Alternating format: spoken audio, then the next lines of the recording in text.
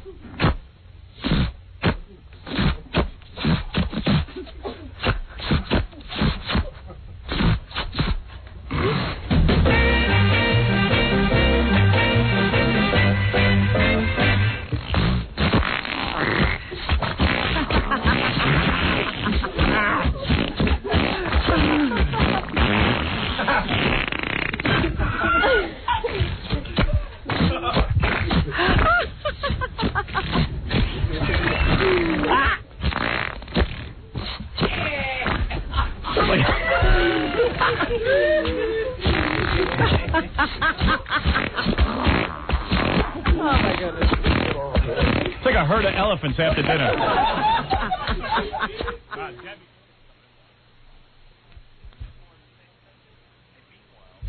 Hi, I'm Tim Allen from Home Improvement. He's the best-selling author of the book entitled Private Parts. He's the star of a motion picture called Private Parts. And it's ironic that he hardly has any private parts. Howard Stern.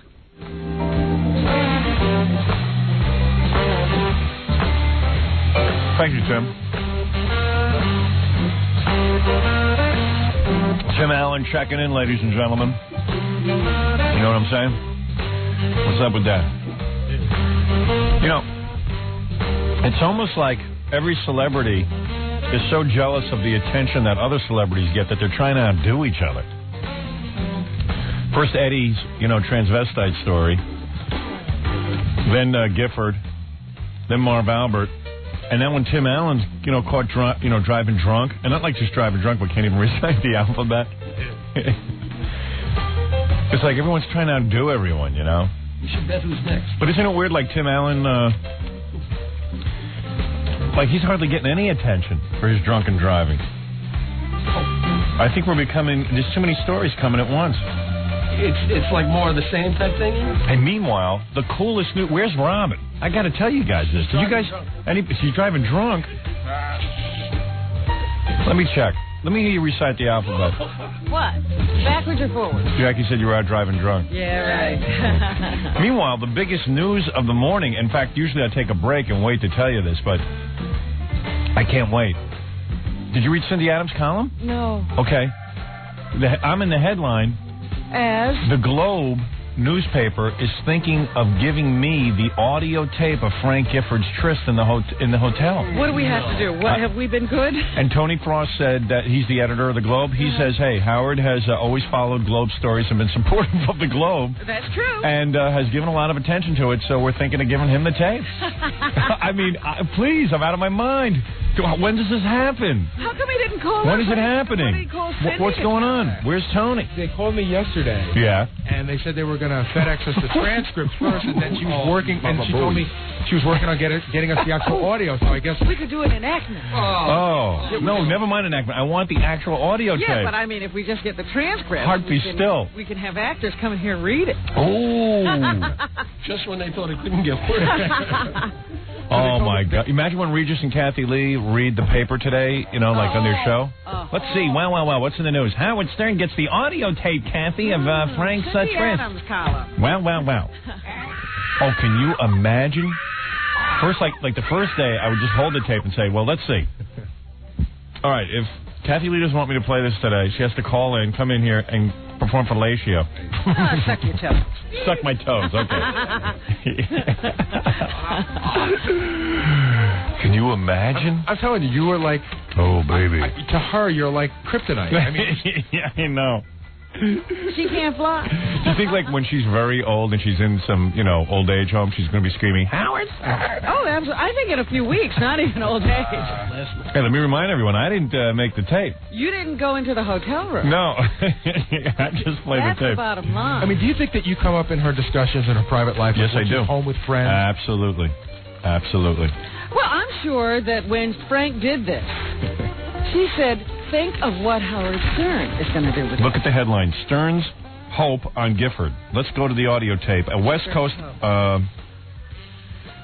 entrepreneur offered $250,000 for the videotape of Frank Gifford and the woman Susan Johnson. Everybody wants this. In horror, I asked, would they dare do this? Editor Tony Frost told me we are not planning to commercially exploit the situation.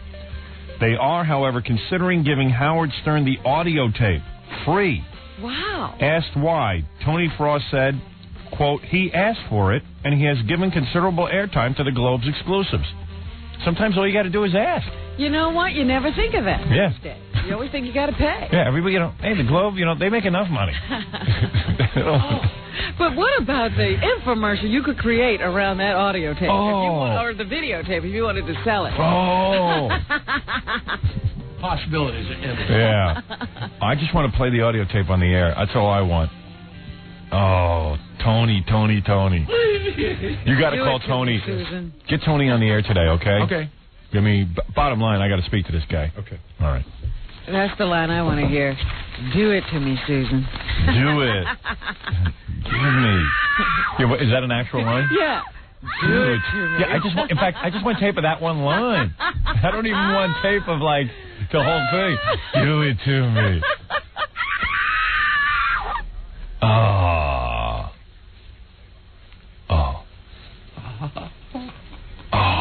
The best thing is that somewhere I read imagine how Biff has the nerve to say he's so glad that Monday Night Football isn't on right now. Yeah, it would be difficult. He couldn't take the public humiliation. And Marv's having no problem doing the games.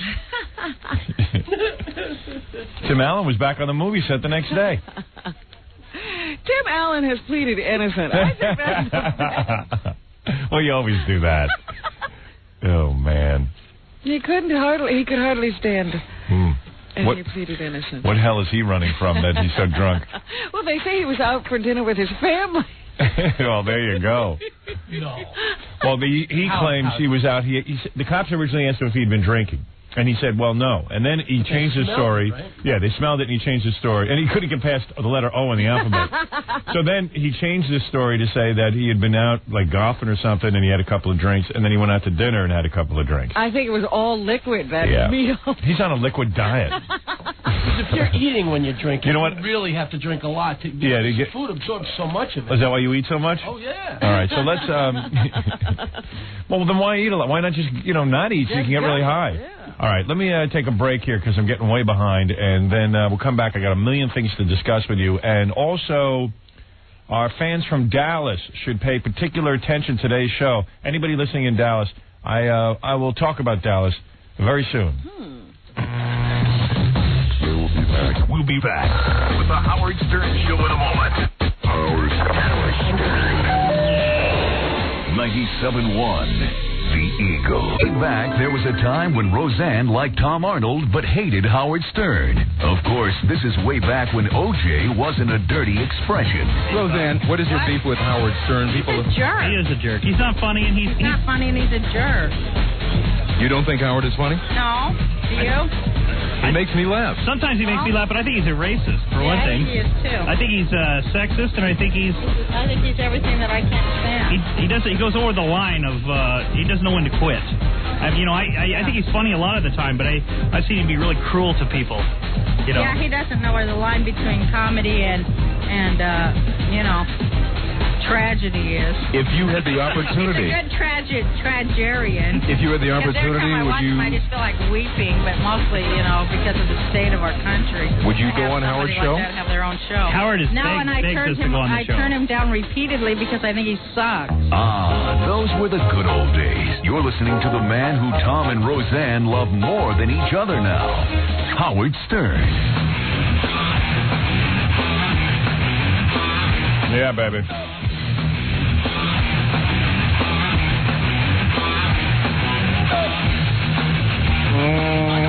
Yeah. All right, so where were we when I left off? I said, so the big news was this morning that the Globe newspaper is thinking of giving me the audio tapes of Frank Gifford's love tryst in the hotel. I'm absolutely giddy with the thought of that. Oh, man, I can't handle it.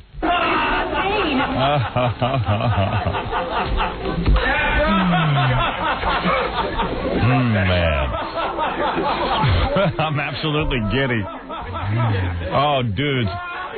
That would be something, huh? What can we do for you? Yeah. Okay. Now, hey, in the Life's a Bitch category, let me just say that, sometimes I think as a species, human beings, we're pretty tough people that, we survive a lot of stuff. Like, I can't tell you how many times I think that my eye should have been poked out, but it wasn't because his skull is built just right, and I got this little overhang and keeps you from getting whacked in the eye. And a lot of times we're strong and that, like an ant can get stepped on. Like a dog can get killed pretty easily by getting hit by a car, but we're human beings, and we're pretty strong, And then sometimes I think about how fragile we are, how life is fleeting. And today takes the cake. Do you know that you could die from handling some dirt that like a pigeon or a bat or something might have crapped in? Do you know that? Do you know that Bob Dylan's laying in a hospital this morning with what they say could be a life-threatening disease, that he could actually die. Yeah, he could actually die because the sac around his heart has some sort of fluid or something. I don't know. God knows. Yeah, it's infected. And they, and I'm saying, Jesus Christ, you know what? The guy must have either been into drugs or he must have been into... How to get this? Yeah, I mean, the guy's 56 years old, which is no spring chicken, but at the same point, people don't die necessarily at 56 from, maybe the guy was doing something bad, he was taking some kind of medication, and they say that, well, he has histoplasmosis. Histoplasmosis. Whatever. It's known as Darling's disease. I'm saying to myself, well, that must be... It must be, it's a disease of the heart. Darling's, it must have been a sexual thing. They could get it through, some kind of like VD untreated or something. And they say, well, it's contracted by handling soil containing the droppings of birds or bats. All you got to do is handle some soil, and now you got fluid on the sack of your heart. Well, that's why I don't handle soil. Me neither. Some people handle anything. And what's Bob Dylan handling bat soil? Yeah, he can get somebody else to do that. It's like yesterday we had a guy in here who, he'd called us up. He said his testicle had been damaged from an operation, and it caused it to be the size of a potato. And I said, I don't believe it coming in. I got to see it. And, of course, he came down, and we saw the testicle the size of the potato. And in fact, it was the size of a potato. I mean, literally the size of a big potato. The guy did not lie. No, the guy did not lie. He was true. He was truthful. And then because I couldn't believe it, I had the guy get on our Xerox machine, and we actually laid him down. We had to lay him down, think about it, on the Xerox machine, flat on the Xerox machine. We pulled his pants off, and he Xeroxed his testicle. And then I was thinking about, I had heard through the rumor mill that Gary, our own producer, boy Gary, Baba Booey. After the guy got off the Xerox machine, he took his sleeve and wiped the Xerox machine clean. You know what I mean? Like you know how you take your elbow? Yeah, he just, wiped his smear off. I was thinking how I would never do that because... Who knows what that is? I don't want germs from some guy's potato testicle. Yeah. I don't want it. People aren't careful, is what you're saying. Yeah, I mean, now I realize why I'm so careful. You could literally touch dirt with bat droppings. But you're not as careful. You could breathe something in that could kill you.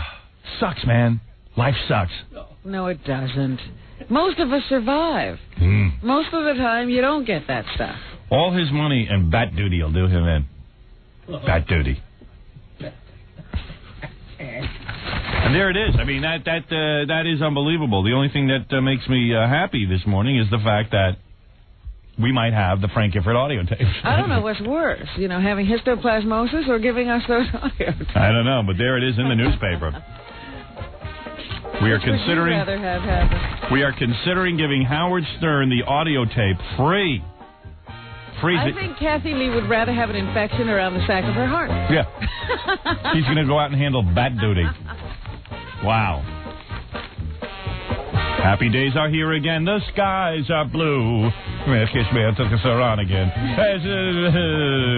Cocking off and yam again. Happy days are here again. Thank you. Okay. Now, what has to be the height of hypocrisy, I got to tell you something, man. It's unbelievable. I'm sitting there reading the newspaper, and it says here that the FTC, the Federal Trade Commission, is thinking of getting rid of Joe Camel.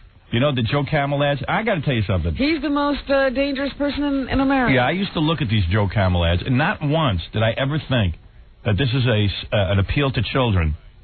I mean, there is tons of advertising that uses animation. I'm still trying to see it. Yeah, I can't see it. I mean, it's... Joe Camel is, in fact, I don't even think it's a particularly good ad. I never understood it. Yeah, it doesn't really turn me on, but, there are tons of products out there that use animation to attract us, and I'm talking about adult products. I'm talking about, cleaning solutions. They use little characters that are animated, like little bubbles and stuff, and Alka-Seltzer, plop, plop, fizz, fizz. That was all for adults. Little kids don't take Alka-Seltzer. Ever since Speedy Alka-Seltzer, there's been tons of animated animated characters that, advertise to us. And the thing is that the first thing I said was, this is to make the government look like they're on top of the cigarette situation. So they're going to ban this ad, which is absolutely absurd. And R.J. Reynolds said, Joe Camel is the government's scapegoat for issues our society can't resolve. I pretty much feel the same way. Whenever things seem out of control and our kids are out of control, they come after me, like the FCC comes after me. When, in fact, when you look at the ratings, I don't even have children to listen to me. I don't even have teenagers.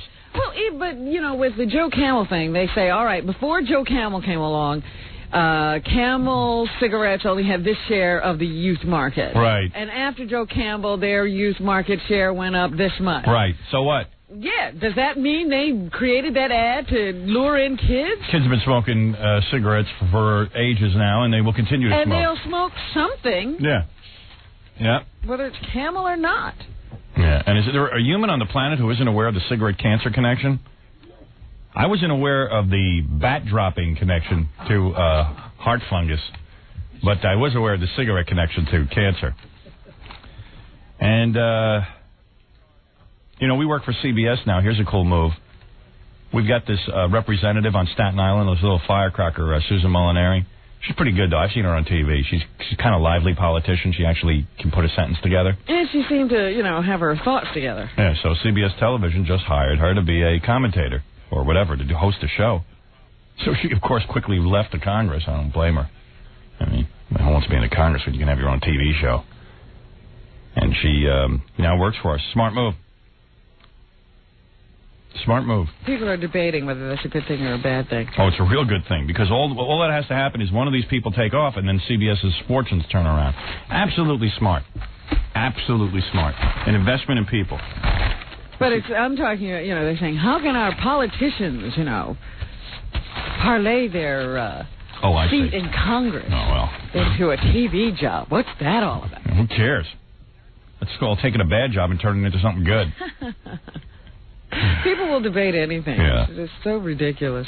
And Larry King will get married again. No, he's not going to do it. That's what it says here. No, you say I know won't? he set a date. I think he's going to go through with it. You know why? He's going to have Ted Turner as his best man. And just the thought to Larry's such a star effer. He's such a star effer that the thought of having Ted Turner at his wedding and being the best man is so exciting to a guy like Larry King, who has this inferiority complex. That you'll go through. Yeah, that he'll actually go through it. Won't last. They'll be in divorce court in another 6 weeks. Yeah, after they get married. That's right. Because the guy can't stay married. He's got a problem. He's got a real mental problem, as far as I'm concerned. You cannot get married that many times and not have something wrong with you. Well, you know what? In the last couple of weeks, there's been a lot of comparisons between Ted Turner and the boss of this company. And they say that Ted Turner's a visionary kook. Well, if he's friendly with Larry King, I'm willing to believe it. Yeah. Anybody who could be friends with him has to be a kook. The guy who runs our company just became the head of CBS Television, pretty much. And Eric Mink did Gary, get Eric Mink on the phone this morning. I got to ask this guy a question. He did this, I thought was a really silly column. And Eric comes up with some good stuff once in a while, but I think something weird's going on there. What? I think Peter Lund has a PR flack who's running around and maybe giving some spin on all this. There was a guy who used to run the television network, the CBS television network, called Peter Lund. He just resigned because our boss is taking over, and he got all pissed off. He could have stayed, but he left because he didn't like the division of power. But Peter Lund has been with CBS a long time, and I've met the guy. He's a nice guy. Don't get me wrong. Everyone said he's a real gentleman. But you know what? Gentlemen don't turn around companies. Gentlemen broadcasters. I've met tons of gentlemen broadcasters, nice guys who are friends with everyone. We've worked for them. We've worked for them. They're not real hungry. And Eric Mink wrote this column about how could they take a guy who's never done television and let him run because he's a salesman. He's not going to be creating shows. Yeah, and then he talked about how ruthless he's been in radio, our boss, and how he's cut back everywhere and streamlined every operation. And I go, wait a second. First of all, streamlining isn't a bad thing. Second of all, I haven't seen that. I've seen a boss who's made an investment in people. NBC would never invest in me. NBC couldn't even sell my show, and all these experienced broadcasters were there. I came over to this company. Not only did they back me with the FCC, not only were they loyal to me, not only did they put money into the show and pay people wages that were, commensurate with what the ratings we were getting. I mean, I saw it as a slam dunk when he took over CBS. I want to know where Eric Mink gets his information from. And the streamlining had only to do with redundancy when these two companies came together. Yeah. You can't have two departments doing the same thing. Exactly. So I just want to know where Eric Mink wrote it. I think Eric Mink got talked to by some PR guy who worked for Peter Lund. That's what I think. That's my guess. I don't know for sure. So anyway, I'd like to talk to him on the phone and ask him a couple of questions. Where is Mel, by the way? Is he hiding now that he's getting all this publicity? No. I haven't seen him. He was over my house last night plotting the whole network thing till about midnight. Are you two gritting again? I'm helping him, yeah. I'm trying to figure out the fall schedule. Howard has this big board in his house now with all the CBS television shows on it. We were on the phone to Urkel for about 2 hours trying to get him to come over to our company. So I've been pretty busy. I was shocked that you decided to take step by step. Yeah. And what was that other show you took? We took one other show. God, it's so confusing.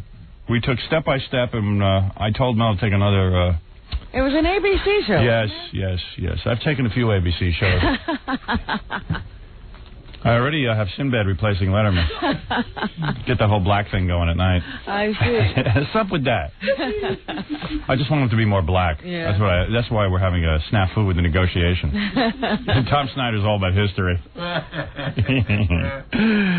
Yeah, I'm running the network now. When do we get rid of Tom Snyder? He must be quaking in his I'm in the middle of talking to someone about taking over that show. That'll be happening any day now. We can't put up with that nonsense at night. Now that I'm running the network. I mean, Mel is running the network. Howard? Yeah. No answer at Eric Minks.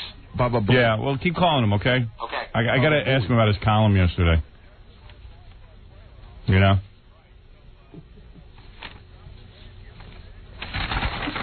So anyway, that's the story. And I want to talk about Dallas. There's a situation going on in Dallas, and I'll be talking about that. But now the big news. Bigger than the audio tape news? Yes. Well, maybe. Well, sure. No, not bigger than the audio tape news. Okay. So in Cleveland, check this out. Maybe I'll save this. All right, let's take a few phone calls. I'll save this. I'm going to keep you in suspense. Teasing us. Right. Marv Albert's on the phone, so we should get to him. Marv, is that you? Yes. Yes. Marv, how are you? Oh, just incredible, Howard. Let's remind people that you are innocent until proven guilty. That although, I got to tell you something. They're talking about these bite marks on this girl's back. You have the most distinctive teeth I've ever seen. Well, absolutely, Howard. I'm glad you noticed. I like to flash them in front of a capacity crowd, Right. Like to get them out in front. Right. And how are you holding up? What is it like when you're with your fiancée at night? What do you tell her about the incident? Well, I try to make a pretty move down low, and was often rejected by a prime-time player, Howard. Right, so... running down the lane in the paint, and just a wild running one-hander that just misses the entire rim. Are you rejected? Exactly. Just rejected by the beautiful gal. Right. Now, who'd you pay off to keep your hair on for those mug shots? I am shocked that they allowed you to keep your toupee on. Keep the toupee on? What are you saying? Oh, you're saying you don't wear a toupee? Exactly right. Well, okay, if you say so. It just looked kind of odd, your hair. Like say, that's the fakest looking real hair I've ever seen. Yeah, I'll say Thank you very much. So, what are your plans? Are you going to continue with your broadcasts? Are you so ashamed, though, that you're going to go into hiding, or are you going to keep up this front? Are you going to keep doing the games? Why do you bring your children? I'm just going to keep on doing what I got to do. It's one key matchup right after another. And, right. We look like we're going into OT, and that's it. Right. From here on in, just moving the lane, driving the shit. Right. Why do you bring your children with you when you have to do these press conferences and court appearances? Right. Well, it's just one of these things where when we're down low in the paint, we're running the lane. We just like to get up into the press area and see what could happen. Right. Like to bring and you have a strong bench. Right. Well, you know what it is. A basketball team has 5 players, and Marv has 4 kids, so Gotta set it up. We run it, one hop into the corner, and we drive the lane. We look what we could do, full court press. Right. See what happens. Is everything with you a analogy to basketball? Is everything so basketball oriented in your life? Sports oriented. I mean, what else is there? Like when you're having sex with a woman in a hotel. Yes. Would you actually do play-by-play during the sex? Of course. All right, give me an example of that. All right, now here we go. We're coming across. We're getting in. We're seeing what we can do, and here we go. The scene is set, and yes, we're rolling down the lane. We've removed what we need to remove, and we're getting into what we need to get into. Right. It's just a spectacular move. So the women must get turned on by that. Oh, absolutely. I mean, just being the master of the microphone that you are, that this stimulates the female gender. Now, what about your appearances on Letterman? I know you often go on there and you show videotape. Will you bring videotapes of what will you bring videotapes of now? And will you appear on Letterman, or will you take a low profile? Well, what I'm going to do, all right, is just look back through the archive, see what we've got, and bring it in. Got stuff from college, fraternity days. I see. Block parties. Right. Because people are interested in seeing a videotape of you now. Well, what do you think I'm saying? I mean, I've been waiting all along just to get this opportunity to show what's really going on behind the scenes. Well, you know what's most amazing? What? Is that you never knew. Did you ever think about what Marv Albert does after a game? He's all revved up. He's, been doing all that screaming. And well, you bring up a good point. Everyone says, how do the players unwind? Marv Albert's been yelling. Now, how do you unwind? Well, look, when the game's over, I head right for the steam room, all right? Right. And just kind of let it all hang out. Now, Marv, maybe there's more to you than we originally thought. We always just saw you as kind of a boring kind of guy. Now it seems like maybe there's some real action going on. Have you ever gone drinking with Tim Allen? Well, I really can't get into that. And what's that thing with sportscasters and hotels? Right. Now, I just like to keep a low profile as stars often do. And has CBS Television offered you a sex advice show yet? Well, we're looking into all kinds of possibilities, Howard. Well, let me say this. I'm not accusing you of being a fake, Marv, but there's a guy on the other line who says he's Marv Albert. Now, well, hold on a second. Whoa. Sir, you say you're Marv Albert? That's right. I am the true Marv Albert, and I take this as a complete offense. Oh, this is just absurd. You will be in my paint, young man. Well, we're going to double up down low in the paint from downtown, and we're just going to throw you a running one header across the face. I will slam dunk you. I will just dribble you all the way back to where you belong. All right, now, here I come. I got the right jab. Here's the left jab, and here's a swift kick to the groin. Now, dueling Marvs, it's hard to tell who is who and who is the real Marv. There's really no way to prove it, is there? Yes, there is a way to prove it, Howard. How is that? Check the hairs on my head. You'll have to get hair sample. I've got some hair. It's not on the head that you're thinking of, and it's just really growing wild. Howard, the true Marv Albert hair consists of pubic hair found inside the NBA locker room. Oh, I see. Accumulated together. So you're saying, Marv, if you are the real Marv, you're saying your wig is made up entirely of pubic hairs from the locker room from all the different athletes. That is absolutely correct, because you can find some orange and yellows from Dennis Rodman in here blended in. You're saying that if I look close at your wig, I'll see orange and yellow. That is correct, sir. This is completely absurd. I mean, the way this man is coming across, he's really putting me down. I don't like it a bit, Howard. Now, let me ask you this. I agreed to come on, but this is outrageous. This is a real blow. Yeah, well. Listen, if anybody knows about blow, it's Marv Albert. Now, what the hell is going on? I've got some reverb here. Now, President Clinton has a similar problem to you. Are there any distinguishing marks on either of your penises? Oh, I've got to say this, all right? Yes. All right, you got a second here? Go ahead, Marv. I've got something that's just, it's really nice. It's got a New York Knick emblem. You have a New York Knick emblem on your penis? Absolutely. Wow, so that way you'll be able to identify that in court. Yeah, it's kind of like the thing that was carved into Mason's head. Well, here's what mine actually has an image on it of Dennis Rodman, but yet when I'm with my girlfriend, it becomes Shaquille O'Neal. Unbelievable. Well, yes. I've got to hand it to you. This guy really knows his, you know what I'm saying. Right, but you're the real Marv Albert. Are you willing to concede that he's Marv Albert? I think one of the Marvs is giving up. I'm going to tell you one thing. Yes. Whenever I run into this guy on the street, Howard, yes, I really try to give him a nice kick to the groin. Right. All right, so both of you are Marvs. Neither of you has a testicle the size of a potato, do you? What did you say? All right, listen to me. Only my hairdresser knows for sure. All right. Well, we've learned a lot this morning, Robin, from both Marvs. Well, I like the idea that we learned that his wig is made up of pubic hairs. I personally love that. And that he has a Knicks emblem on the couch. Yeah, I like that. Well, listen, guys, whichever one of you is the real Marv. Thank you for calling. Thank you for calling. You're obviously big news, and giving us this exclusive has made the show great today. Well, that's quite all right, and thank you very much for this opportunity. All right, thank you. And now, next time you call, could you try to use the sports terms, in the lane, half-court press. Do you understand? Do you guys ever put mustard on a broad before you bite her? Only if it's a mismatch. Right. Assist and triple-double. I would like to hear those relish first. every opportunity I get. Thank you, Marvs. Thank you. Dueling Marvs, ladies and gentlemen. It's super. Work on those routines. You bet. All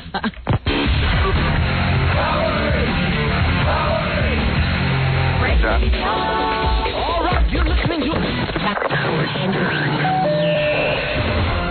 97.1 The Eagle. Hi, I'm Jason Priestley. Here he is from high atop the Howard Stern building on the stolen vehicle police recovery. Oh, jeez, this is I'm never going to get through this. I'm going to this up for days. I'm just going to this up. Hi, this is Jason Priestley. Here he... Oh, jeez, forget it. I'm never going to make this. All right, I can do this. I swear to God. Hi, this is Jason Priestley. Here he is from high atop the Howard Stern building on the Stolen Vehicle Police Recovery Network. It's the man I will never be, thank God, Howard Stern. It was pretty close, right? I'll do it again. I'll give you some options like that. Hey, this is Jason Priestley. Here he is from high atop the Howard Stern building on the Stolen Vehicle Police Recovery Network. The man I will never be, thank God, Howard Stern. Yeah, all right, you got it, baby. Oh, yeah. Hey now. Hey now, hey now, hey now, hey now. Yep. You know, I know we did that William Shatner thing the other day where some guy's writing a book about him that says that William Shatner was in a business meeting with his fiance or something there, and he put her in a chokehold and started beating her. Yeah, he had a fight with her. Yeah. I don't know, but that's pretty funny. I got to get that book. Yeah, we got to read that. And then we got to get him back in here. I know he'll look at me and go, Howard. He'll always smile. Yeah. Or he started yelling at some Trekkie. Some Trekkie told him he looked good. He goes, I don't look good. I hate the mirror. I don't want to look at myself. And don't tell me I look good. I like that. He's always been sweet to me. That's all I can say. Yes. He hugged me, never put me in a chokehold. There's a woman out there who is a wheelchair beauty contestant. She's won actual beauty pageants being in a wheelchair. With people who walk, right? With people who walk. I'll be talking to her in just 1 second. But let me just get through a couple more phone calls, okay? And then I got to tell you about this Cleveland article. It's really weird.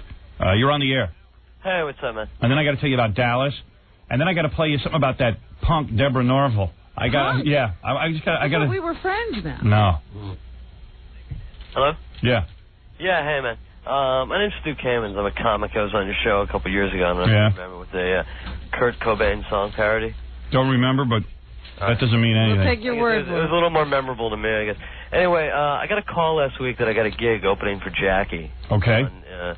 On June 21st down in D.C. Uh-huh.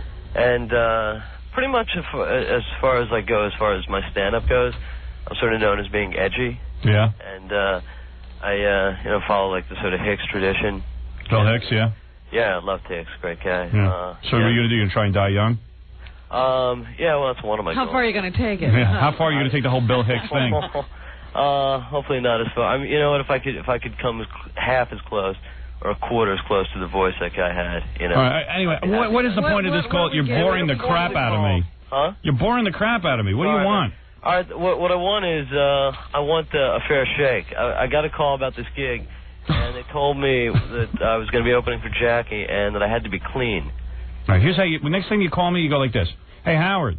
I'm opening for Jackie next week or whatever it is, June 21st, and I'm a comic and I work dirty, and they want me to. They say I have to work clean because I'm opening for Jackie. What's up with that? So you mean edit down my words? Yeah, I mean, Jesus Christ, the Bill Hicks In fact, thing. that would be good for you on stage as well. Yeah, you might want to think about that. You're right. I'm a little worried. Howard, anyway. Jackie, any truth to that a comic who opens for you has to be clean? Yeah. That is true? Yeah. Why? Well, you don't want two wild guys in a row. That's just how I do it. Oh, yeah, really? Sure. Why he's would a you do movie that, star. though? He doesn't have to worry about following me. I'm surprised. I mean, wouldn't you be pissed if, like, a comic... Somebody told you to clean up your act? That's just how I do it. You know, it's... really? Doesn't make sense to have a wild, dirty guy and followed by a wild, dirty guy. Too much dirty? dirty? I'm not like a wild, dirty guy, but I don't know, I always considered you guys sort of like the foot soldiers in the war against censorship, you know? Yeah. It's got nothing to do with censorship. It's got everything to do with the show. Oh, with show business. But Don't you think it's bad to have a guy like on stage who then afterwards goes to the back of the room and sells him stuff and sells him? That's brilliant. Sells him knickknacks. Yeah. I'm really shocked at this. Yeah, I am too. I didn't know that occurred. I'm surprised. Why would Jackie care? I don't know exactly. Does he think it's maybe steal some of your thunder? Well, that's what I was calling to figure Or out. maybe he doesn't want you to be that funny because then you'll look better than him. Well, I'm not going to look better than him. I mean, these are the two things that are going to happen. Oh, here comes Gary Dell'Abate. Look at his smile on him. Look at that John look. because we always kid around that Jackie's got all these, sort of wacky comedy rules. Right. These are comedy rules, and one of them is that music should never open up for a comedian. Right. And John was talking to Jackie's wife, saying, hey, if you want to get some exposure for your band, why don't you open up for Jackie? Because people come to Jackie's gigs, and she goes, oh, no, Jackie doesn't like music opening up. Oh. So he won't even put his own wife on before because that breaks. Well, I'm proud to see that he's standing up to his wife. At least My wife's too dirty. But it has nothing to do with standing up to his wife. It just breaks that comedy rule. Oh, I see. See, when I got the gig, I was kind of psyched. I figured, all right, finally I'll get a chance to be able to do what I really do in front of an audience that isn't going to, not be responsive to it. It sounds like Jackie takes like comedians who are pretty raw and pretty new in the business. Right. Therefore, they won't be that good. That's not true. I use Peter Bales. Oh, do you? He's clean and very funny, and he's a pal. I see. Well, how did this happen? I'm not new in the business, per se, but... He missed what you were saying. Right. Huh? All right. But how did he come up with this idea that he's got the corner on dirty words? Well, I think what Jackie's trying to say is like his act is so dirty that maybe it takes away some of the thunder if a guy uses a bunch of dirty words. But if people he's hear, not doing the same thing. Yeah, right. You do a whole. I don't know, man. I don't get that. Well, but Jackie's a movie star now. He's a big star. It's not like I'm going to take away any of his thunder. Yeah. Hey, Jack. I still think I'd be a little dirty. I've been doing this for 20 years, so it's... So you're telling me... So far, you haven't had that big a career, so I would say maybe you ought to change. You were on a bill with Eddie Murphy. Right. Jackie used to You work wouldn't do what you do, and then Eddie does what he does. You would change what you do? Well, we'll have to see the next time I'm on the bill with Eddie Murphy. No, I'm just asking. Wait a second. Hold on. Jackie, did you change your act when you opened up for Kinnison? No. Uh-huh. How come? He didn't ask me to. Yeah, but he did tell me to dirty. do 12 minutes. What? He told you to do 12 minutes. Hey, did I just lose this gig? I'm not sure you had it. You probably did, Jackie. You get all vindictive. Yeah, you're breaking a comedy rule. Yeah, apparently. some kind of comedy rule. We're not sure which one. You got to be aware of these comedy rules. All right, dude. What can I tell you, man? I mean, I don't get likes it. To, I don't know. I was hoping, that maybe Jackie would go to bat for me and let me do my thing. Let the guy do his Jackie's thing. the problem. Jackie's the one setting it up. Right. So Yeah. you figured you'd call up on the air and break my balls, and then I'd go to bat for you? Well, no. Vindictive What's Jackie. wrong with calling me at my house? Vindictive Jackie. No. I look at it two ways. Okay, if I go out there and I try to clean it up and I do what I don't really do, then No, I would never ask somebody to do that. Well, no, people are going to be screaming for you anyway. You know what I mean? I'm like a lamb to the slaughter in a way. Yeah, let the guy do his act, Jackie. They're Don't get all gonna be jealous. They're going to be yelling, Jackie. Jackie's afraid that you're going to come out and like ruin his set. Jackie in control. You're going to be so great that the Jackie fans will be. If he uses dirty words, No, but I don't want to. Because what if he uses? What if he says "God damn it" and I say "God damn it"? Yeah, we got only the same dirty words. All right, I tell you what I'll do for you. I'm going to use the word prick that night, but you can use pussy. All right? I don't want to blow off the stage. I just want to do my thing. Well, Jackie's insecure. Why does Jackie have to worry? Look, I do it the way I do it. You don't like it. Yeah. Tough crap. Tough crap. I'm on top. You, not him. Yeah. Man. Yeah. I got rules, goddammit. Don't call on the air and break my balls. Yeah, don't break my Get balls. away with something. Don't break my comedy balls. Call me at home. What's wrong with calling me at home? Yeah. Call me on the air to break my balls. My balls.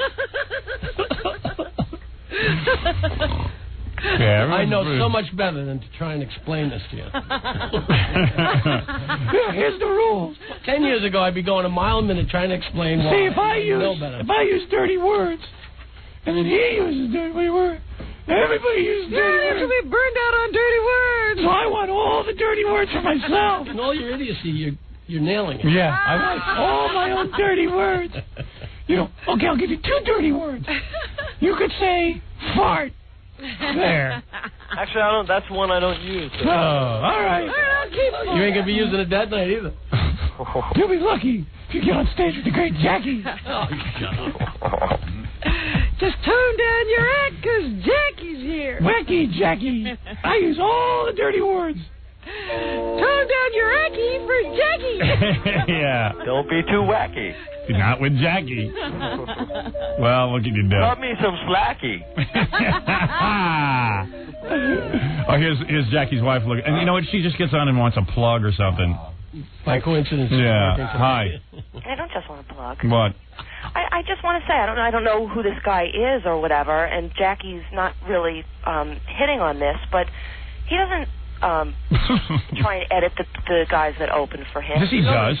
Not at all. He said the guy can't use dirty words. No, he just reject them entirely. If the guy was smart. Hold on, Howard. Dude, just get up there and use your dirty words. So what? What's Jackie going to do with your What's he going to do? Give you the hook? Well, you know what? That's what I was going to do. I was going to get up and be myself. Of and course. I got the gig through a friend of mine who the agency that books it, he does a lot of work with them. Just do whatever you want, man. I don't want to get my friend in trouble that booked it. Just do your thing. Howard, the point is... Jackie be screaming if a comic did this to him. That's what I've been trying to do my whole career, is do my thing. You know? I just got back from Vegas. Just do it.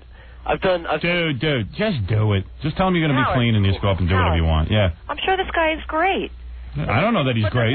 But the thing is that Jackie likes somebody that's fairly clean to open for him. He doesn't... Yeah, we heard that. Why do you have to explain that to me? I heard that from him. Yeah, but he doesn't tell people to edit themselves. Well, of course they got to edit themselves. No, he hired a guy who uses dirty words and told him to clean it up. No, that's editing. Not true. That's not what happens. Well, I don't know. That's Look, not what happens. listen, he just explained that to me. Everyone's explaining it to me. I just told the guy, just go up and do whatever you do. It's a stupid club. He's the wrong act to open for Jackie. No, he's... And it's nothing personal. Don't put so much thought into it. There is a lot of thought I'm put pretty into sure it. Rory canceled them already. And it doesn't bother me that Jackie doesn't put music before comedy. It doesn't belong there. All this thought really hasn't gotten him very far. No. Stop thinking Maybe think less about the other comics and put more energy into your own thing. Jackie puts a lot of energy into his own thing. Oh, be quiet. We know that. Silly. Well, now I know what I'm writing my forward to his book about. I can't wait to get to your article, Quivers. I'll pay back this juicier than you. Now. All right, Nancy, thank you. Well, but I am opening for John tonight at Kenny's Castaway. Oh, go. All right, there you go. Be clean. Right. Be clean. Be clean. All right, dude, thanks. Thanks. Yeah. See you in Vegas. Yeah. Thrill in this business. Yeah, you'll see. It'll never work again. Take your dirty words and pack your bags and go down the road. You want to use dirty words? You find some other comedian. Use them in your house. Rory's already gotten rid of him. My agent has gotten rid of him. When Rory speaks, he roars. Trying to call him Rory. Get it? Yeah, you're on the air. I'm a comedian. You did. Yeah, This is the guy I hired. What is it? yeah. Stern and John told me to tell you about this story. I tried to buy a new penthouse that you made a photo shoot. This is the guy from Sling Blade. Carl. But that bitch wouldn't sell it to me. It hasn't come out yet. What? I don't think it's come out yet, that penthouse. Well, I asked her about it, and she said people like you aren't about have nothing. Huh? Where are you from? Myrtle Beach. Oh, yeah? And, yeah. And you actually have money to buy a magazine? What? What do you do for a living? Well, I got fired. I used to be on radio myself. Get out of here. No, What radio were you on? WRNN. It's talk radio. Talk radio? Yeah. You were on talk radio? Yeah. You had a show? Hey, well, I had a pretty decent show. Send us tapes. We got to hear this. Yeah, would you come in here with your show? Would you want me to? Yeah. Okay. Maybe we can find you another gig. Well, I sure need it. I'm pretty broke now. Okay, well, come on in with your tapes, okay? All right. All right. Well, can I say one thing? Yeah. This store was the food chief on Glens Bay Road. I want this bitch. I hope she's listening. When that magazine comes out, I'm gonna buy it regardless of what she says. Why wouldn't she let you buy a magazine? See, I don't know. I said, "Have you got the new Penthouse with Howard Stern?" And she said, "I'm not gonna sell it to you." I don't know. All I want to do is buy a magazine. I don't understand this. It's crazy people. All right, thanks. Come in. You understand me? I understand you fine. Talk to Gary. We want to see you. Yeah, hold on. I got to meet this guy. All right, Stan. I reckon. All right, then what? I reckon is what he said. I reckon. Oh, I reckon. Sorry. I'm not too swift today. You understand me? No. Hey, Tony, what's up? Good morning, Howard. Yeah. I'm a little nervous, so maybe you can help me through this, okay? I doubt it. Rod McEwen. I had an incident in my childhood. You see, some guy came in. What was his incident again? Well, Mike. Rod McEwen is this poet guy. A lot of people probably don't know who he is because, like, he's older. I think he might be dead. I'm not sure. Rod McEwen is this poet guy who actually, like, how many poets, you know, get famous, like, go mainstream? Like to get on the Mike Douglas show. So this guy used to come on the Mike Douglas show. And Mike Douglas' show was like this lighthearted, kind of like a Rosie O'Donnell type of show. And he'd come on and like all of a sudden start talking about how sad his life was and how didn't some guy rape him or something? He was molested as a child. Yeah, Mike. By guys. I was molested by guys. Mike Douglas uses wood in his cardboard. That's very nice. He was like, all right, well, how about I sing a song? Ellie? Want to do a poem? Mike. Yeah? What's your problem? Why are you nervous?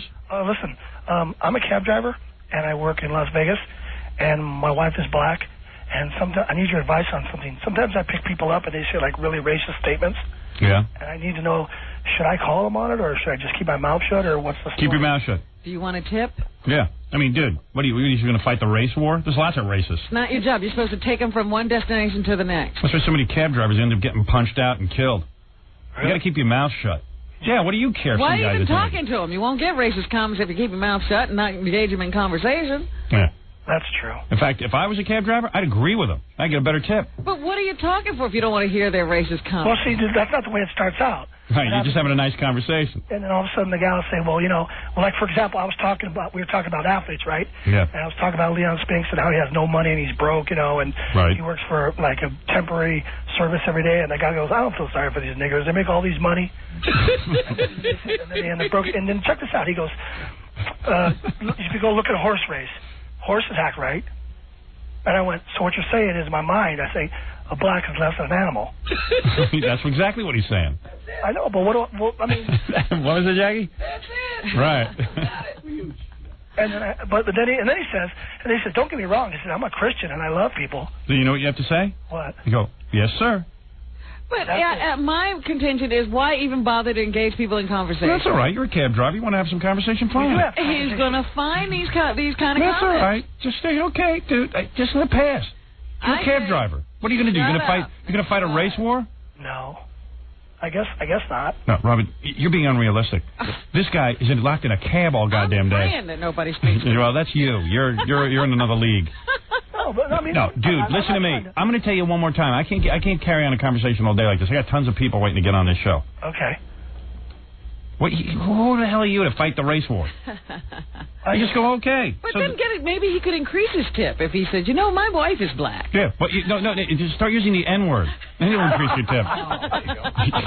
You never know how to work. No one will know the difference. Okay? So just agree with him, right? Right. Can I ask you one more thing? Sure.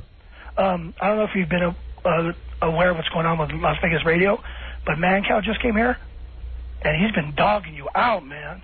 He's been talking. That guy is man queer, number one. Number two, he couldn't beat a puppy in the ratings. He can't beat a puppy in the ratings. I'm a point away from. Decided to start talking. I'm gonna. First of all, he keeps his bitch mouth shut mostly. No, he hasn't, man. Well, he opened his big mouth. The guy's a Howard Stern imitator, dude. I know that. He blows. Who cares? Don't you understand? Don't you understand? There's about 800 guys out there syndicating their shows, and none of them can beat me because they suck and they're pussies. And I told you I'm going to F his dead daddy's skull. He's such a wimp. He is such a worm, like Imus and like Mark and Brianna, all my girlfriend bitches, that when I get on the air and I say I'm going to take his dead daddy's skull, his dead daddy just died. I'm going to take his skull and F it on stage with my fist. He's such a pussy, he doesn't come down here and confront me. Come down here, man. I'll smash his goddamn head into a window. Can I tell you something? He's been saying that... I don't care what he's saying. Don't you get it? Yeah, I know. Don't you get that everybody wants to be me in radio? Oh, I Don't you understand. get the whole thing? I've listened to 'em. Don't you get that everyone wants to say they invented this kind of radio, but they didn't? I've listened. Don't you get it, you jackwipe? No wonder guys want to. No wonder guys start using racial words. I want to start screaming racial words around you. I told you this guy should be quiet. I mean, why come on my air? Why come on my air and give me that crap? I'm not trying to give you crap. You won't hear him put that crap on the air. He's a puss. Yeah, He's a puss. He didn't do anything to start this kind of radio. He's been talking like Dude, he works for Evergreen Media. Really? I went on Evergreen Media. Inside of a month, they pulled me off. They didn't like what I was saying. It wasn't about ratings. They didn't like what I was saying. He's just doing an impression of me and doing the safe stuff. Yeah, Dude, I'm under attack every which way. Every disc jockey in this country wants to take me down, and they can't because they're pussies. Number two, the federal government wants to take me down. Don't you get pissed because you use The religious groups want to take me down, but nobody takes me down. And you know the only people who take me down is me. When I decide to get off the air, that's when I'll go down. There's no taking me down. How many times can guys rehash my material? That's true. How many times? I'm going to F the guy's dead daddy's skull on stage in Chicago in about 6 months. Once we pass him by in the ratings. It's over. I really can't. He's a wait. loudmouth top 40 punk. Yeah, he is obnoxious. And name them, Mark and Brian, all put up a good fight. But eventually they spread their legs and accept me. That's true. They accept their master. He does blow. So there you go. What's to say? What's to say? What do you want to do, egg me on into another thing? You want me to talk about Tom Barnyard in Minneapolis who's been ripping me off for 10 years? You think it doesn't break my heart? When some guy in Chicago, when some guy in Minneapolis, when some two idiots in Indianapolis rip me off every day, everything I invented, everything I saw and got fired for, going from radio station to radio station and created? It's got to be. What do you think? When you hear these guys screaming about lesbians and they're going to have girls down there and they're going to do all this, who do you think started all this? Who do you think got fired for doing this? Who do you think was on the front line? You did. We're so friggin' close, they're all panicking. They all panic when I come to town. It's over for them. I'm going to put 14 bite marks in his dead daddy's back. It's over, Johnny. Stupid bitch. You go, boy. Yeah, you go, boy, yourself. God damn it. I tell you, he's an irritating cab driver. Should keep his mouth. I swear is he irritating. Gee whiz, well, tell me about somebody who isn't ripping me off. Tell me about somebody who just isn't trying. For Christ's sake. Come on, man. Get to the airport and you get this guy riling you up. All these brave guys. All the brave broadcasters out there. They're doing everything original. It's a clone of my program. What do you think it is? It's the Howard Stern Show. Mark and Brian tried it. Imus tried it. Imus changed around his whole goddamn act. It's the I didn't know you could do that club. Oh, yeah. Oh, you mean we can get on the air and talk about stuff? I didn't know you could do that. You mean do it. We could get naked women in there and give them, gynecological exams? Oh, I didn't know I could do that. Oh, I'll do it. Reminds me of the price wars with airlines. It's like some little airline decides to lower their price and really give people good service. So what do the big airlines do? Then they're forced to lower their price and do the same exact thing the little airlines are doing. That's right. You mean that works? I had a little idea that maybe you could turn radio into an upfront kind of special medium. Maybe we could syndicate a morning show. Maybe it was all possible to do. Maybe we could do it. And I set the industry on fire. So how does my industry repay me? With a bunch of Howard Stern clones who just get on the air and rag me all day. Hey, man, he's ragging on you. Like the guys in New Orleans. What are their names? Johnson and Mitty or something. I can't even keep up. I got fired in New Orleans or something. The station got bought that we were on, right? Yeah. Right away, that's when they start ragging on me when I was gone. Now I'm back in New Orleans, you two dick wipes. And guess what? You're keeping your mouth shut too, aren't you? I don't even know your names. But don't worry, I get reports. I know everything that's going on. I know exactly what's going on. And as far as the queer in Chicago goes, he's just a little pussy. Because I will F his dead daddy's skull on stage in Chicago. Trust me.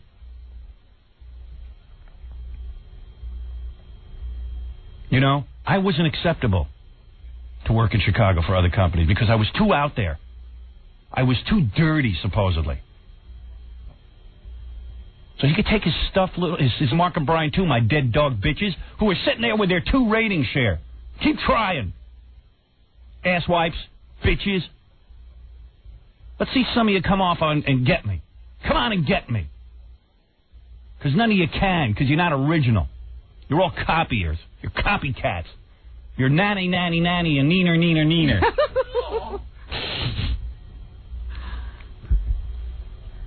Bunch of fags. Nanny, nanny, nanny, and neener, neener. And I don't even mean homosexuals. I just mean like wimps.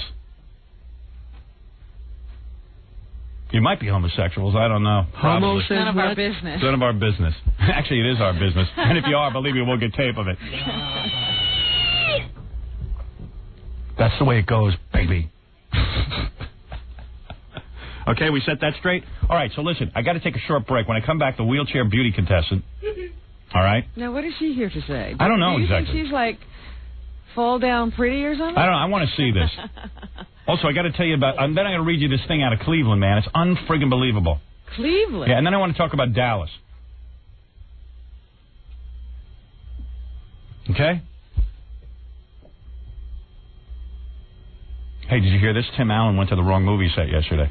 Stop it. He's filming a movie in Baltimore. He ended up in, I think, Dallas. They don't let him drive the movies. He flew the plane. I think you're allowed to fly drunk. You just can't drive a car drunk. Where's my script? He's got the script. This is upside down. I don't know the alphabet. And a report in the New York Post today says the following. The Globe is thinking of giving me free of charge the audio tapes.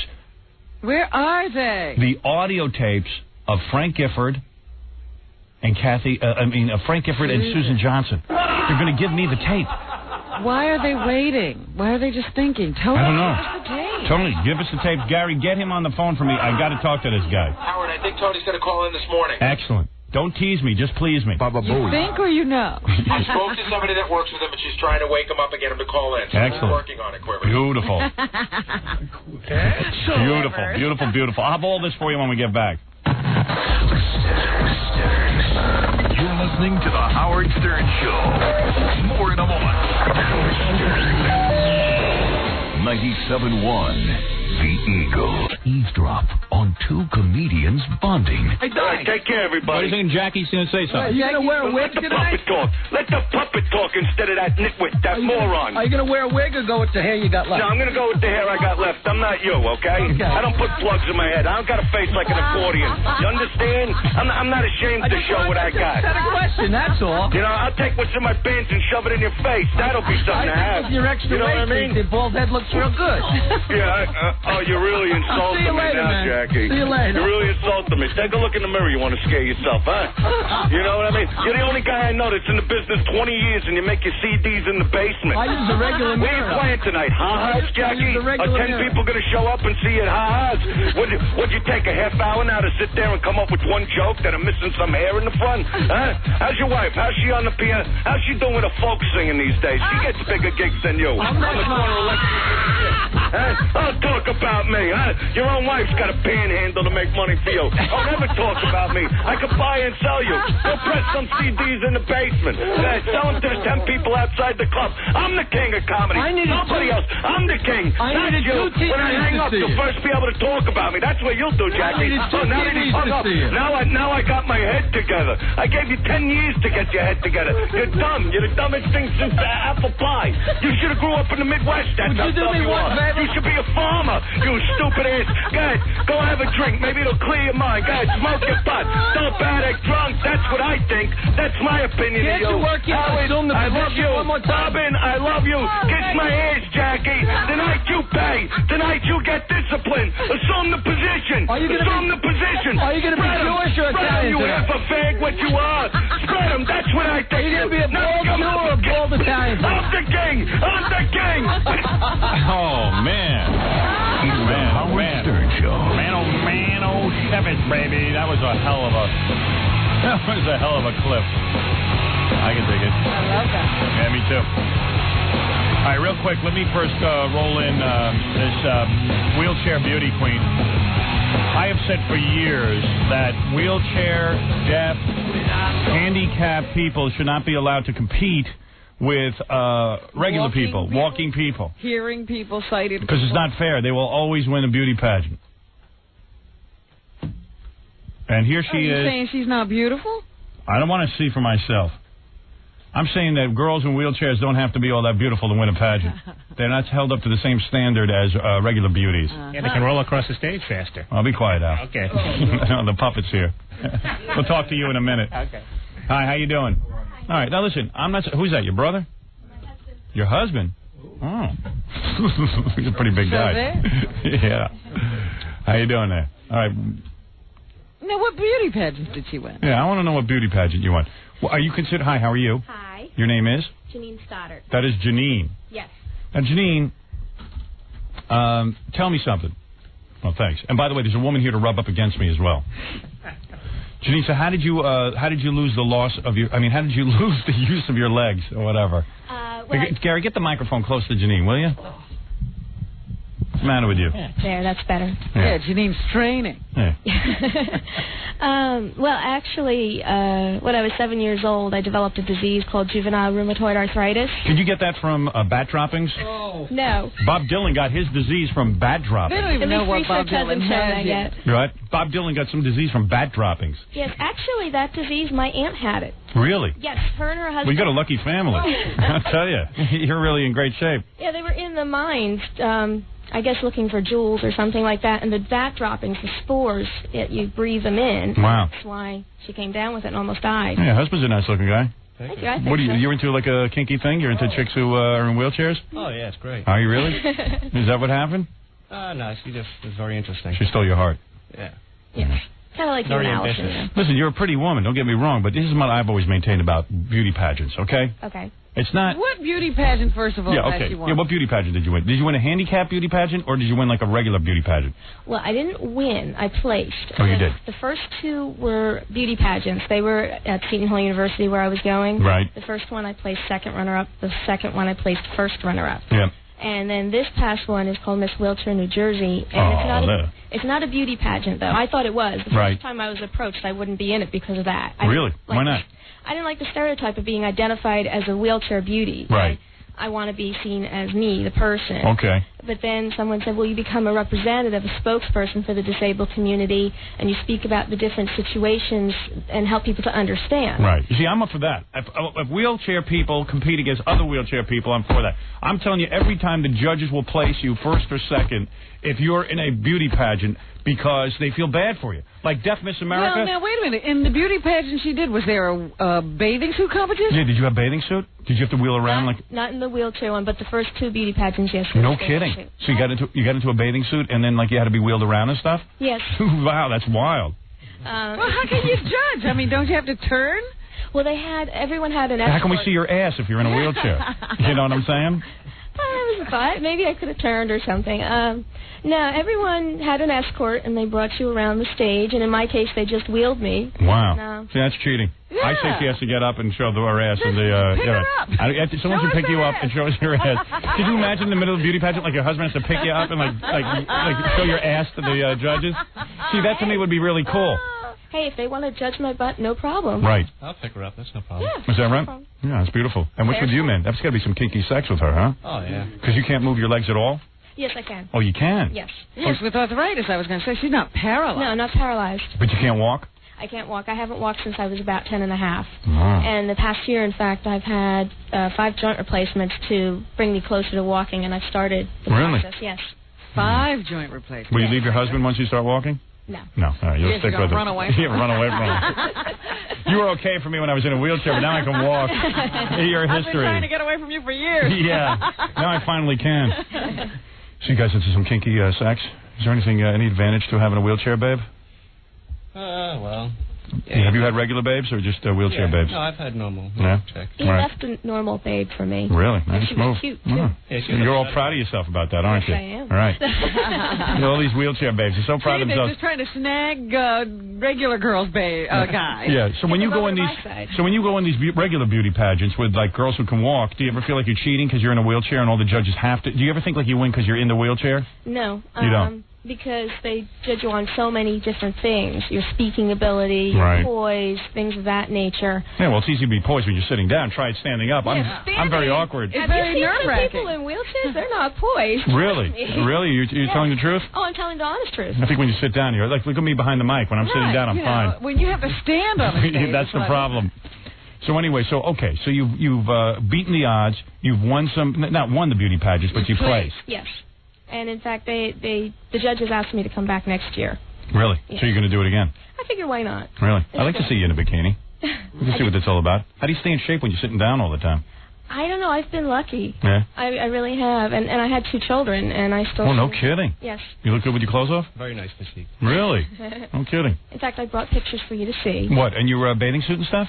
All sorts of stuff like that. Let me see that. I got to see this. Yeah, I'm trying to think of, evening gown and bathing suit It's a competition. variety of pictures, just page through the... What's your talent when you get on stage? My talent? Well, they didn't have that portion, thank God. But Oh, they didn't? No. You didn't pop a few wheelies, or? No. Usually have someone do that for me.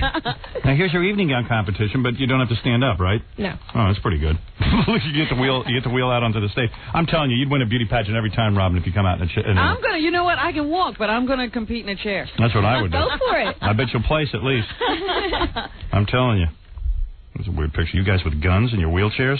What's going on there? Oh, there you are in your bathing suit. Look at that. And what do? They strap you in or something, or is that a belt? No. It's probably... Which picture? No, you're sitting down in a chair. Oh, here you are in lingerie. Uh-huh. Oh, no kidding. Hey, Lee, you're really into it, huh? You can do some kinky stuff with a broad in a wheelchair, can't you? I'm just trying to think what I do with it. Yeah, a broad. That's all. Oh, look at that. Hey, look at you guys. What are you, on a motorcycle?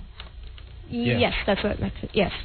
Yeah, I like to bring in different things. Yeah, why not? Yeah, you look pretty good. It's like having a doll. Is that what you think? Yeah, you like put her yeah. wherever you want. You just prop her up anywhere you want, on your bike, anywhere. Just carry her wherever you want. No kidding. Yeah, the sky's the limit. Yeah, I'm telling you, though, that's a distinct advantage. You ever see Deaf Miss America? She wasn't all that hot, but she won because she was deaf. There's no question in my mind that she won. And she didn't call herself Deaf Miss America. She No. called herself Miss America. Oh, you mean Miss Right. America that was deaf? Yeah, Deaf They Miss do America. They actually, I found out they have a pageant called Deaf Miss America. Oh, they do? They do. I'm talking about Miss America. Used to get there. No, the judge would say, "Okay, let's judge your personality. Well, how do you want to change the world?" I don't change the world like that. And then you're going to tell me she's articulate? Yeah. Nobody can speak better than her in the contest? All right, here's some guy. He's calling and he's saying that he ran one of your beauty pageants. He says he was forced to put you in. Did you ever have to protest to be in there or something because you were in a wheelchair? No. Let me see what this guy's saying. What are you saying, Craig? Hey, Howard, it was Seton Hall in 1989. Yeah. And Phi Caps, we did a beauty pageant. Go ahead. And we wanted to put in a bunch of good-looking girls. It was Right. a good way to raise money. Right. You're like a fraternity leader. Or Exactly. Okay. So basically, beauty pageants always get started by fraternity guys. Sure, and you know what they want. You know what they want. They want to just get a bunch of babes in bikinis. Absolutely. Exactly. Right. So we had a bunch of fraternity brothers, and they had to escort the girls out on stage. And then we found out, here was this girl in this wheelchair. Mm-hmm. And we had to put her in. Right. We were like, what the hell are we going to do? We had to do it. That's right. So Well, here that's we are just walking discrimination. around these beautiful girls. Right. And it's a real narrow stage. By the way, you are a beautiful woman. There's no question Oh, about she's it. absolutely a beautiful woman. Right. But, here we are on this real narrow stage, and we're wheeling around. And, I almost dropped her. She almost went right off the stage. Is that true? You almost went on to the... No, this is not true? It was close. It was all 1989. Well, anyway, a bunch of professors were the judges. Right. Second place. And we said we were giving away trips to the Bahamas. Right. What did you win? A night on the town or something? That was one of the prizes, yes. And we didn't have the money. She hounded us for, what did you Well, hey, then what are you having a beauty pageant for if you're not going to have the real prizes? Well, girls. That was all we needed. Mhm. But let me tell you something. She was annoying. So what, sir, as a person who... annoying? She was annoying. She called us for 6 months after that. Most women are annoying, sir. It doesn't matter if they're in a wheelchair or not. Well, be that as it may, she wouldn't have won if she wasn't in the wheelchair. Well, so you say. You see what I'm saying? See, you never know. voting. That's why you weren't the judge. That's right. Well, anyway, you were real annoying about it. Hey, I Nice wanted guy. my prize. Hey, she wants her prize. I would be annoyed if I didn't get my prize. Right. Did you ever get your prize? Yes, I did. Ah, Took well. long enough, but I did get it. Yeah, well, here's the point. The wheelchair, I'm thinking of entering a beauty pageant in a wheelchair. I'm telling you right now. And you'll compete against women. Make sure you get one to accommodate a tall person. Okay. But You won't look graceful and poised otherwise. well, you look pretty nice, though, I'll tell you that. Thank you. I do you. Wheelchair or no wheelchair, I'll roll you around a little bit. Why not? All right, so that is Janine. Janine and her husband Dave, the wheelchair beauty contestant. Yeah, how do you meet a chick in a wheelchair? Actually, my van broke down, and he was working at the time at the place that fixed them. Oh, really? Yes. Yes, I fixed her van up as well as her. Really? How long does it take you to get into a wheelchair girl's pants? I bet it's harder. Yeah, you think you have to work at that. Yeah, because they, you know. She's very respectable. So. Really? How long did you wait to make love? I had to work on it. Really? First date? I had to wait till the girlfriend was out of the picture before I would let him do that. No kidding. Mm-hmm. Yeah. Interesting. Yeah. Had to make a choice. I have some respect about myself. See, I would think wheelchair chicks are easy to get, but I guess not. That is the stereotype, but no. I think they'd just be happy you're going to do them, you know what I'm saying? Well worth the wait, though, I'll tell you that. Yeah. Really? Oh, yeah. That good sexually, huh? Really? She's also Brazilian, so... You know. Is that right? Yes. What does that mean? Latin women are good. Are they? Yeah. Oh, yes. I wouldn't know. I never get any. You have to go down to South America and find out. It's true. I heard they have well-trained vagina. Yeah. Very true. I'm not kidding. I don't know. Vagina U. I think that's where that is. Vagina University in Brazil. That's where you go.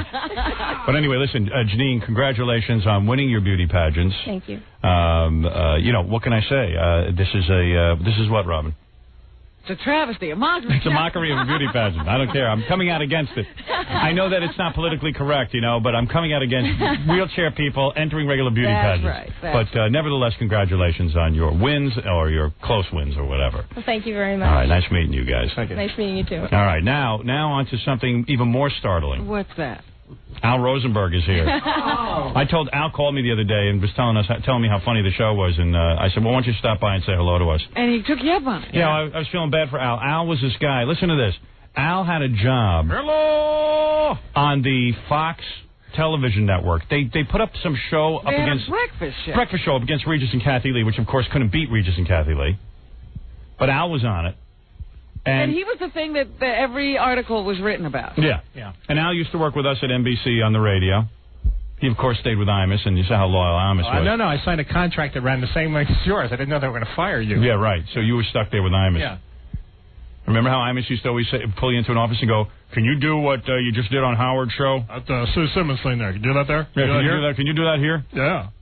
He used to say, Al would do something on my show, and then Imus would drag him in and go, can you do that on my show? And Al would go, well, no, it's not right. And he'd go, well, it's different audiences. They won't know the difference.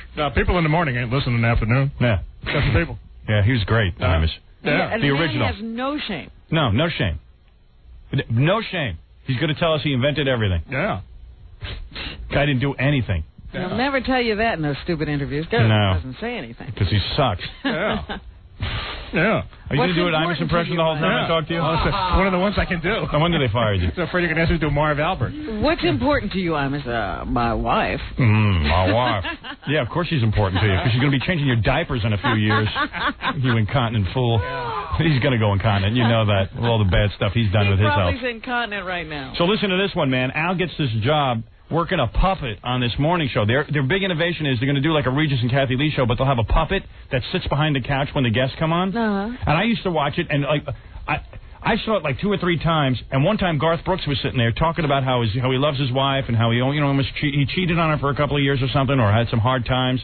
All of a sudden, Al's puppet goes, "Hey, that's too." What was the voice he used? I used just this. I just talked. That was the voice. Yeah. Why bother with the voice? So what would you say to anyway? Brooks? What did you? He said something like, "Hey, that's too bad, man." Yeah, I don't know. I don't think I gave him really a bad time. I just think it's weird when a guy's talking about his marriages and his marriage and his love of his wife. Or the loss of a sibling or something. Yeah, right. And how tough life was, and then all of a sudden a puppet comes up behind your head and it's Al Rosenberg's voice. What is it, Gary? Remember how we talked about how Al had irritated some of the guests, and that's how come he got fired? Yeah. And we talked about one guest in particular. Yeah. Laura Dern. Yes. She called and apologized to Al. Really? For getting him fired. She said she didn't really have anything to do with it. What'd you do to her? Nothing. It was one of those things where, Didn't you say to her, let me smell your fingers? All right, one time. No. She wanted to do a segment. She was doing a serious movie or something. Yeah. And her people said it wouldn't be appropriate to have an actress of her stature appear in a scene with a puppet. Right. So I was banned from the apartment. She's that great an actress? With puppets? No. So, hey, it was good for... Wasn't she in Jurassic Park? Yeah. Fran was with Kukla and Ollie. Well, what is she saying? She's better than her? Those are big puppets. Yeah. So anyway, so word got around somehow that she had something to do with my... So they canned Al's ass because the puppet was annoying people. And he's down there with knee pads on, crawling under the sofa. That's not all. I had all kinds of equipment. Yeah. All right, here's the lady from the Globe on the air with us. Hi, this is Candace. Good morning. Yes, Howard. Hi. I want to speak to Tony. Where's Tony? I know. Tony's not feeling well this morning. He's got Okay. a bad throat. Yeah. A lot of karma caught up. Anybody thinking this is karma? Yeah. Anyway, I read in the paper today, and just give me a confirmation on this. Yes.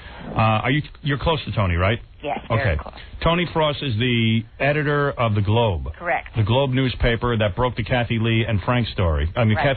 Frank and Susan Johnson story. Exactly. And the story is this. According to Cindy Adams, Tony Frost is considering giving the Howard Stern show for free the tape of Frank Gifford in the hotel with Susan Johnson, the audio tape. The audio tape. Correct. The whole thing. Correct. The whole thing. Well, we had a lot of offers on this. Right.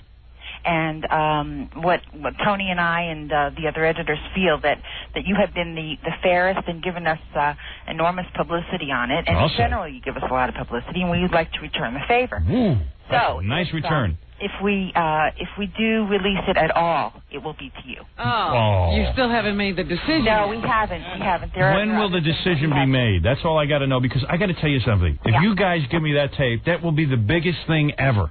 Ever. You got to. Well, we just have to do the right thing here. This will be bigger than my Al Rosenberg interview. What could be wrong? What do you have to think about? Well, it's a big thing. It's Right. a big deal. Okay. And we just have to make sure that we're all on the same Listen to me. wavelength on it, and we're doing the right thing. Now, the offers are coming left and Candace, right. you already did the wrong thing. Wait a minute. Yeah, like, what could be wrong with this part of it? Yeah, I mean, you've already taped it and everything, and I know, but that please. his voice is. Oh, please. I mean, he's. Are you talking legally? Beg me again. No, his voice is unbelievable. I mean, the minute you hear the first word out of his mouth, it's Frank Gifford. Right. And the tapes are pretty racy, and we just want to be sure that. Racy's my middle name. Well, as Tony said, there's no problem with identification here. Yeah. It's Frank Gifford. That's absolutely no problem. Oh, please give me the tape, please. Listen to I me. don't understand what could be wrong. Candace, I'll give you sex, okay? Oh, sex, Howard. I'll be there in a minute. Yeah, you'll be taping it, too, I bet. You can't trust me, right? And you can give the tape to Kathy But Lee. you don't say anything, right? So we won't have anything on No, there. I never say a word. That's smart about me, you never know when a tape recorder could be rolling. I don't really talk during sex, I'll be honest with you. So, is it like what does he say on the tape? Is he like all full of romantic talk and stuff? Oh, yeah. Oh, baby. He's very romantic, and he says, you kiss me this way, and I'll kiss you that way. Oh, he directs. Oh, I like a director. Yeah. Oh, yeah. And what is that do it to me, Susan? Do it to me, Susan. Well, at the crescendo, if you will. Oh, yeah. He says, do it to me, Susan. And then he says, there are a lot of oh gods there, too. Oh, God, oh, God, oh, God. I got to have that. I'll just play the whole thing. It'll be a masterpiece of a show. It will be wonderful. It will be. I would love to hear it on your Please. show. You know what? Because we got a song that we've been working on. Yeah, it needs. I just figured to drop it. Oh. What song? Tell me. Well, it's to Abraham Martin and John. It's about Eddie Murphy, Frank Gifford, and Marv Albert. It's a new trio. And, those drop-ins would put it over the top. Oh. It would just make the song sail. It'll be the most requested song in the history of this show. Oh, I love it. Please. When are you gonna make the decision? Tell me the truth. Well, in the next few days. Oh, beautiful. But we will have in the upcoming issue. We're going to have something kind of special, and I thought I'd share that with you. What's that? What is that? Well, we're transcripts from the tape. So. Yeah. You guys are playing the transcripts. Give me the tape. I'll play the audio. Okay. Oh, please. Well, all right. Well, we definitely want to do it. We just need to think about it for a few more days. Okay. I don't know why you guys didn't think about it when you went and taped Frank Gifford. Why didn't you? Well, don't think so much. Just give me the tape. Just give me the tape. Well, we're tempted. We are tempted. We've been good to you. Oh, you have. I got to go this week. Robin, absolutely. You absolutely have. I'm the one who reads the Globe every week, okay? Hey, I've been good to you, too, because I'm just good to you. And just make sure you do it. I point out those stories, okay? Hey, I hate to run, but there's a woman waiting out there who wants to rub up against me. I got on. I'll get back to you. All right, bye. Bye. Much in the Frank Gifford sort of line of reasoning, I am going to rub up against a woman next. In honor of. Yeah. I don't know. I got on the air yesterday before we got off the air, and I said, if there's any women who just want to rub up. Yeah, I said, if any women want to rub up against me, please call in now and rub up against me. So we have one woman who came in. What does she look like? I don't know.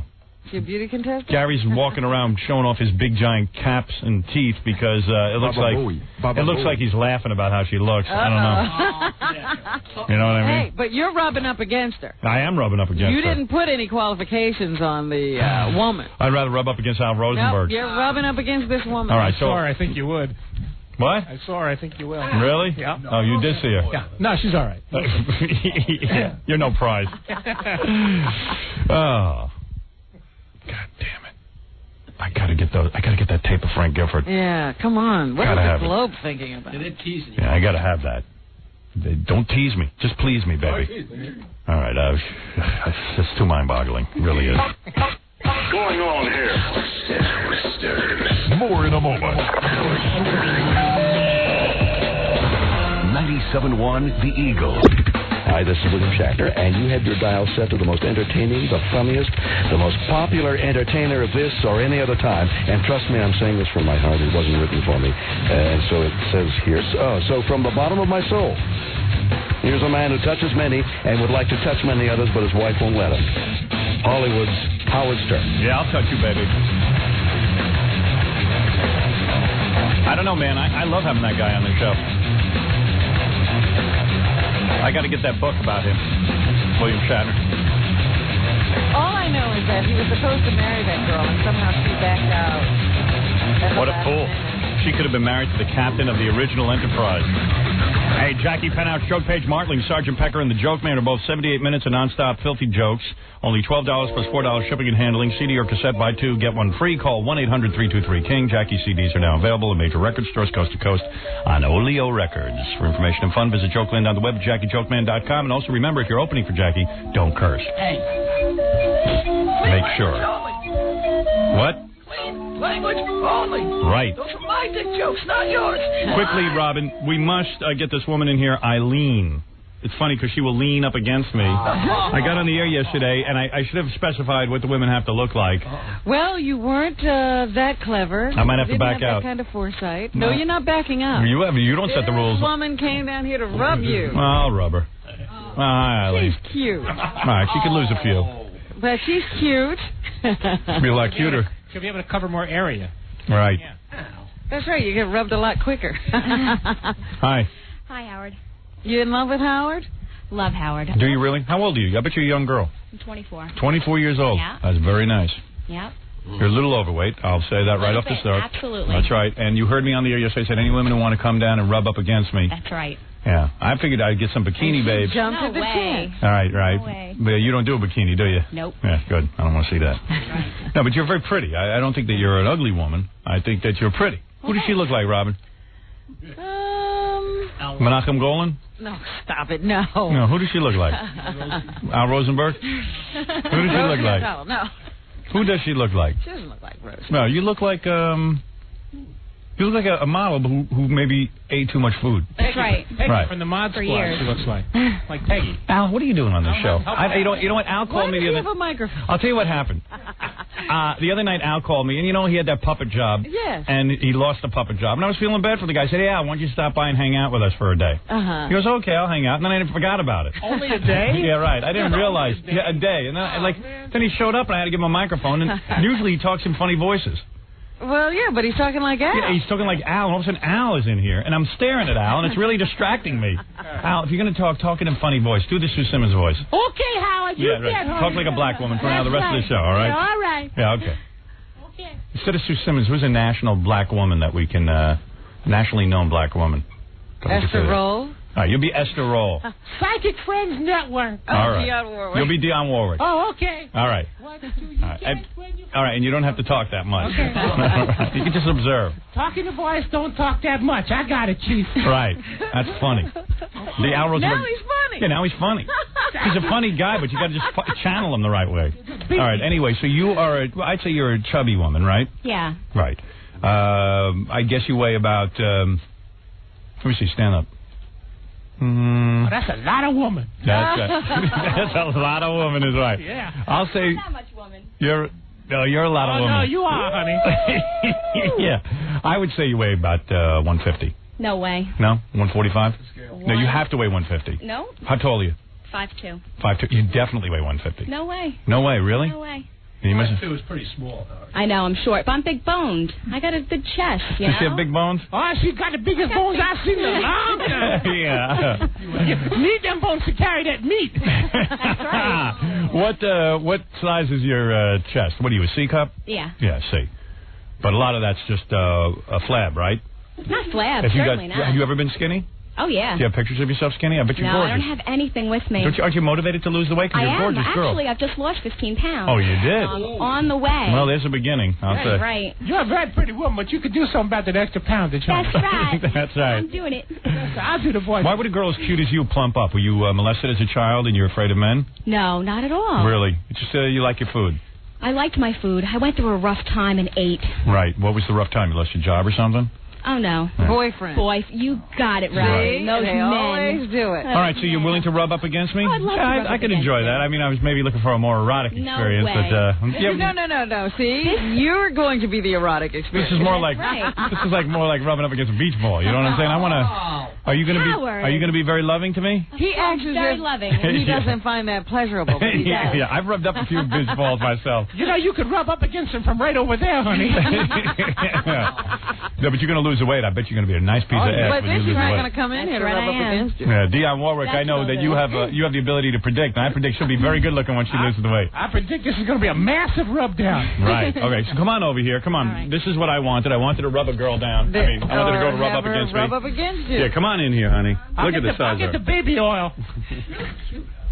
You are cute. Yes, she is. You're gonna be real cute once you drop the weight. Look at that. Right. You got a nice shape. You know what I'm saying? It's there, Let me see. Howard. Here, rub it. Yeah, baby. Here, rub me. Oh, wow. Hey, you're very aggressive. I smell Wow. something burning. Something burning in my pants. You know, Hey, now. for what you lack in, let's say, body and everything, you know what I'm saying? You make up for your lovingness. Look how short she is. Look how funny this is. Yeah, keep rubbing me, will you? Look Come at on. those eyes, Howard. Yeah, okay, baby. If that It helps really you. is like you're yeah. molesting Baby. a child over there. Yeah, I think so. Oh, baby. Somebody check the age on that child. Ooh. Hey, she's good. Yeah. You get me kind of excited. Oh, Yeah, maybe I could go for a chubby broad. I like it. I got a lot of loving. Yeah, right. You obviously like sex, don't you? I can tell. Of course. Yeah, you do. Yeah, Yeah. she's very sexual. Yes, I do. Yeah, I'm getting a little aroused. Some Yeah. skinny broad Oh, yeah. come in here not rubbing right. Ooh, yeah. baby. Hey, how's my body feel to you? Oh, nice. Yeah, 'cause I watch what I eat. Yeah, you're a little flabby, too. Yeah, I know. I got a couple inches of this. That overhead. Yeah. Don't you play with my belly fat, What's that you hanging over broad. that belt? Hey, come on, man. That's muscle. Rub it. What's the matter with you? Underneath, I feel. All right, get out of here then. What's the matter with you? Grab some of that cellulite. I have a little bit of flab on my belly. Oh, man. Nothing worse than a woman grabbing the fat on your stomach. You broads are all the same. Always got to attack what's great. All right, well, But Eileen, you don't. Howard. thank you so much. Oh, it was a pleasure to be here. Oh, that was great. Oh, man, she was Did like... that feel good to you? Yeah. She was rubbing her chest against me in the most unusual of places. That was great. It was good because You're about a foot and a half taller than I am. All right. some of it rubbed up against Freddie, too, I saw. Some of her accidentally rubbed up against everyone in the room. Robin, you should try that. That was nice. I should have her rub me? Yeah, absolutely. No, thank you. No, thanks. All right. I got aroused. I never get aroused from chubby broads. Oh, be quiet. You're You good. know what? I see. You always said that, but I knew it wasn't true. No, You get hot for anything. You're the first chubby broad I ever got aroused over. At this point, you get hot I'm for taking it as a anything. compliment. Yeah, that's a damn compliment. But you never got intimate with any of the chubby broads. You just stayed away. No. I got to third base with a chubby broad when I was in high school. How'd you know? Well, I think I did anyway. Everybody got to third base with her. Yeah. No. I was making out with her, and I had her pants off, and I was doing stuff to her, and then What grade were you in? I was in, I don't know, 11th grade maybe, and I just, and then she wanted me to do her, and I backed out. I just said I got to leave, and I left. You know, guy. And she wasn't even that fat. She was like, just like you know, kind of chubby. And no, he really had to actually back out. It Right. wasn't, you know. I am such physical perfection Yeah, that you know how trucks, when they make that beep, beep, beep noise? I'm so good looking that I can actually, I can pick I and think choose. it's because you're gay. Yeah. Could be. Could be I am you gay. don't get that far Almost. and then say no thanks. No, yes you do. You had to see this broad. You really did that? Yeah, there was a lot going on. I'm not into chubby You were broads. ready to go, and you said, you know what, I really got to go. She was turning me off. I mean, I was looking her over, and He's not a, you, how she old was were sloppy. She was sloppy. I was in 11th grade. 11th. I was 11th 16 or grade, 17. And you didn't get it that often. Didn't matter to me. Opportunity. You're gay. No, I don't think I'm gay. You're gay. Whatever. Okay. He'd be by himself. No, I'd rather be by myself than with a chubby broad. You're gay. Homos? No. Okay, so I'm gay. What can I tell you? I don't want to be with chubby broads. But I would probably do you if you kept rubbing me like that. You're very aggressive. I am. Yeah, that's good. That girl didn't know how to do that, huh? No, I had to do all the work as usual. You know what I mean? See, he just didn't know how to turn you on. Yeah, if I got to do all the work, I'm leaving. You know what I mean? I'm there to be pleased too. Yeah, there you go. I mean, please, for God's sake. You're a prima donna. What am I, a human vibrator? Ladies, just use a vibrator if you're not going to do anything back. Okay, Eileen, thank you for rubbing up against me. I know you got to get back to work. And now I'm going to play a little tune. This is Mr. David Lee Roth, a song inspired by the movie Private Parts, and the song from, let's see, when did I get this? I don't remember. David Lee just sent this to you? That's right. That's right. He just sent it to me. Wow, and it was inspired after he saw Private Parts? That's right. Loves it.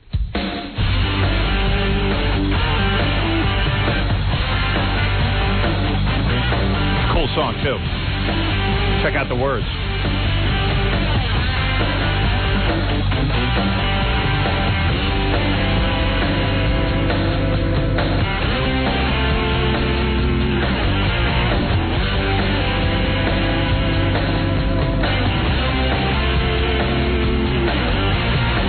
Right from the apple to UCLA, just got my hands to Philadelphia.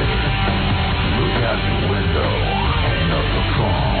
Better run, tell everyone how it's on the radio. So if you wanna wear my t-shirt, you gotta make the choice. Jump on daddy's speakers, so you can feel my voice. Jump back with your heart attached. I'm what my daddy said I'd never be. So tell the folks at home I'm making history with my private parts. My private parts. I'm coming from the heart with my private parts. Watch out! I'm on the stereo. I serve the internet, and now I got a fiction show. Right from the apple to UCLA. Touchdown Miami, Philadelphia, PA.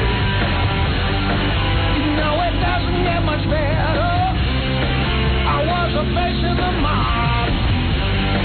Hey, if you're looking for adventure, try my job. Jump back with your heart attached. I'm what my daddy said I'd never be. So tell the folks at home I'm making history with my private parts. My private parts. I'm coming from the heart with my private parts.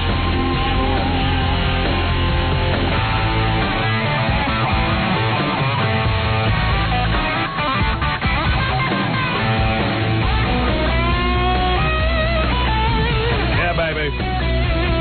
Rock me.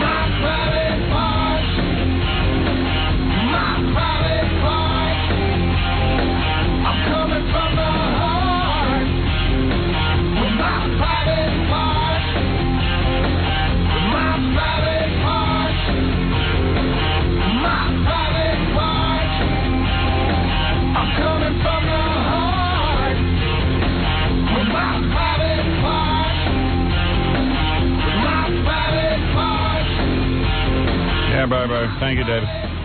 Hey, you know, I love that song. I think that's Hey, cool. you just went into the studio Yeah. with that on? Yeah, it's a cool song, too. I like it a lot. There's nothing grosser, though, than Al Rosenberg dancing to that song. I'm stopping. I'm slowing down now. Hold on. All right, there you go. I mean, there's nothing grosser than Dionne Warwick dancing to that song. Oh, yeah, right. I'm a character now. All right, so you got to hear this. You got to hear this. What? This is the greatest. So, I mean, this is. I hope it's great. This is the weirdest. Oh, this is great. So some guy, some rapist in Cleveland. I mean, one of the most notorious rapists around. In Cleveland. Yeah. I mean, this guy was on a rape spree. Mm-hmm. All right. He kept a computer transcript, a diary, if you will, of everything in this, everything he did. And yesterday, Avon Police in Cleveland released a transcript of Thomas D. Liptak. That was the guy's name. Thomas D. Liptak's computerized journal for the first time since he killed himself. He killed himself? Yeah, he killed himself on May 2nd. Well, that is great. Which is great. Who killed himself? Police officers downloaded the diary from one of the 4 computers they seized from his Lakewood apartment, okay? And so he kept this journal. And he even detailed every one of his rapes and everything, which I'm now reading the journal, and it's kind of fascinating. It's sick. It's horrible. It's everything that's bad about rape, but which there's nothing good about rape. It's just bad. I mean, it's just in every detail. I mean, about how the women suffered and everything else. Oh. But it even recounted all of the mundane and minute details of this guy's life. His weight in the morning, what he ate for lunch and dinner, where and what time he arrived for work, the movies and television shows he watched, what time he went to sleep, where he played tennis. What did he do for a living? I don't know. It doesn't say in the article. But he began writing. The guy was 40 years old. He began writing the journal in June of 1993. Okay. And he wrote right up until almost May 2nd, a few hours before his death. So I'm going through this, and, you're looking at all the different entries, and he recalled his grandfather's funeral, his first crush in kindergarten, learning to play the clarinet, dropping out of high school, joining the Army. He went all the way back into his past. He even records how much he paid for car repair and how a sandwich tasted and what driving conditions were like and what happened on his favorite radio show, Howard Stern, that morning. Now, you start to go through his journal, and there's like 10 billion entries about us. You know what? I don't want rapists and serial killers listening to this show. No, Robin, we want everyone listening to the show. Don't discriminate. Do they get counted in the rating? There were trophies won in tennis tournaments in his apartment, several hundred videotapes of movies and TV talk shows, and stacks of audio tapes of radio shock jock Howard Stern. He sounds rather upscale. Yeah. Lots of computers. Oh, yeah. Plays tennis. Listen to this. He's a good listener. He not only had tapes of our radio show in stacks, he labeled and filed in chronological order, many marked good show. Oh, I wonder what he considered a good show. I don't know, but like sometimes you even see in the entries the show wasn't so good today. Howard talked about OJ, but didn't say anything profound. Oh. Like you tuned in specially to hear OJ comments. And you didn't say anything profound, you. Right, and then sometimes Probably went out and raped on those days. Yeah, right. If I had been good, maybe he wouldn't have raped. Maybe. Like here's an entry. I'll read you some entries. I'll read you some entries. All right. Kate made a mistake on my productivity numbers, which I duly pointed out. Got home at 12 and was asleep by 1 in order to get up at 4:30 for the Stern show tomorrow. He would actually wake up early. Yeah, because in Cleveland we go on at 6, don't we? Yeah. He got up at 4:30 so he could be ready for the show. Guy was obviously out of it. We don't even get up at 4:30 for the show. Here's another entry. Waiting for the effing weather to get warm so I can effing run to effing lose some effing weight.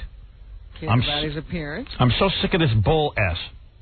It's effing April, and it's still effing snowing. Well, hey, dude, welcome to Cleveland. Move, you idiot. I bought Robin Quiver's book today. Read it all night. It's great. Wow. Now I don't know what to say. Right. He liked my book. Yeah. Howard, our producer in Cleveland went through a lot of this stuff for us, and I think in that entry where he says he had to get up at 4:30, yeah, I think that was because he was attending the Cleveland funeral. Oh, was he? Oh, well, should have been his own funeral. Here's a more mundane entry. Got to work at 6:45, taped Stern. Went over to Best Buy during lunch, got Garth Brooks' hit CD, left at 3 p.m. Beth came over at 4. It was raining. Evidently, Who's Beth? Had a girlfriend? Yeah. Wow. Beth and I went back to my place. I gave her a full body massage. Then I licked her. Whoa. Then I effed. Oh, my. And afterwards conked out. But he didn't have an orgasm, and she thought it was her. Really? Oh, my God, look at this guy. This is... let's see. He weighs himself. Weight 198. Got to work at 7:30. Taped Stern. Got up at 6 to listen to Stern's comments on OJ. Nothing special. See, he didn't like that show.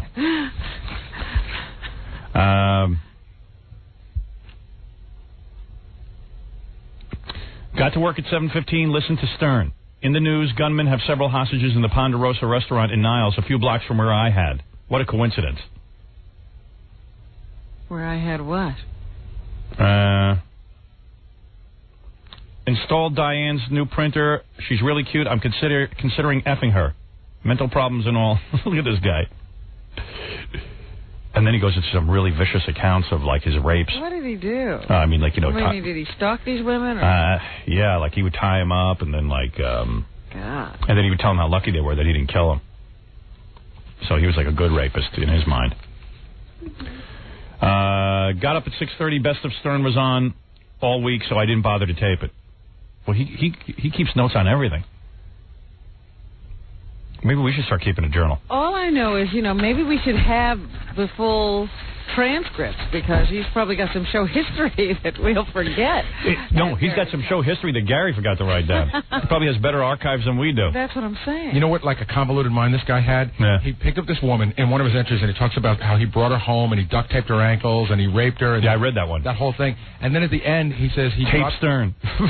he dropped her off at the parking lot, and the last entry was... made sure she was safe getting into her car before she left. Right. Oh, like, he had to make sure she got there safe after he raped her. He's chivalrous. Yeah, man, it's really weird. So, was he in custody when he killed himself? I don't think so, because he used a shotgun.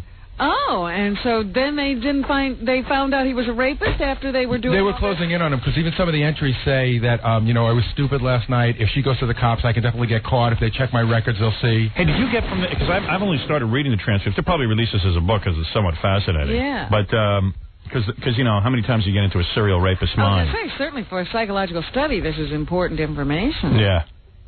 Yeah, that's why I have to read it. I'm doing psychological studies of rapists. Unfortunately, I think a lot of people are going to look at this and say, look, Stern and rapist. Right, well, of course. There's a connection. Yeah, but also, there's about 27 other billion. There's also computers. There's also 20... Well, all I've got to say is while he was listening to us, he wasn't doing anything bad. That's right. If anything, we were teaching this guy not to rape. Oh, well, at least we were keeping him occupied. We kept him busy. It's not like he raped to the show. That's what I'm saying. He was busy with us while... Yeah, like, look at that. Like, here you go. Went to Willoughby, went into a kitchen cabinet store after hours and introduced myself to a sweet young thing who was cleaning up. I took her into the back bathroom and ordered her to take her clothes off. She refused and started praying to Jesus. No matter how much I asked, she refused. I finally left after 5 minutes of trying to convince her to see things my way.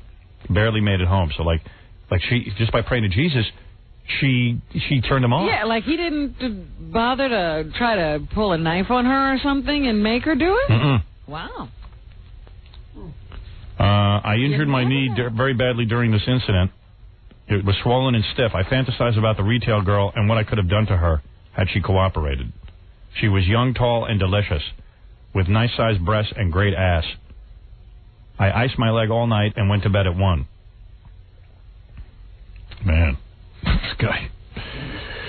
Did you get from this thing, like, did the guy stalk these women or anything? Or I can't tell. It seems random. Well, we only got, random pages, but it was hard to tell. There was one where he did get a woman, like, on the street. Yeah. He followed her, and he put her in the car and brought her home. Yeah. And at one point in the entry, it says something like, had to put duct tape over her mouth because I didn't want to wake up the kids. Yeah. You can't even tell if, is it his kids or is there kids living in the building? And then some wacko thing about how she reminded him of his mother. It was all sick stuff. Yeah. Jeez. But he was really brutal to her. And he even says, he cut her loose and made her get up and he made her dance sexy. And his entry said something like, it's amazing what you can get women in fear to do. Although he does endorse your book, Robin, he says it's great. This is in his computer. Now, that's an honest review because guys don't lie in their he doesn't computer. have to lie to his computer. Yeah. So if there's anything redeeming. I don't know how I feel about that. Yeah, I know. Every time you start getting angry about the guy, I go, bought Robin Quiver's book today, read it all night. It's great. Well, again, I kept him busy. Oh, man. Yeah, he goes, you know, like some of these rapes he did, man, were like... You gotta wonder. Look at this here. You ready? Went to the Revco at Mayfield and Plainfield. A blonde woman went in and left her door unlocked. When she came back, I got in the passenger side and forced her to drive across the street to the bank lot. Her name was blah, blah, blah, 46 years old and good looking. She started to escape out of the driver's door, but thought better of it when I put the gun to her head. Taped her hands behind her back with duct tape and forced her into the back seat. Crossed and taped her ankles together and blindfolded and gagged her with duct tape. Drove her to the Center Mayfield parking lot and got in the back with her. Unbuttoned her blouse, took out her breasts out of her bra. Then he goes into graphic detail of what he did to those. Forced her skirt up and pulled off her panties and pantyhose. Untaped her legs, and he messed around with her on the, right. And then he forced sodomy on her. And then he made her get up on all fours so he could do stuff to her from behind. Look at what he writes, though. I forgot condoms, so I didn't have sex with her. You know, he didn't have intercourse with her. Let her go after an hour. Wow, like a rapist with a conscience. Or maybe he was worried about... He was thinking of himself. Yeah, right. What am I thinking? Yeah, right. I don't know. Yeah, right. Yeah. Forgot a condom. Maybe he didn't want to have kids. Man. Well, anyway, so we are prominently in we are in those logs. Yeah, in those diaries. Yeah. How's that? How's that for freaky? I guess we can't be responsible for who's out there. Yeah, we can't be responsible for who's listening. You know, I can't just keep thinking he showed up at the funeral. Yeah, he was at the Cleveland funeral. That was a great day, wasn't it? On a lighter note. We might have met him. He could have come to my book signing. I did a book signing in Cleveland. Yeah. He could have forced you into his car with duct tape. Well, I had a lot of people around me that day. I saw those people. Believe me, he could have gotten away with it. Oh, man. He should have shot himself on stage at the funeral. That would have been great. Too bad. Wonder if he saw the movie. I don't see any comments on the movie. When did he... The police didn't release the whole log, though. Okay, but when did he commit suicide? May 2nd. Oh, so it was after. Right. When did the movie open? In March.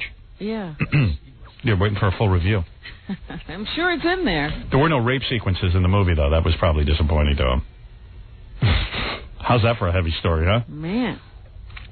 I got a heavier... No, maybe not a heavier story here, but a bigger story for fans of ours in Dallas. I got to make a whole discussion happen here next. All right. So just hold on. We'll be back with the Howard Stern Show in a moment. Howard Stern. 97.1, The Eagle. I know it's hard to believe, but here's a man with cancer that no one feels sorry for. Morton Downey Jr. We're on the line on the Business Channel today with Morton Downey Jr. Back to the phone calls. Line 3. Who's this, please? This is Paul. Hi, Paul. Hi, Paul. Morton, it was sad to hear about your lung cancer. Thank you. And I wish you the best. And my question is, can you die on July 12th for Howard Stern? What? Can you die on July 12th for Howard Stern? Bad guy, Paul. Bad. Now, let the guy have it. He finds that funny, but Howard Stern was raising money to bet when I was going to die. And Howard, if you're listening, and some of your creeps are listening, let me just tell you this. Put money in your will for me, because I'm going to bet I'll outlive you.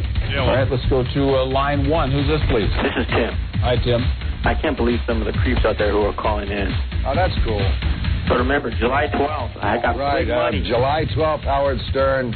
And frankly, my tough luck that Howard is having such a hard time finding any funny material that he has to keep on talking about me. He must be pretty bored. Let's go to line 1. Who's this, please? Dead man says what? Pardon me? Okay, I'm sorry. Couldn't hear you. You're listening to the cancer of the airways. That cigarette butt says you're lying. Howard Stern. Yeah. Got that right.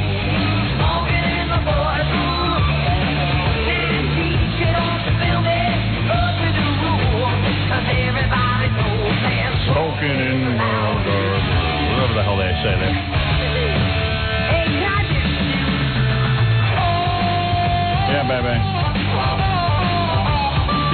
work on harmonica. There you go. All right. Hey, guess who's on our phone? And then I'm going to talk about Dallas.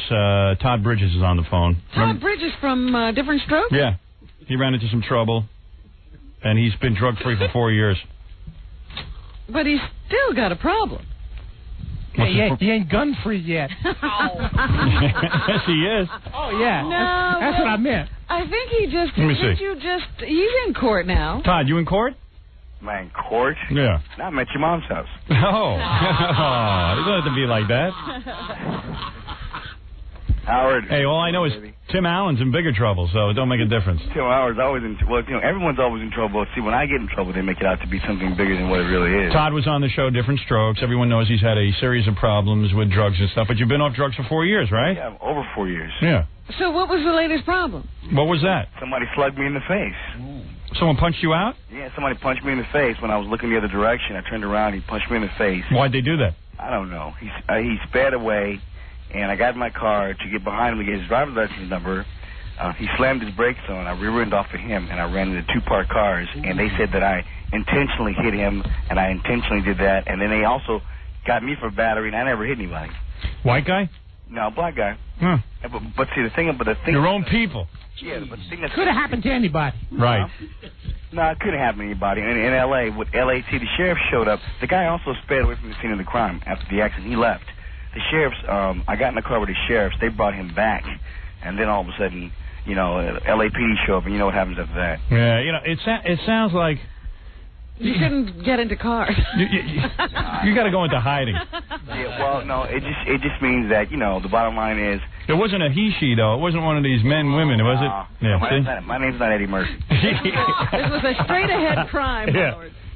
So the thing is, Todd's trying to get the old acting career back on track. And Yeah, well, that's happening. I just finished doing 4 movies already. Oh, really? Yeah, I did one with Louise Fletcher, Tony Danza, and Michael Madsen. I was in that called Girl Gets Mo. Yeah. I was in one with Stoney Jackson called Diamonds from the Bantus. I was in the first movie that Soleil Moonfire ever directed. Yep.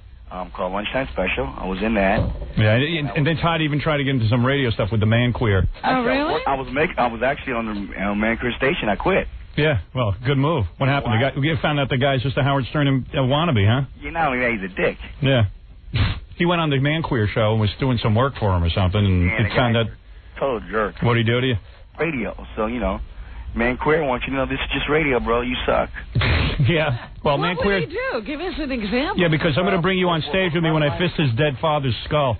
Yeah, not only that, but he treats his You say the S word. Well, yeah, you can't say the S word on radio. You were saying he treats his employees like what? He treats his employees like crap. Oh, there you go. Treats them really, really bad. Yeah. Oh, and I like a guy like that. He talks bad to him.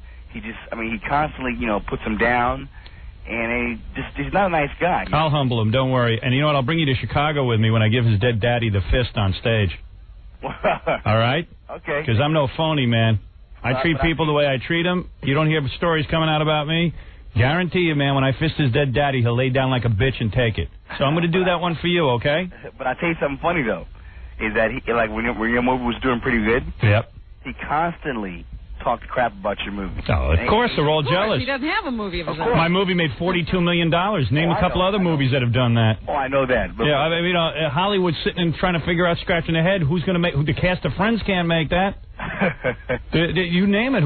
What disc jockey in the history of the United States has made $42 million doing anything? None. The bastards. Don't worry about it, buddy. I'll bring you on stage with me, and you will be fisting with me. All he can do is watch what we do and then try to imitate it. Yeah, first you got to... Yeah, well, everybody imitates me and then goes around bad-mouthing me. I love that. Imus does that, too, that little frog. I'm going to step on him, too, and fist him. Yeah. Hey, is Robin there? I'm right here. Oh, yeah, she's here.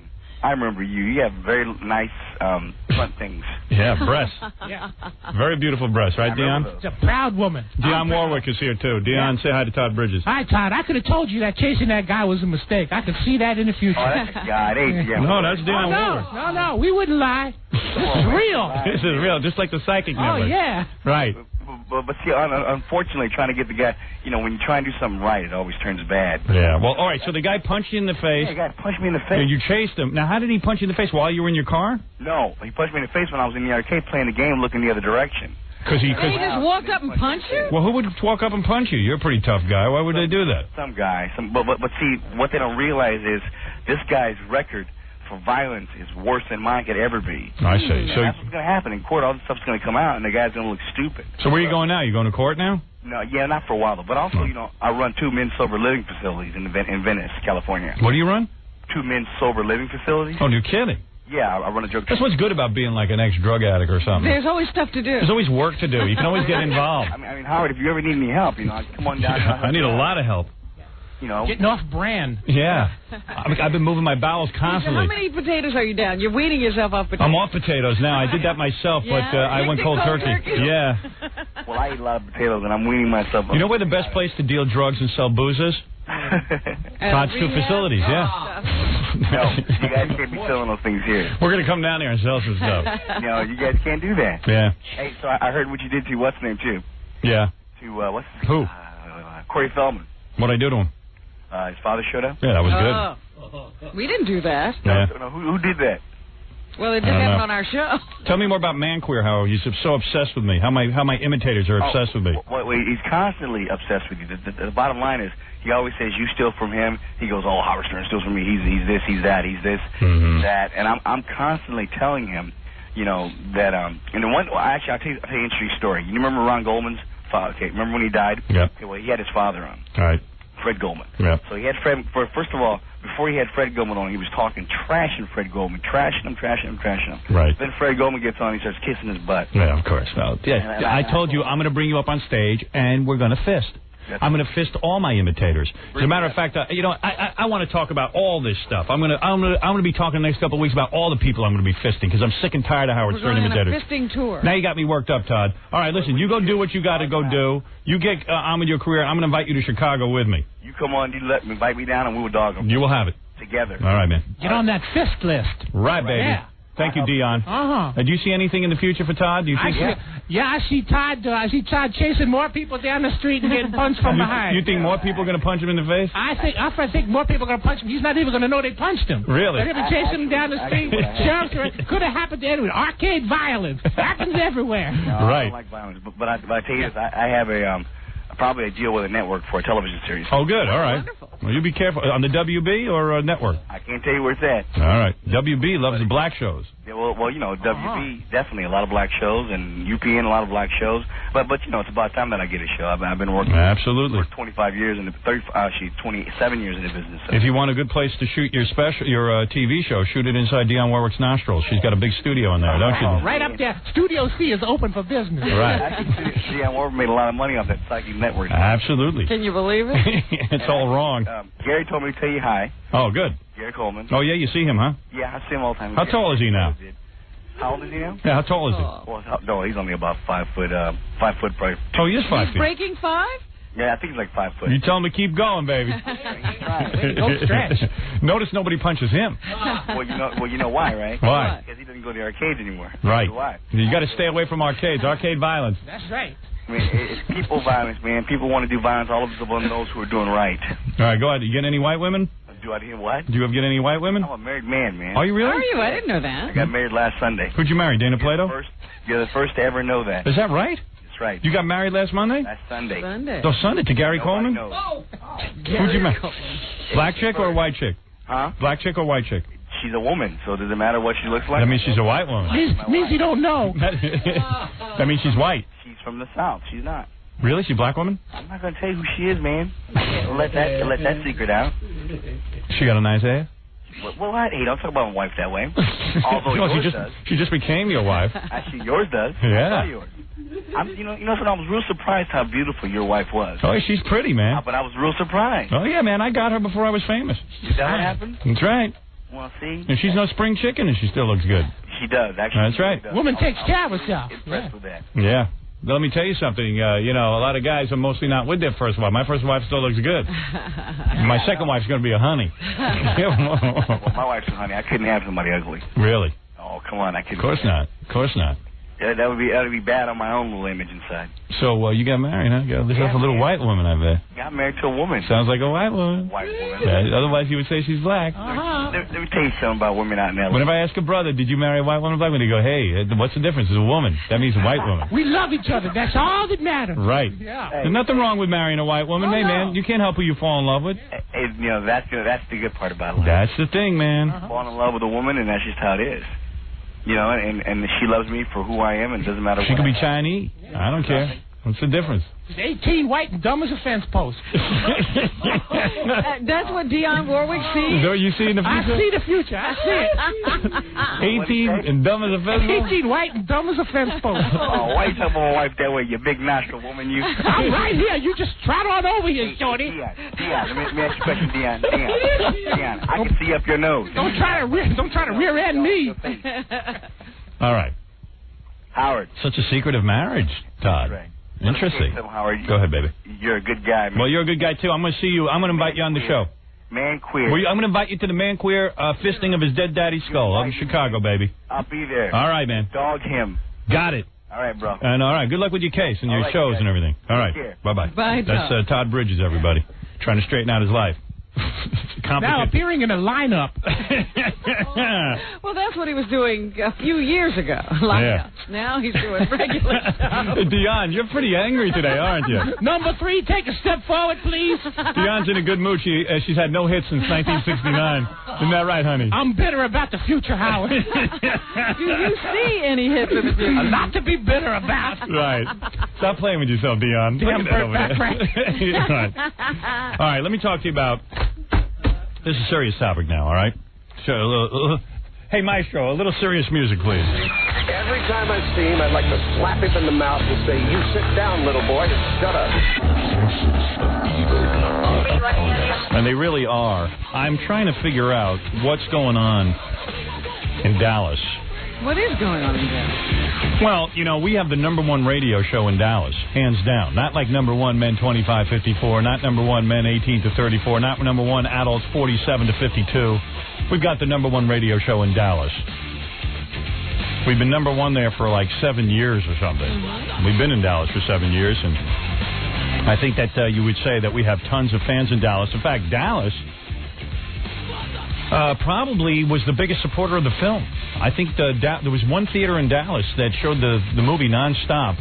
Didn't it win some kind of a record? I mean, it made a record in terms of it had the highest grosses, right? Yeah, something like that in Dallas. So certainly we have a great situation in Dallas. And as a matter of fact, since we've been there in terms of commercial success, the radio station has tripled its billing. I mean, you know, in every way, it's been a slam dunk in Dallas. And our Dallas radio station was bought by Nationwide Insurance. You know Nationwide, they're on your side. They, I guess I wasn't aware that the station had changed hands. We used to work for a guy named Raul, I think, or something. I don't know what his name was. Some guy, nice guy. I met him a couple of times, and whatever. So I don't really pay much attention to, you know, the syndication effort in the sense of what goes on day to day and what station we're working for. Sometimes ownership has changed 2 or 3 times, and we don't even know it. I mean, you and I don't keep track of that kind of stuff.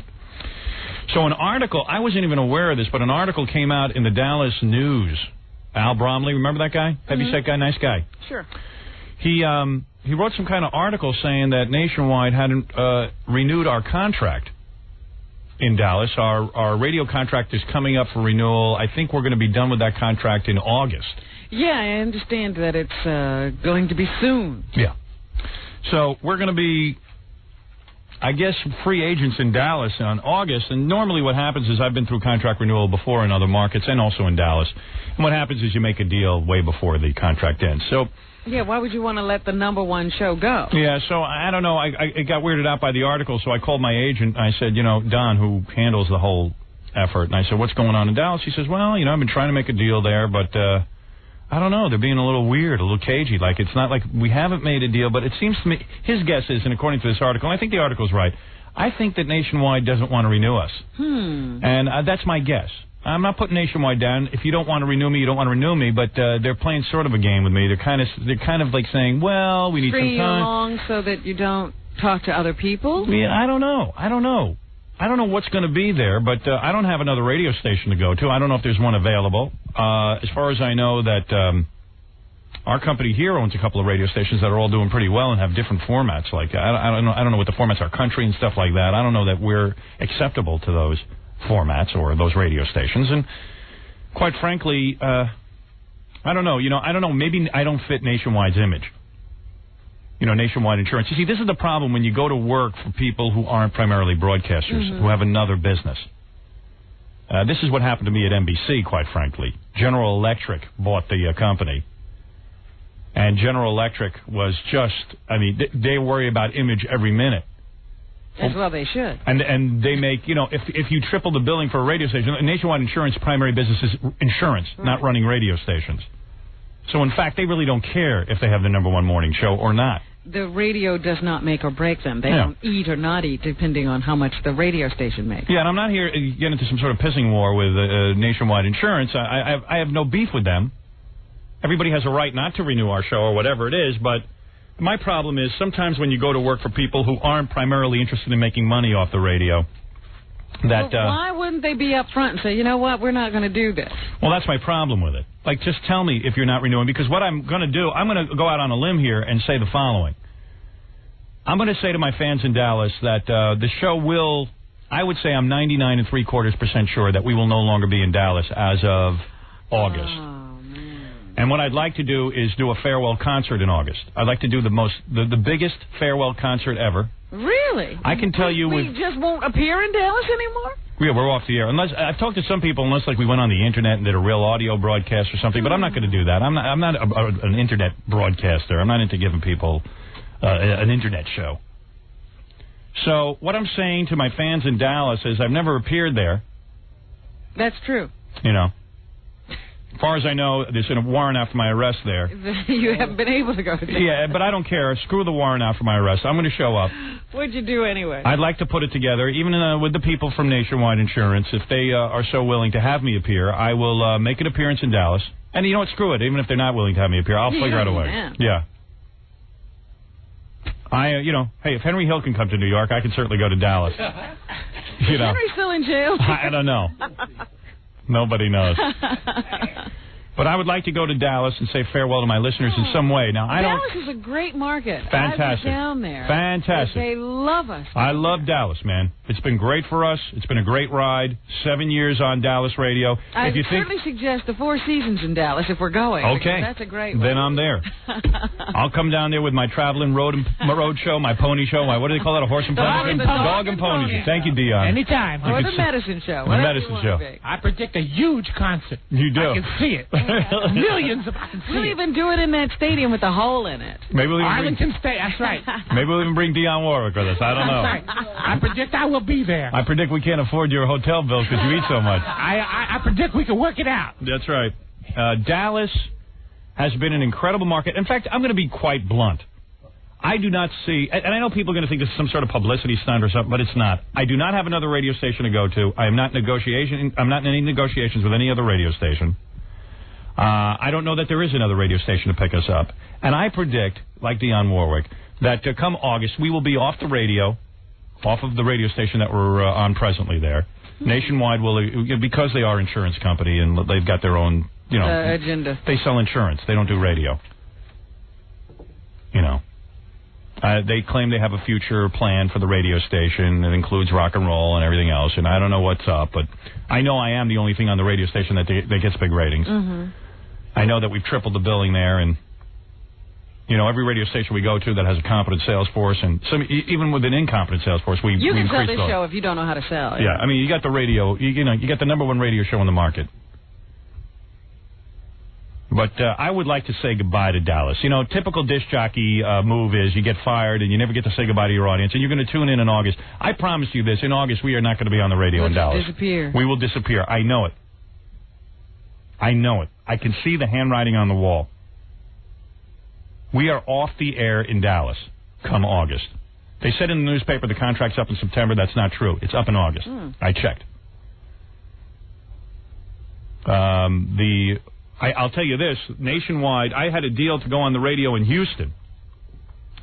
And we were just about to go on in Houston, and we were just finalizing the deal, and then Nationwide bought that station, and they did not hire me there. Why is Nationwide buying radio stations? I don't know. I guess they're divesting or whatever. Isn't that called divesting? It's called diversifying. Diversifying? Yeah, thank you. Dion, do you see a grammar I think it's called course? diverticulitis. Do you see a language or course for me in the future that I can learn the English language? I see you learning another 12 words by August. You to something now, Howard. It's called English. Yeah, I mean, people say, do you speak a second language? I can't even speak a first language. English is your second language. Whatever. But Nationwide does not want us to be nationwide. They are not on our side. They are not on our side. They are, and maybe this is some sort of weird negotiation tactic or something, and they're eventually going to, sit down with me. But I'm telling you right now, if you want to hold on to a show, this is not the way to do it. And they really don't want to hold on to the show, and I'm not putting them down. I hope they're not misinterpreting this. Fine, we're on their radio station right now. I have a contract. I uphold the contract. I'm there. I'll be there every day doing this show until this contract is over. Hey, I'm not putting them down. They don't want me on the air. I think that they should be straight with me and just announce they don't want me on the air anymore, and come August we'll be off the air. I think they're afraid to do that. They think I'll attack them or something. I won't. I'm not there to attack them. You don't want to renew me? Hey, I can't force. I've never once solicited for this radio show. I've never gone into a market and said, hey, would you want to take the Howard Stern radio show? It's always people calling me and saying, we want the Howard Stern radio show. That's the way I conduct business. I don't want to be on a station that doesn't want me. I don't want to be part of any of that. That's not my style. You've got to be into it. Because, hey, this show is like dropping a nuclear bomb on a radio market. When we came into Dallas, man, we dropped the bomb. They told me I would never beat Ron Chapman. They told me I'd never beat anybody in Dallas. The people in Dallas don't like New York and all this other stuff, but we are the #1 radio show in Dallas, and no one can take that away from me, and it's been a great 7 years, and I am telling you this is not a publicity stunt. I'm just addressing what Al Bromley wrote in the newspaper. He is absolutely right. Nationwide will probably not renew my contract. And I say probably. I say they won't renew my contract, because I'm telling you, we've had these conversations. We've had them. And what they're saying is, well, we got to wait. We don't know. We got to do this. We'll do it all good time. They're like blowing it off. So believe me, that's not the way you do it. That doesn't sound very positive. No, it's not. And that's cool. Just tell me, and let's have the opportunity to say goodbye to Dallas. And I know some of you sitting there going, oh, he's not going to leave Dallas. He'll end up on another station. I do not have another radio station. I'm being blunt. Most guys would tell you, oh, yeah, don't worry, I got all things worked out, because they're embarrassed or something. And I'm not embarrassed. What the hell? Wouldn't you like to have a big concert? Right. I am telling you the God's honest truth. I swear to God. I swear on the Lord Jesus Christ's name that we, as far as I can tell, we will not be on the air in August. Well, that makes me sad. Yeah. Now, we're going to do some sort of farewell concert to Dallas. I'm not sure I can make it, but you guys go. I was going to say. Yeah. Well, does that mean we really have to go there? Yeah. Well, you have to go there. Where are you going to be? I'll be in jail. What do you mean? Where I belong. We'll bail you out. Thank you. Fred's got a few bucks. But Dallas, you have been great, and at least, hey, I'm getting to say goodbye. And I haven't figured out, what do you want to do in Dallas? Like, we can go down there. There's no enemy, really. We're #1. We beat everybody. Well, this would be a goodbye. So, I mean, you always promised to go down there and take the tour, to get in the motorcade and do the whole Kennedy route. Yeah, I mean, I would like it tomorrow if I could announce to you that we'll be switching stations. So here's what I suggest. Yeah. We have, like a morning show from there. Yeah. And we, do thing, bring guests, bring a couple of bands with us, get them up on stage, do the thing. Yep. At some point, we do the whole Dealey Plaza thing, where we make the tour and wave to people from Put Jackie in the book depository? Yeah. There you go. Again? Mm-hmm. And that's how we'll say goodbye to Dallas. We don't have to bring Dionne Warwick with us, do we? I predict I'll be there. Really? Whether you take me or not. That'll be our farewell. We'll go through the streets. We'll give you the biggest goddamn show you ever had. Because I want to thank Dallas. You've been fantastic. The people of Dallas have been great. And I am telling you, this radio station is not renewing us. I can read the handwriting on the wall. I'm a pretty astute businessman.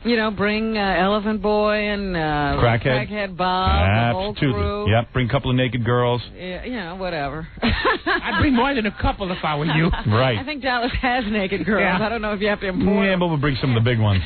Some of the names from the show. And hey, we'll bring Kennedy's brain. Yeah, we got a little piece of that, don't we? Just try and get Michael Kennedy's babysitter down there. It'll be great. Get the wheelchair girl. Kennedy. Yeah, bring all the Kennedys. But Dallas, hey man, You're great. I don't know what to say. One of the most supportive markets ever in the history of this show has been Dallas. Maybe we'll have the governor come and present us with something as we leave. I'm sure he'll be happy to see us go. Yeah. That Neil Bush. Oh, yeah, Neil Bush. Is it George Bush? I think it's George. George W. Bush? George W. Bush. We'll get the retarded Kennedy to come down. Bush? Neil Bush is the guy who walked on the moon. He tried to run in Florida. Right. We'll get the retarded Kennedy, Teddy, come down with us. All of them.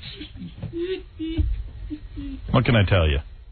But really, I swear to you, I'm not saying this for publicity. It's already appeared in the newspaper. I'm not going to hide from it. In fact, there's an article coming out in Billboard magazine about how the show's not being picked up in Dallas. And, of course, the Dallas radio station that we're on presently, that you're listening to us on, has more or less said in the paper, well, we're not saying anything, and we don't know, and blah, blah, blah, blah, blah. But that's no way to exit a town that has been so supportive. And I can assure you we will not be on the radio in August. All right, well, we have no alternative station to go to. I'm not going to call radio stations and solicit. So how do we get this done? Do we have to, Well, I would like to do it with our Dallas radio station. I would like to come down there and say farewell. Why not? If they're not picking us up, let's go out and... Well, if they are trying to play their cards close to their vest because they got some big announcement about what they're going to do with their radio station, they're not going to... Well, they shouldn't be stupid about it. If, in fact, I'm telling you, I have other radio stations that have fired me and have not continued with me, and particularly what happened in Washington, D.C. Mm-hmm. And I'll tell you something, there was a huge backlash. And the best way to handle it, and I'm advising the people from Nationwide Insurance, the best way to handle me, if you are getting rid of me, is to not only allow me to say goodbye, but to pay for the entire party for me to say goodbye, because there will be a huge backlash, no matter what you do, especially if you continue to have a rock and roll radio station. No matter what morning show you put on in place of me, no matter what format you put on, there is going to be a huge backlash. You're not going to recover for 2 or 3 years. Now, ask NBC. They dropped about... $50 million worth of value when they fired me. NBC. They don't exist. Yeah, the whole station went out. You can ask DC 101 what happened. 2 years trying to sell the Grease Man. No ratings, complete backlash. Radio station took a huge hit when they lost me. They fired me. Now, you figure it out. So, embrace it. Don't hide from it. When Al Bromley calls you, tell them you have not been in negotiation. Tell them the truth, that you're getting rid of the radio show,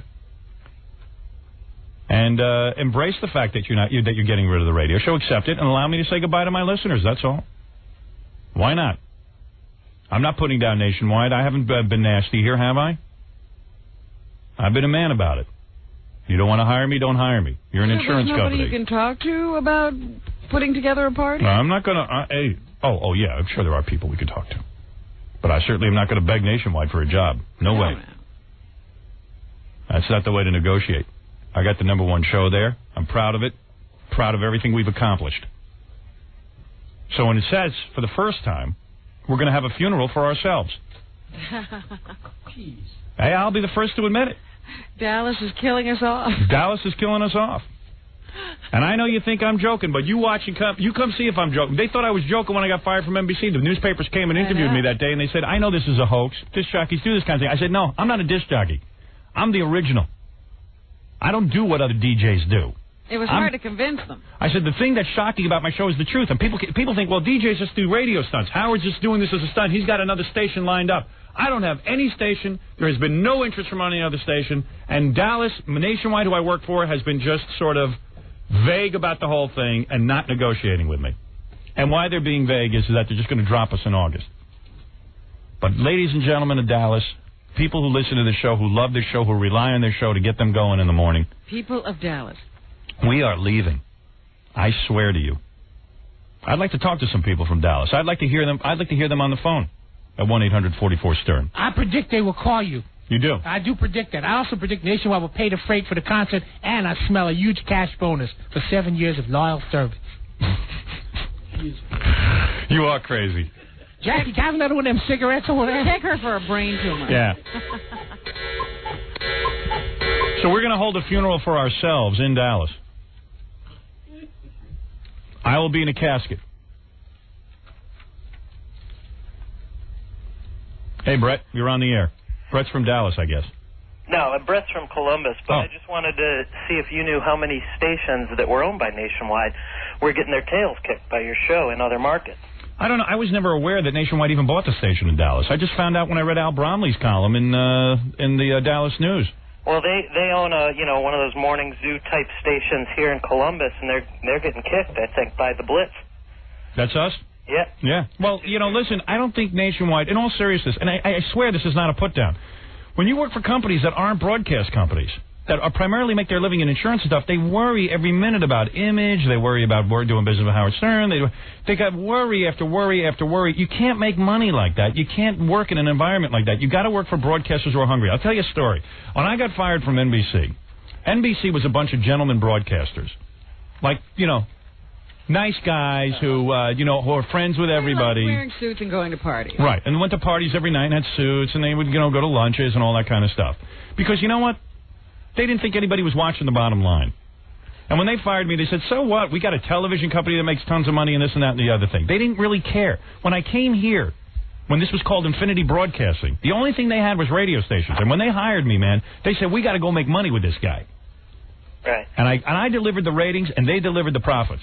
Well, it's all about business, because if you look, I think, if you just look at the radio aspect of it, look and see who owns, what station Nationwide owns in Cleveland. It's not... Whatever. This ain't about Nationwide. You guys want to get rid of me? Just be straight. When Al Bromley calls you, you tell him, hey, we're not renewing the guy. Well, maybe... I'm telling you, they're not renewing me. I'm telling you, they're not renewing me. I am telling you in August, we will no longer be on the radio in Dallas. So, start tuning your dial and looking for a different show. Maybe they're Go to the Bob and Schmecky show. Maybe they're using it as leverage to get you on all their networks. No, they're not at all. I promise you they're not. I'm not using this as a negotiating tactic. I'm being so honest. People always think that there's some ulterior motive. There is no ulterior motive here. They're not renewing me. That is my best assessment of the situation.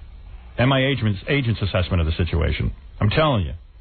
We've been through the process before. When people want to renew you, they pick up the phone 2 years before they're going to renew you. I've been renewed by every station I work for.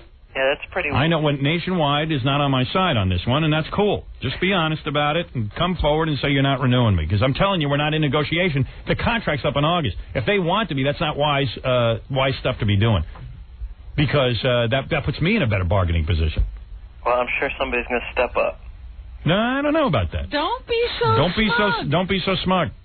A lot of the stations are going, hey, we got him out of the market now. Now, if we all just don't hire him. He's in Columbus. He's not in Dallas. He's not about to lose the station. Right. That's why he can be this way. That's right. I'm telling you. I just think somebody's going to see what you've done for their station. Well, wait and see. You can only hope. So far, I'm telling you that hasn't happened. Phil, you're on the air. Cool. Hey, Howard. Hey. I'm from Dallas, and I'm actually living in New York right now working. I'm going home tomorrow on vacation, and I just want to tell you rock, man. I loved your movie. I read your book. Yeah, well, Dallas has been real supportive, and I'm going to come there and say goodbye to you because you have been so supportive. And I am telling you, this is not a publicity stunt. I am being so straight and honest with you.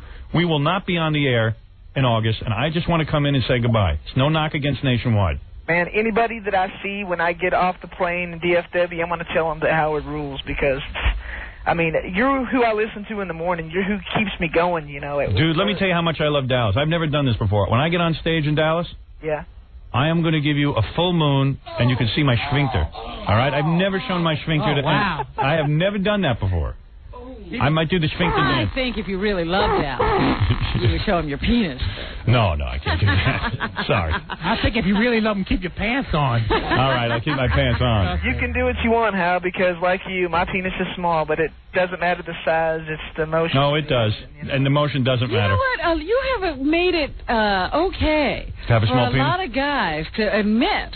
People walk up to me in the street and say, I have a small penis, too. The truth will set you free. That's right. But that's a lie spread about people with small equipment, Right. It does matter. Of course it does. Dion, you've only been with, I don't know what you've been with. All right. Pretty much everything. All right, thanks. I swear to you this is all true, and I'm not trying to pull anything quick on you here. I'm not trying to... somehow rope-a-dope you. Yeah, rope-a-dope you. I'm telling you, if you love the show, you can call the station. Ask them, are they renewing the show? They'll tell you they're not. I never figured you were lying, and my degree is in music, and I really want to get into music, and nobody needs a life story, sir. You're right. Yeah, right. This is about us. It's the Stern Show. Right. So that's the story. What can I tell you? That's about the best I can do with the Dallas situation. Give me a call if you know something else that I don't know. But the Al Bromley seems to have gotten to the bottom of it. The guy in Billboard magazine says the Stern Show will not be picked up. That's the way it looks. These guys started calling me looking for comment. And the only comment I'm going to tell you is that I believe, after talking to my agent, that in fact we will not be on the air in Dallas come August. And that's that. And I can't believe it. I cannot believe that we have the number one morning show. We are the only people on earth who could have number one shows and disappear. Well, yeah. And, and then they started saying in the newspaper, well, it's because, you can't sell the show. We tripled the billing, for crying out loud. I know. I've got the billing figures. We went there, I think they were billing $2 million or something. I don't know what they were billing. But whatever it is, we've tripled it. Why they buy the stuff? And I'm not responsible for the sales for. All I know is every station we're on makes money. I'll tell you one thing, man. We're running 18 minutes an hour here. Los Angeles, I called them yesterday. Told them to cut back on the amount of commercials they're selling. They could sell the whole goddamn hour. This is a big money-making thing here. So if you want to tell me it's about money, man, come on, then you don't know how to sell. And you better get a new sales team. Don't get a new morning show. Don't hand me that crap. Mel Karmazin just became the president of CBS Television off of this show, off of selling this show. Mel knows how to sell it. He sure does. If he can sell this, he can sell that crap on CBS Television.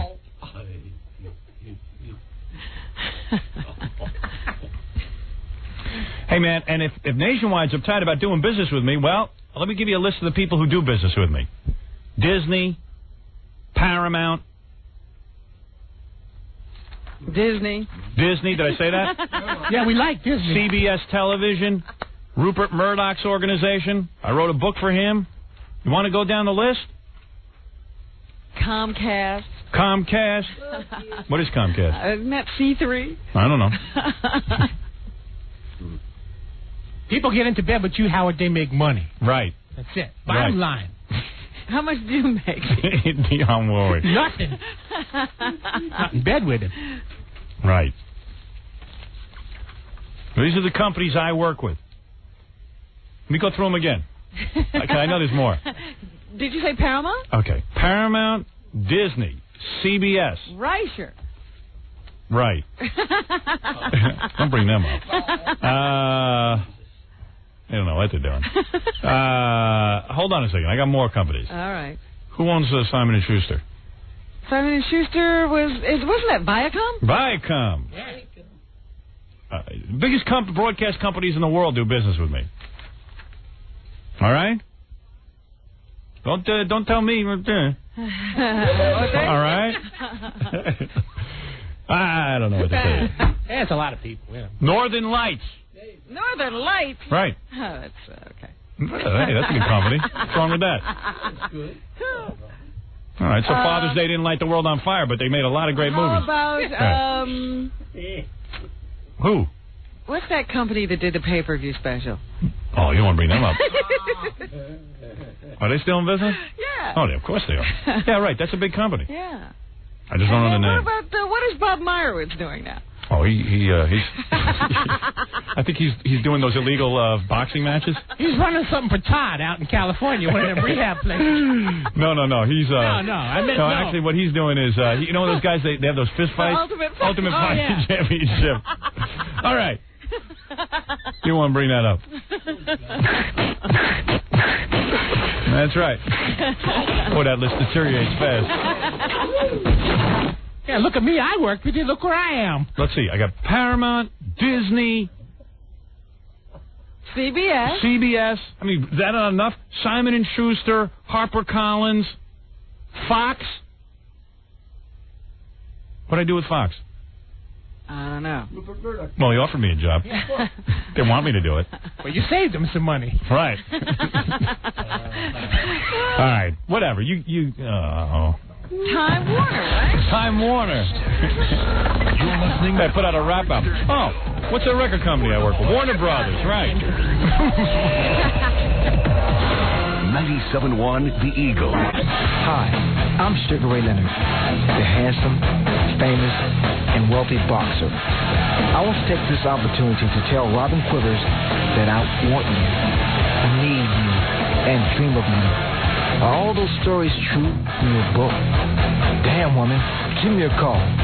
Here's Howard Stern. Oh, yeah.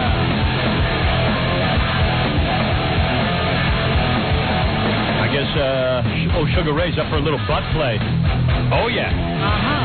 Yeah, that's right. Learn to read them lines better, too, huh? Oh, yeah. Uh-huh. Sound like Sugar Ray wants a little of your sweet accent, Robin. I don't know whether it was the story about that. That, in fact, that is not in the book. Butt play. Butt play. You know, I'm sitting here, you know, I'm such a neurotic about eating and stuff, you know, because I got this nutritionist now, Ellie Krieger. She's been helping me. She's on the job. Boy, she's good looking too, man. How often do you see her? How often As do you often need as I help, can. Consulting on your Oh, diet? I'm on the phone to her all the time, constantly. Every day, huh? Can you come over here? This doesn't taste right. Right. No, but it's like, it's weird. Like, Soup Man just delivered soup up here, and they had like, they have great soup, okay? This is not even a commercial. I'm just like, you know, giving them a free plug. Yeah. They have great soup. So John started telling me all the different soups. Like, what's this one called? This is lentil with noodles? It's like we have lentil with linguine and you know, roasted peppers or something like that. Yeah, so like I usually have a sandwich for lunch because I'm like allowed a certain amount of bread groups a day. Like a girl, you know, I have like a diet. Certain amount of bread groups, certain amount of fat, certain amount of Not like protein. a girl, like human beings. Yeah, whatever. You know, it's like a girl thing. But so I said to John, how many bread groups do you think is this? And like I'm all confused. Like You're asking how many bread? Yeah, I mean, yeah, he's got a big belly on him. But I mean, it's just like, you know, I'm trying to sit and figure out like how much like can I eat this soup? And if I eat this, how many? Like, what is it? Is it bread? What is lentils? Beans. Yeah. What do they go with? It's a legume, isn't it? Well, that's a bean, you dodo. Yeah, but a bean is usually counted as protein, but I think we're counting this as a carbohydrate. It can either be a carbohydrate or a protein. Where are you going to put Gary, get my nutritionist on the phone. Immediately. Get it down here. I like that I even have one. But how about chicken noodle soup? Could you have that? Yeah, I could have that. But noodles is a bread, so is that like eating two pieces of bread? Is all these... This thing tastes so good, there's got to be something wrong with it. You know, for me, for my diet. It's just so good, this Soup Man. Why doesn't the Soup Man send you ingredients? Yeah, I need to know. Well, Soup Man told me all he puts in here is beans and noodles, but it's and spices. It's so good. It's like a whole lunch, just the one thing. Yeah. Yeah, but what does that base consist of? It's so good it makes you suspicious. Yeah, right. Like, am I allowed to eat this? This is so good. Is it hot enough, Howard? By the way? Yeah, this is good. Oh, yeah. I guess you can't get my nutritionist. I just won't eat it. I'll just go back to my turkey sandwich. I'm not allowed to have fun. I think you can eat it. Yeah, but what does it count as? Is that 2 pieces of bread? Does it count as 2 pieces of bread? At least 2. I would say 2 pieces of bread. How does he know? That's a loaf. You think that's a loaf of bread? No. I don't know. Where's my nutritionist? Because you got noodles. Gary, And you got beans. Gary, where's my nutritionist? I'm working on it. I have the number right in front of me now. I can't find it. And that's the guy running your life, huh? Yeah. Get my heart doctor on the phone. I can't find the number. That's what happens when you don't. That's right. Somebody hit it in front of me. I said to him 10 minutes ago, get my nutritionist. I just think it's cool that I got somebody telling me what to eat. That's when you arrived. So I don't have... You know, I'm sitting here going... I just announced that we're going off the air in Dallas, and I didn't get one lousy phone call from Dallas, and I'm sitting there going, I can't believe these people... And I realized we're an hour behind in Dallas. I was complaining. I'm going, are we off the air in Dallas? Because I've been checking phones. I mean, literally, I said, you know what? We deserve to be off the air in Dallas. If I get on the air and say we're leaving in August and nobody calls in, and I realize we're an hour behind in That's Dallas. right. They won't hear that for a while. They'll be calling and we'll be gone. Yeah. I should have done it at 6 in the morning. Well, tomorrow we'll get the calls from Dallas, I'm sure. I mean... No, like, 12 o'clock this afternoon, we'll get all the calls, Yeah, right. Well, I'll stick around and answer the phones while you guys are gone, okay? Thank you, Miss Warwick. Okay, anytime. Right. You have nothing else to do. Yeah, right. No kidding. That's sad. Maybe you should do puppet shows. Yeah, that worked out well. By the way, I did a story earlier, Robin, about a Cleveland rapist who killed himself. Yes. He was a huge fan of ours, taped the show every day. It's in the newspaper. And, of course, was a fan of your book, loved your book. Said in his journal it was one of the best books he ever read. I really don't know what that means. He didn't elaborate. Isn't that like the worst compliment? Yeah. Like, you're thrilled to hear anything positive about your book. Yeah, you worked really hard on it. But that is from a rapist who raped 6 women and killed himself. Yeah. Jeffrey Dahmer loved it, too, I know. It says here the 40-year-old computer programmer committed suicide in the driveway of Avon High School shortly after a failed abduction in Lorraine. Oh. So he killed himself at the high school driveway. See, if he called the Psychic Friends Network at the time, could have told them the abduction would have failed. It would have saved And then it would save his life. Yeah, I'm right. glad he didn't call. Exactly. We're very glad. That's what I meant. Okay, so that's that. That's that. I tried to get Eric Mink on the phone, but I couldn't get him. The guy who writes for the Daily News. Is he in hiding after what he said? Well, it's just that our boss took over CBS television, and I think it's a great move, and so does the stock market and everybody else. And then Eric Mink just wrote something that was really weird. He said that, well, it probably isn't a good move because Mel Karmazin has slashed and burned wherever he went. Oh, wait, there's my nutritionist. I might be able to eat this soup, Robin. That's even more. And I just was so going to... excited. I was going to challenge him and say that he hasn't slashed and burned anything. This is Ellie. Hey, Ellie. Hello. Ellie's really good looking, too. How are you? She's a former model, true? She's a model, not former a anything. Model. Yeah, you can see her on I don't know TV. whether she was still doing that. Hey, Ellie, what's that commercial you do? Oil of Olay? Yes, I did Oil of Olay. Yeah. I have a few others. She's a real doll. I'll tell you. But my main profession is being your nutritionist, Howard. Yeah. And let me tell you something, man. There's nothing better than getting nutritional advice from a model who, like, isn't emaciated. You know what I mean? Who looks healthy. Yeah. All right, hey, just help me out with this, okay? So I got a bowl of soup in front of me, right? Okay. I'd say it's about 1 cup. Okay. Oh, that's more than a cup. You think this is more than a cup, Robin? Of course it is. Is it 2 cups? That's, about a cup and a half. You think? We can, let's say a cup and a half. All right, cup and a half. Thank you, because I keep asking these guys, is this a cup? Is this 2 cups? Yeah. Well, one thing you could do is measure it, actually. Just, then you'd really know. Gary, bring me my measuring cup. Are you talking liquid measure or... Liquid measure. Well, what do you mean? What kind of measure are you talking, Robin? How much does it weigh? I don't know. But look, so anyway, I'm sitting here. This soup is delicious, right? It's lentils. What is it called, Robin? He said it was a lentil noodle. Yeah, it's lentils and noodles, and it's thick as meat. Oh, Lentil puree. Sounds good. Right? Now, Sounds like a meal in a cup. Yeah, now, do I count that as a bread? Is that 2 breads? Is that 10 breads? Okay, so it's about a cup, you say? Cup and a half. Robin says a cup and a half. Well, first of all, we usually count lentils as more of like the meat group. Right. Right, so that's high protein. I don't know if I want to eat all my protein right now. Well, 1 cup of soup probably isn't all your protein. Okay.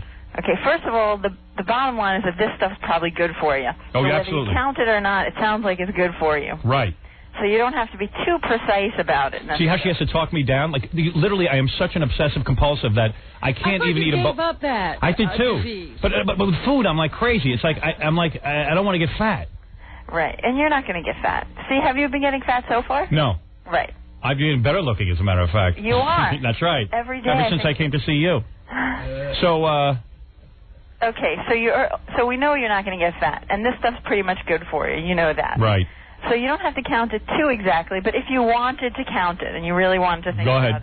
it, it's probably, say, 1 bread and 1 protein. Really? Or a half a protein. Oh, give me 2.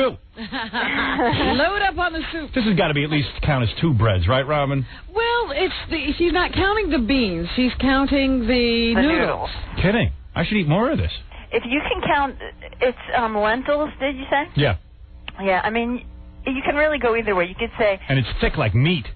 It's really thick. I mean, you could count it as 2 breads. All right, I 2 really breads. have to check it out. All right. Yeah, I don't know how they thicken that up. See, I got to bring all my food to Ellie and let her look at it. I think the lentils, they sort of thicken on their own. Oh, they do? Is that right? Man. All right, I'm going to eat it. And you know what? Enjoy it. Really? What a No, man. he won't do that. No. Dionne Warwick, you think I'm a man? Howard, you're a real man. Eat that soup. My you. heart goes out to you, baby. Dionne Warwick says it's all right to eat the soup. No, I just said you're brave. Yeah, I'm a brave man. Does that soup not look very good? Oh, it looks terrific. It's great. Good. Okay, I'm going to eat it.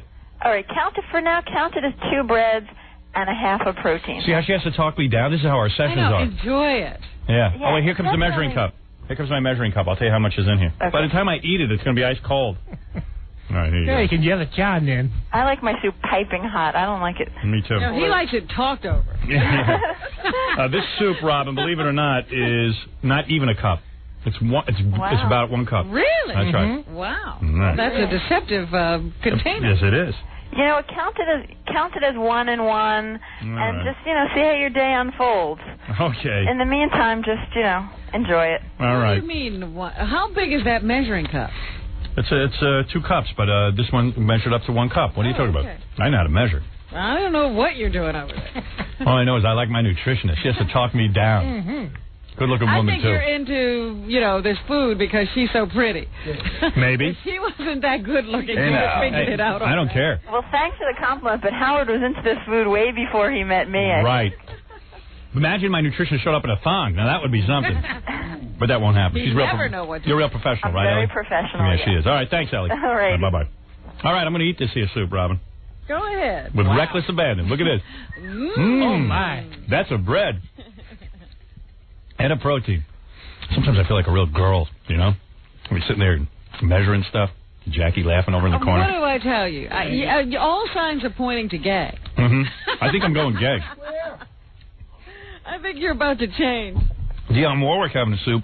Well, if it's good for you. Not measuring anything, are you there, honey? My soup is kind of rust-colored. What color is yours? Mine is brown. That's why I'm getting down. All right, let's... You should see how hot this nutritionist is, man. And I always think, like, maybe during the nutritionist sessions, she'll lean over and start kissing me. You always think that of everyone. She's getting married, though. I told her not to. It's taking the fun out of the sessions. There's no...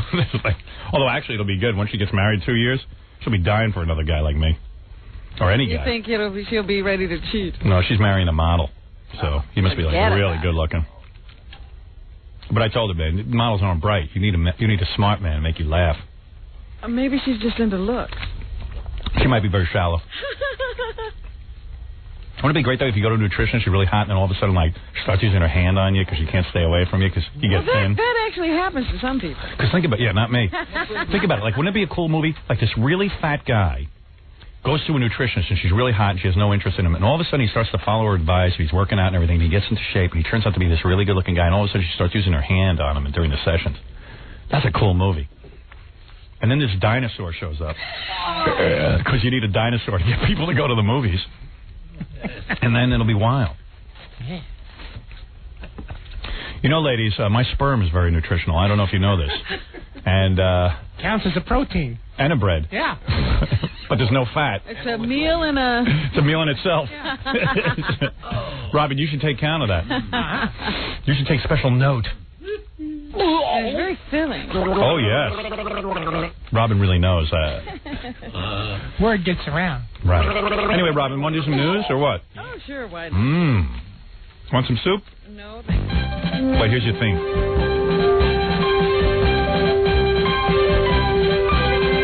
I'd rather listen to your theme any day than Jackie's plug. Oleo Records.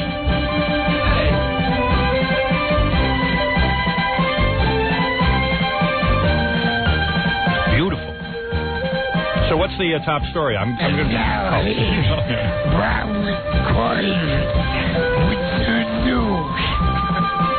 Well, you've actually done all the top stories today. I just want to reiterate. I know. I've been very topical today, haven't I? That's right. You have really been on top of the news. Want to talk to some guy who saw our movie in Denmark? That's news. Ooh, we are getting international calls. You're from Denmark? Yes, I am. My name is Casper. Hi, Howard. Casbah? Casper, like the friendly ghost, yes. What are you, on a speakerphone? No, I'm sitting in a radio studio right now because I'm a radio host from Denmark and I saw your movie yesterday. How'd you like it? I liked it a lot. It's very funny, but one thing upset me, not about the movie, but about you. When you were in Cannes, you talked to my ex-girlfriend, my ex-wife, and she gave you a pig and tried to tell you that we stole your show. And that's what makes me very angry, Howard. We will never steal from you. Do you remember the pig? It was called the Voodoo Pig. Yeah. Remember that? Aren't these guys wacky? This is what Cannes was like. People like speaking weird accents and talking to me about stuff. Hello? Yeah, it's almost like you're talking to Arnold Schwarzenegger. Yeah, Arnold Schwarzenegger with a radio show. All right, dude. I don't know what you're talking about, man, and like, I got to tell you something. Time is short, Yeah, let me explain. Listen, when you were in Cannes... We heard it already. He doesn't remember. It's boring. You don't remember it? Okay, well... I mean, when I was in Cannes, everyone spoke like you or worse, and it was like a nation filled with, it was like a bad Hercules movie. It was like, sometimes I looked at people, I said, are their lips moving with the words? Yeah, that doesn't match. Yeah, I don't care. Well, the only thing... Shut up! Oh, we really review the film. Yeah, I just wanted the guy to say, hey, I saw it in Denmark and it was like subtitles and crap, but you can't talk to these guys. They always have an agenda with me. We could have asked him some questions, but he wouldn't shut up. wonder if he knows about soup. Now I'm all excited about Soup Man. It only counts as one bread. But I'm counting it as two, Robin. But what about half a protein? That I'm counting too. Why are you robbing yourself? I don't know. He's so hard on himself, isn't he? I'm brutal with myself. What is a Baba Booey? Baba Booey. Baba Booey. Of you being in France. Baba Booey. Some girl called yesterday, and she swears she met you while you were over there, and that you said she could come on the show. And she gave this whole description of how she met you and stuff. How'd she meet me? Well, she said she's a struggling singer from Los Angeles. Yeah. She spoke to you at the Cannes Film Festival on Monday, May 12th. Where at the Cannes Film Festival? She says at the New Line Cinema Party. The New Line Cinema Party? I was there. For the Palm Beach. You want to know what happens to me? I think I know who this is. Like, you go to these parties, because I'm there to do press. So I walk in, and, like, some broad walks up to me and goes, you know, she's good-looking and everything. Like, there's tons of people. You're yelling, and there's loud music and stuff. She goes, I want to be on the show. I'm a singer. Can I be on? I go, yeah. Call Gary. You know. Here's the last part of the message, because it says she gave you the info fast, but you said you promised you'd have her on. A, I don't promise anybody they can be on, and B, if I do, I just do it because I want to get them off my ass. You know, I just can't get people. I can't get rid of people. That's why I can't go anywhere. So now what do we do? I don't know. Well, I'm sure you didn't promise to have her on. I'm sure you said, yeah, call Was Gary. she good-looking? She must have been good-looking if I told her she could be. Probably just wanted to get laid. Why don't we just have her in just to see her? Well, she's out in L.A., but, yeah, she'd be willing to come in. You want to talk to her Really? on the phone? Should I call her first? Should we see what she looks like? Don't people realize I'm blowing them off when I do that? Like, I'm just like, yeah. These people really believe. Like, why would I? Like, don't they listen to the show? You're going to have them on. Why would I have them on? People are so stupid. Well, I will tell you one thing. You ruined it for everyone having the Jesus Twins on, because everybody that calls me. I know. Those but the Jesus Twins were so stupid, they were funny. I know. Those guys are interesting in a way. I mean, get with this program. People say that to me all the time. I say, what kind of a wacko are you? Yeah, right. You can't be a regular person to get on this show. Like, this girl comes up to me at a party, and all I'm trying to do is get out of the party. Yeah. They block your way. They won't. Yeah, put her on the goddamn phone. But I tell you something. Now you can tell her she can't be on. Right. Howard, even sometimes I'll talk to publicists, but even regular people, and I'll say, do you listen to this show? Yeah, I mean, figure it out. And they go, yeah. I go, have you ever heard anything like this on the show before? And they'll say, no. And I go, well, then why do you think we do this? Yeah, I mean, but you know what it is? They never get it. They never get it. And I admit, I do go to parties and I tell people they can be on the show all the time. But I'm not saying the truth. I'm lying. Didn't lie to me. I'm here. Well, this will be the last time you're here. That's so cruel. I'll go back to the Fox Network. It's that extra protein make you mean. Yeah, that's all this protein I'm having, a half a protein. Yeah, soup just makes him angry. Well, what she means, a half a protein. And I got to go figure that out. You can have another half. Mm-hmm. How many proteins do you get? I don't know. I'm not even sure. You count your food? Oh, yeah.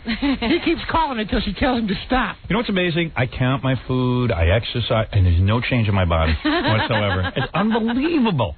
No change. Is somebody promising you that your body's going to change? No, now they've given up. They don't even promise. They go, you know what, this is just about feeling good. And I go, feeling good? I want to look good. Oh, that's for pussies. Who do you want to look like?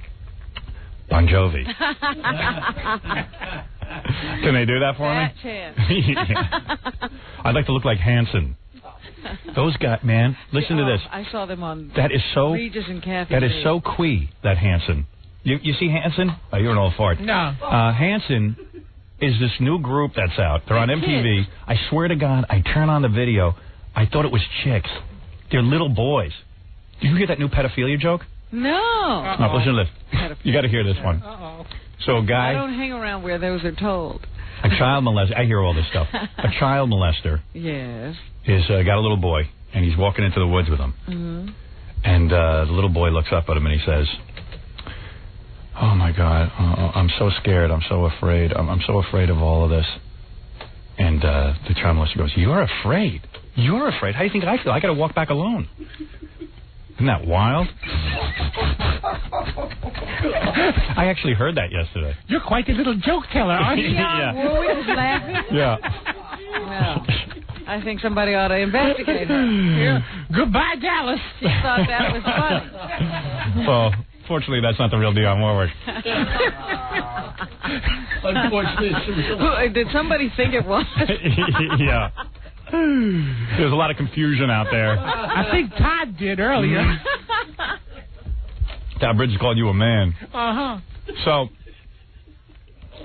anyway, So, this Hanson, I turn on the TV, the MTV. You got to see this video. First of all, the little drummer is 11 years old. The kid, I mean, like, why not put a dress on him? They got his hair braided. Did you see it? Oh, I have seen them, yeah. It's totally braided. I'm turning on, I'm going, hey, that's a hot chick. And then I realize, those are guys, those are boys. But they look like chicks. You know what I really hate? That the song gets stuck in your head. Not so me. I'm not letting that happen. Bop, No. bop, do, No. bop. No. I hate that. That'll never happen to me. No, that'll never happen.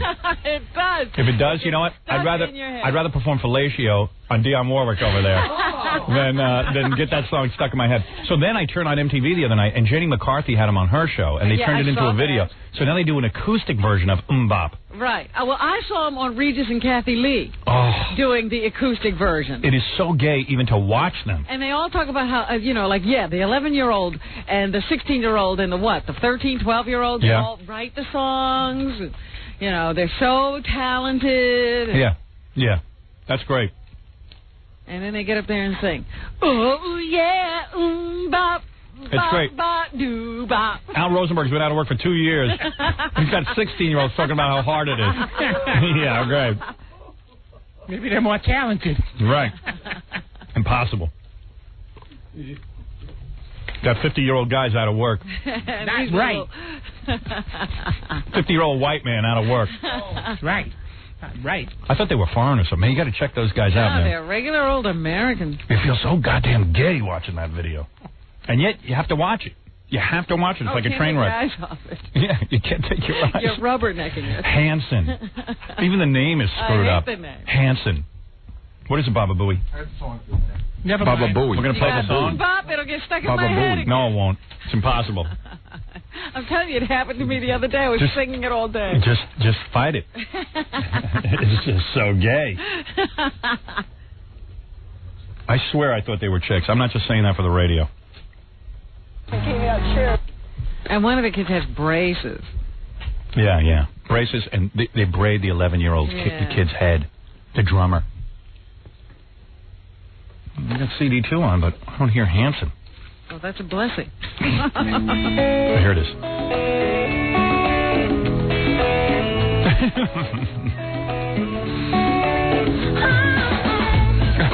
Oh, man, that's already gay. Yeah, what's that squeal? What just happened to you, child? That's the sound the kid makes before you bring him into the woods. Sorry, I'm not going to listen to this. Watch this little kid shrieking like that. I'm not going to buy into it. Oh, my goodness. And in that original video in the car and stuff, I looked at it the first time I saw it, and I said, are they being trained to be gay? Yeah. I mean, why not just put them in dresses? I mean, if those kids don't grow up gay, no one grows up gay. They are in gay training. Yeah.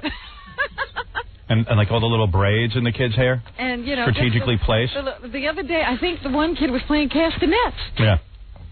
Yeah. I saw that. Yeah, I saw that. The 11-year-old. Yeah. They ought to just put him in a banana eating contest next. He's going to be Carmen Miranda. Yeah.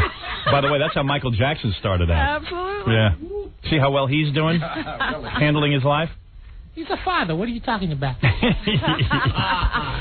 You ought to go consult that Psychic Friend Network and see what's going on, baby. I predict there will be women. Evidently, the news is hitting Dallas just now because the calls are coming in. Okay. Our rap is coming about. And, Victoria, you're on the air. Hi, Howard. Hi. I'm your Dallas CIA all along. I'm not doing this as a stunt, a publicity stunt. I don't need the ratings in Dallas. We've got the ratings. We will not be on the air in Dallas. Oh, my God. Does this mean that I actually have to move now? Well, I don't know what it means, but I'm telling you, I'm being very straightforward about it. I'll never lie to you. I believe you. We're not negotiating with the company in Dallas. We would have been negotiating already if they wanted me to be there. It's obvious to me they don't want me there. And I might as well just say farewell to Dallas now and throw a big funeral for ourselves, and that'll be it. Well, when we saw the article, we faxed it to you right away. I mean, I didn't know if Al Bromley was just... No, Al Bromley's a pretty good guy. I know Al Bromley. Wonderful. Yeah. And Al Bromley got the straight scoop. I'm glad for Al Bromley because I didn't even know what was going on there. My agent said, well, I've been dealing with this situation for like a couple of weeks or months or something, and it's been let's say, confusing. Oh, boy. Well, I know they fired that Donna Fidel. She's gone out of there. Yeah, well, you know what? Donna's a pretty nice lady, and I had no problem with Donna, and I knew something was up over there. Well, there's another radio station down here that one of the salespeople that moved over from the Eagle to another station, I don't know if you want me to say what it is. I'm not even sure what it is. I don't know what their format is. I think it's that easy listening junk. Yeah. But I called him this morning to see if he knew anything, and he'll get back to me. His name is Matt Kisselstein. Well, I know everything. I know everything there is to know. That the company that I'm working for in Dallas is not going to renew me. It's Nationwide Insurance. They're an insurance company. Well, they probably just don't want the association or something. I don't know what it is, or they don't want the #1 morning show. That's cool. I'm just telling you, I'm not going to go off the air without a farewell and say goodbye in August. I mean, well, let's have the concert. Let's have the funeral in July or August, Robin. All right. I'm ready to go. Yeah, Bags and packed. I'm going to do a major show in Dallas. Why not? Well, I know that we went to the movie when the movie came here. The minute it opened, we went to see it. We saw it for. No one has been more loyal to me than my Dallas audience. People love you here, and I know people are so hip, and yet they really get the show. It's not one of these podunk towns. Well, usually we just get pulled off the air, and we don't get to like sort of. Yeah, we don't even know it. We don't even get to say anything. So now you should know it. And let's see, what month is this? This would be May. Okay, so we've got 2 more months on the air there. 3 more months. Oh my God. And that's it, and then we're gone. Oh. Swear to God. Howard, how you doing in New Orleans? Can we move there? I'm on the air and going strong. Really? Yep. That was the same situation. The station there that we were on got sold. The new owners came in, threw us up, but we're on a new station in New Orleans and kicking ass, and now everyone's shutting their mouth. All the little competitors who were getting to be big shots. They were all going on the air going, "Hey man, where's Howard now?" Well, I'm back, jack-offs. Oh. Everyone in Dallas getting all excited. I don't understand this. Well, listen, when you come down here, you will, I'm sure, announce it well in advance. Yeah, I will. Don't worry, you'll hear all about it. Thank you. Jason, you're on the air. Yeah, I'm moving because of this, Howard. Well, hey. Well, I'm telling you, I'm not making this up. You can call the station. They'll tell you. They're not negotiating. No, I know, and I believe that. But listen, Lord Master Howard, first of all, I'm kind of peeved that you didn't come down here for your first funeral. You didn't come down here for your book signing. Are you making this up? No, I'm coming down. And I got a warrant out for my arrest, but I'm coming down anyway. F that Mexican in his skull, buddy. Easy. Ooh, a real man. All right, thank you. Our listeners are getting a little whipped up. They're all upset, that's all. My. Let's, can't we all just get along? Can we go back to reading the diary of that serial rapist? There's a dude still at the Alamo, waiting for a fight. What's in the news, Robin?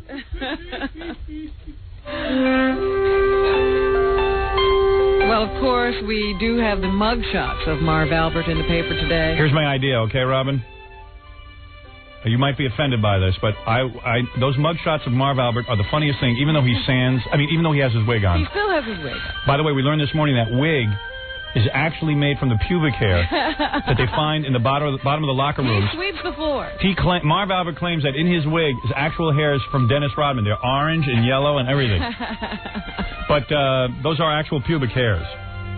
That's why he's so sexual. You know what's funny to me? Because I'm looking at the picture. Yeah, it's a weird picture. I mean, they don't hire good photographers to take mug shots. Oh, no, it's terrible. You look like a criminal once they're through with Yeah, right. You know, just put guilty under this picture. Because Marv Albert's kind of a sweet, innocent-looking guy, and all of a sudden, like, that mugshot makes him look like a maniac. Like a serial killer. Yeah, I mean, it's unbelievable. It's a perv. I mean, it looks like he has sex on his mind every minute of the day.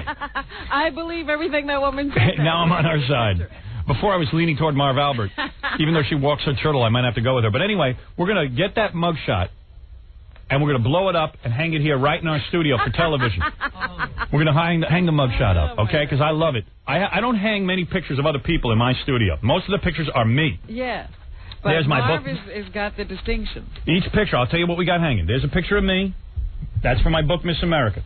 There's a picture of me from my movie. There's another picture of me from my movie. Mm-hmm. There's a painting of me that a listener did. And there's Baba Booey's teeth. I got one picture of Baba Booey's teeth. And then, of course, Big Blackie. I got a big, giant picture of him. He's the only other guy to crash through. The only picture I'm going to put Marv Albert. I want that picture blown up, Gary. I want that in here tomorrow. Howard, you got to go to line 1 right away. Uh-oh. We're starting to get all these calls from Dallas now in our office. Yes. And this woman's crying. All right. That you're getting thrown off the air. Hi, how are you? Hi, Howard. Hi. Listen, you know what? I'm going to tell you something. I feel like crying. I don't know what more I could do in Dallas to get ratings, to bring the station prestige. I've done everything right for that station, and okay, they don't want me, they don't want me. Oh, I'm sorry to call it crying. I feel like a fool, but I'm so upset. I'm glad you're upset. I'm upset about it, too. I really am. We love you here, Howard. I know. Going every day. I know. I've had 15 phone calls this morning from people. Well, Nationwide is not on my side. Listen, Nationwide Insurance is an insurance company. They're not broadcasters. I understand that, and maybe I just wish they'd be straight with me. Is there anything that we can do on our end? You want to know something? I don't know that there really is anything you can do. I would suggest that maybe you call the station or write the station, but I think they ignore all that. I mean, I've been on stations like NBC where people were in a giant uproar over me leaving, and Is it no good? It does no good, you know. And I'll tell you the truth. I don't really see us being on another radio station in Dallas. This hasn't happened. Oh, Howard, we can't live without you.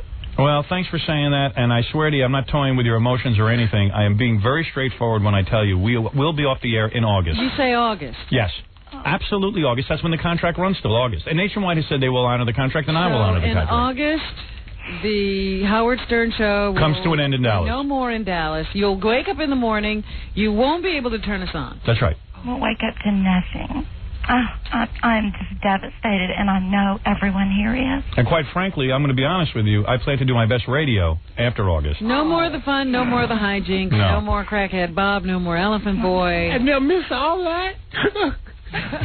Dion, be quiet. I'm sorry. Crocodile tears. It's the moment. It's crocodile tears. All those great shows in September, that was what we hear. Oh, Lord, what a world, what a world. Yeah, well, we're really going to miss you. Well, I'm going to miss you, too.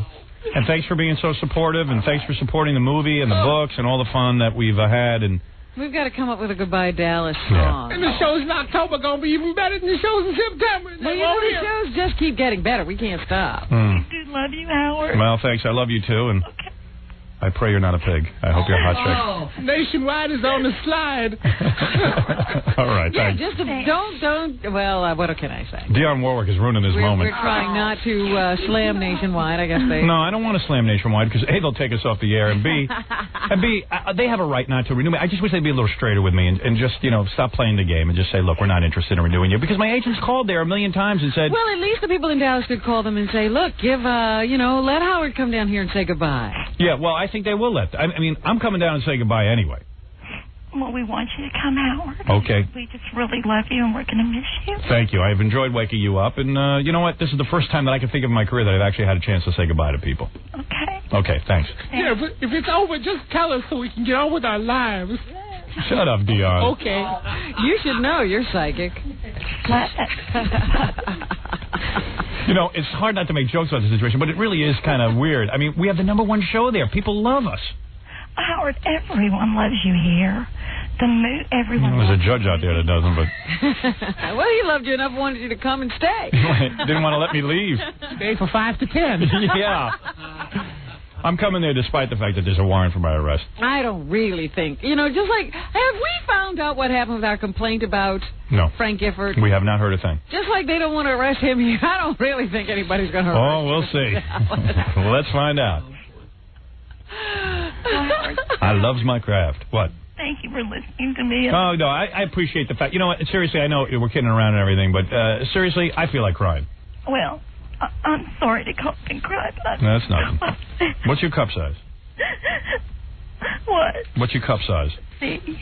Now I'm crying. C is beautiful. C's my favorite. I bet you're cute. Listener. Can I ask how much you weigh? 127. How tall? 5'8". Oh, nice. How old? 28. Oh, in the prime. 28, 5'7", 128 pounds, and a C cup? I'm breathless. Better run on down there and hold her. Oh, Howard, we love you so much. I love you. Are you married? No. I bet you a lot of guys ask you out, though. Yeah, they do. Can you wear a thong? Well, I don't live near a beach. So. No, but I mean if you had to. Yeah. Wow. Got a nice body? Mm-hmm. Wow. Who do you look like that's famous? Oh, nobody. Really? Got a sexy-ass voice. Oh. You know what I would do to you if I was with you right now? What? I'd hold you. I'd kiss you. Honey, I'd kiss you, too. I would kiss your sweet lips. I love you so much. Oh, God, I love you. Oh, you're so sweet. There is no other radio guy who loves his audience more than me. Oh, I know, Howard. I don't know what we're going to do in the morning. What are you wearing right now? Tell me. Shirt. T-shirt and what, panties? No. Just T-shirt? Mm-hmm. Are you shaved? Mm-hmm. I'd come over there. What color hair you got? Blonde. Long? Mm-hmm. I'd kiss you on your sweet lips. No, I kiss you too. Give you my tongue. Kiss your neck, your ears. You're so sweet. I would eat you up. Oh, sweetheart. I would eat you up. Howard, I could eat you up too. I just love you. Pumpkin. Hey, shut up, you guys. I'm in the middle of something here. Pumpkin. Sweet little pumpkin. You're so sweet, Howard. Sweet girl. I would touch your legs and kiss your thighs. Kiss your belly. Kiss your belly lower and lower. You're so sweet. So sweet. I'd be so gentle. Anytime you're ready for the news, just News, wait. baby. This is the news. I'm starting to well up over here. I know in my heart you must be a big, fat, hairy slut. I can't believe you're this good looking. God, you sound hot. Oh, naughty. Naughty. Are you bad? Am I bad? You go to spanky? Mm-hmm. When you come to Dallas, I'll let you spank me. Do you like to get a rub down from you, man? Mm-hmm. Would you like me to rub your shoulders and then your back and rub your buttocks? Gently. You're so soft. But she's got a mustache. And a beard. She's got a mustache like Ron Goldman's father, I'm telling you. Yeah, she works in a circus. Big white-headed zits on your back. A mole with a hair growing out of it. All right, my sweet angel. I love you. Howard, when I come down there, I'm going to come visit you, all right? Okay. I swear to God, I'm going to put you on hold, tell Gary give me your address, and I'm going to come over there, I'm going to kiss and hug you. All right? Howard, I do love you, and I'm going to miss you I'm so going to much. miss you, too, my sweet angel. Goodbye, my baby, sweet. Pumpkin. Bye, Howard. Bye. Come here, Robin. Dion's in the room. Don't look over here.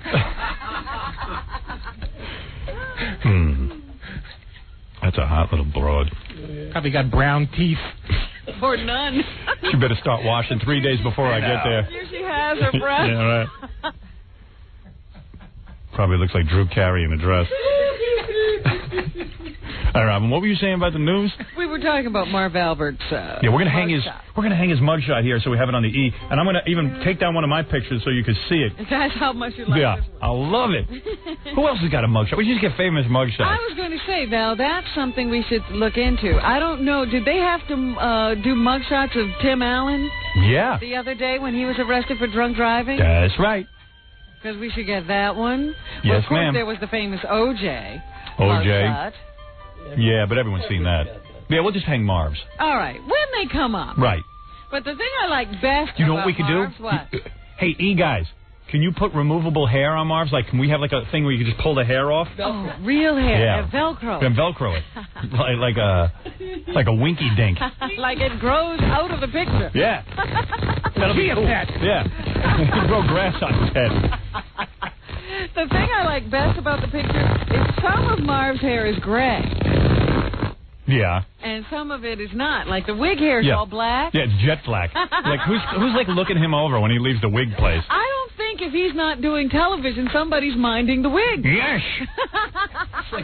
Hey, I got an idea for tomorrow's show. What? Based on what you're doing here. Do you think for prizes a woman would come down here and let me bite her on the back 15 times? I'd like to see if that turns me You're going to on. draw blood like he did, according to that woman? I think I'm afraid to draw blood because I don't want any diseases. Right, yeah. Maybe I don't. And what if she looks like the chick who came down today? She could spare it. You could bite her 30 times. Yeah. Gravy. Gravy. I don't know. Horrible. Hoofa. Hoofa, toofa. Hoofa, toofa, baby. You don't want to bite somebody to leave marks. All right.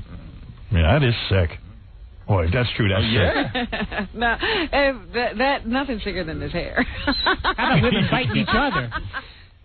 Shut up. Did you ever hear of anybody ever biting somebody in the back? I've never even heard of that before. No, never heard of that. Don't know anything about it. Never anyway. heard of that. No, I never heard that. Never heard about nobody worrying about soup the way they do here either. But yeah. All kinds of but that's wacko another story. in show business. Anyway, there's gray hair peeking out from under the black hair. Well, you know what it is? Marv's mugshot. That wig is made from the pubic hair of various NBA players. That's from the drain at the ladies' PGA. Which only makes me want even more to know what is under there. Yeah, I know what's under there. A frightening scalp that hasn't seen sunlight in years. Do you think he, ever goes without his wig? Like, at night, does he sleep with it? Well, obviously, it looks different at different times. I'm thinking he's slapping this on every time he leaves the house. I don't know. Like a hat. Like Don't Willard. forget your hat, honey. That ain't my hat, honey.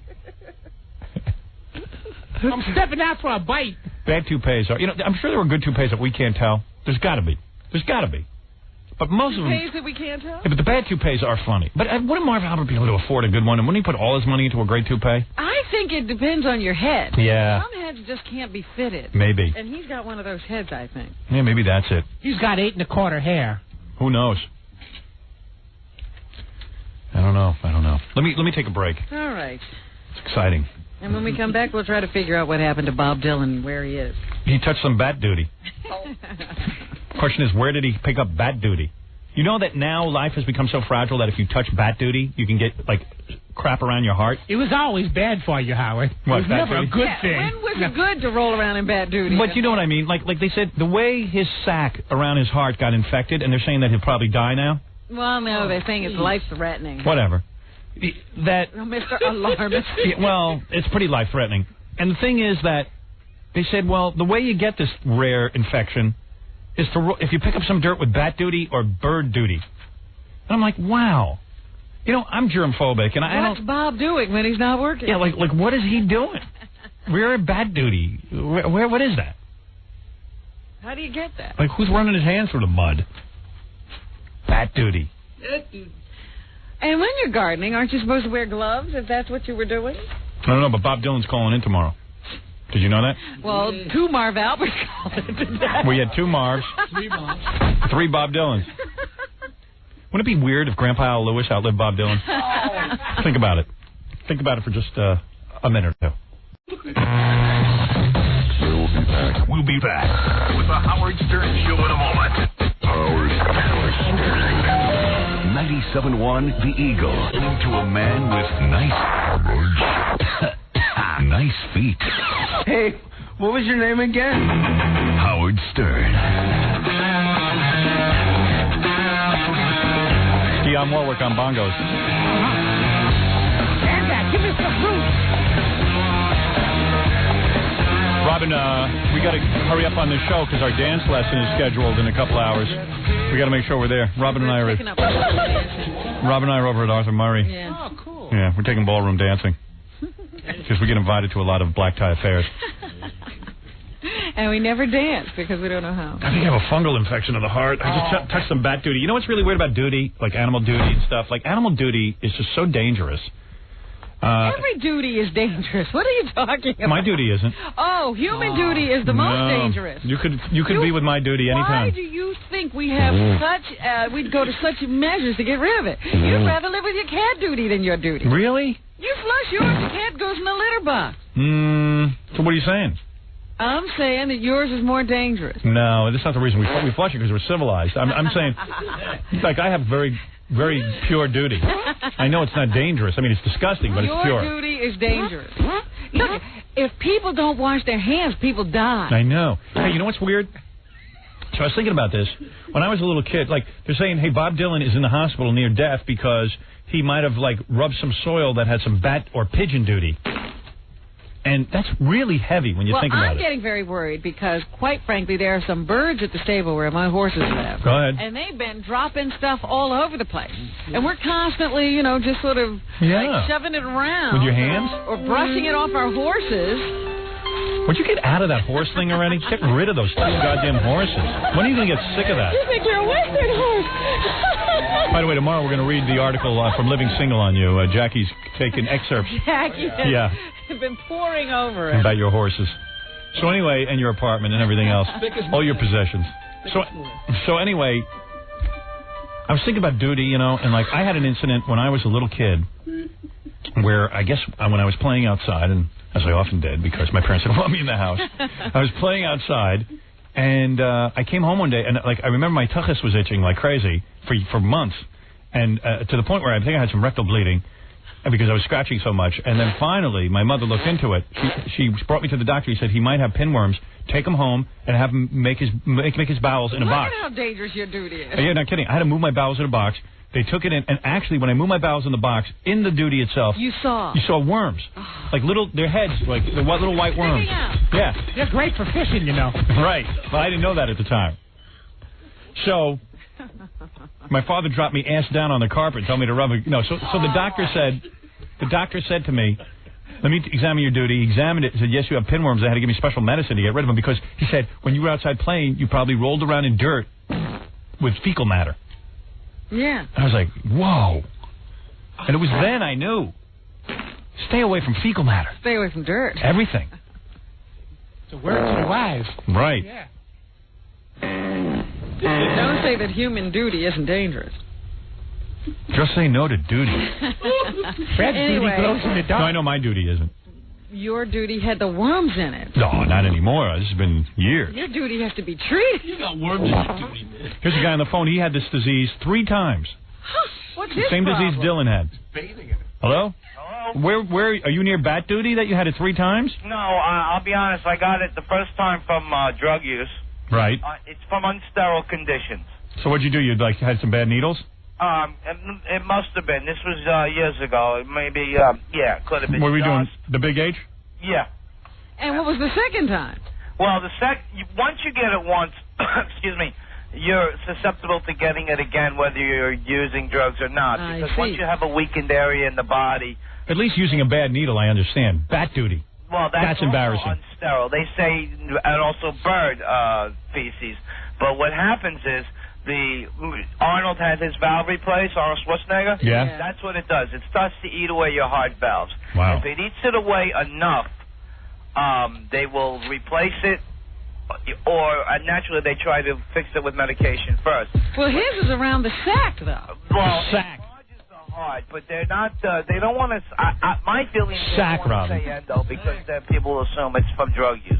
But Well, they're saying in the paper that he gave up smoking and drinking. Maybe he's still on the needle. Right. Got to give up that back duty. Yeah, right. Yeah. Or he could have had it in his system, and it could have landed. I'll be honest with you. When I picture Bob Dylan, I see him less as a bird-watching nature lover who got some duty on his hands as I do as a heroin user. But who knows? I mean, who knows? You never know.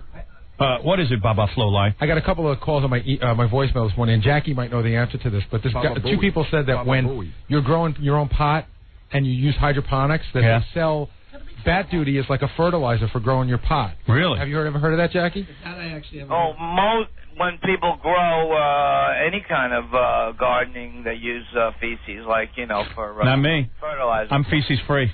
But I was in the hospital for 6 weeks, and I don't want this guy's whole medical history. Yeah. It's getting a little dull. That's enough. Yeah, just hang up on him. We just wanted to know how he got it. Wonder what's going on in his house. He's still talking, probably.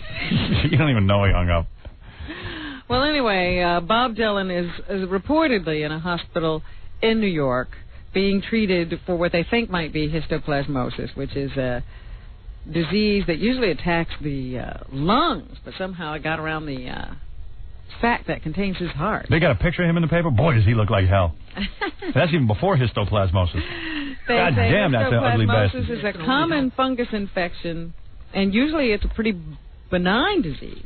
He's a nasty-looking guy. But when you get it around your heart, it can be life-threatening. But it can and often is successfully treated with drugs, not surgery, in nearly all cases. Okay. Only Wipe one them down case with in Charmin. 50,000 is fatal. They're hoping that Bob will be well enough to go on tour in the United States sometime this summer. Oh, great. Guys always use that. Hey, I almost died. Come see me. Well, his record company is making all of these announcements. Yeah, I work for the Grateful Dead, man. They always had Jerry Garcia dying. And finally he did. Yeah. They milked it right up until the end. So maybe there's something to it. They say that, as I said before, that he has reportedly given up smoking and drinking. Wouldn't that be a rip, that you finally give up everything and then you get sick? Right. Maybe that bat duty was just blowing in the wind. Bat duty was blowing in the wind. The answer, my friend, is blowing in the wind. Bat duty blowing in the wind. I got the bad duty blues. I got the bad duty blues. Oh, Mama, can this really be the end? Feces, they are infecting. The feces, they are infecting. Come gather round, children.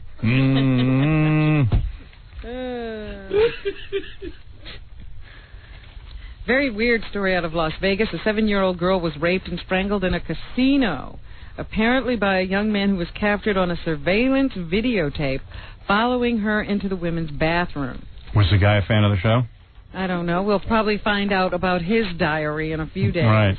Tape the Stern Show today. Sharice Iverson's body was discovered inside a locked corner stall in the bathroom at the Prima Donna, about 40 miles from Las Vegas. Wow. No immediate arrests were made. The girl was slain early Sunday after security guards warned her family 3 times not to leave her alone in an arcade while they were gambling. That gambling is so incredible. People forget their children. Right. Wow. The surveillance tape shows the girl possibly playing hide-and-seek in the arcade with 2 men in their late teens or early 20s. Now they say that 1 teenager is being held in the rape and murder of this child. 2 18-year-old men were in custody in California, but police in the Long Beach area say only one of them, Jeremy Strohmeyer, is being charged. He's awaiting extradition to Nevada.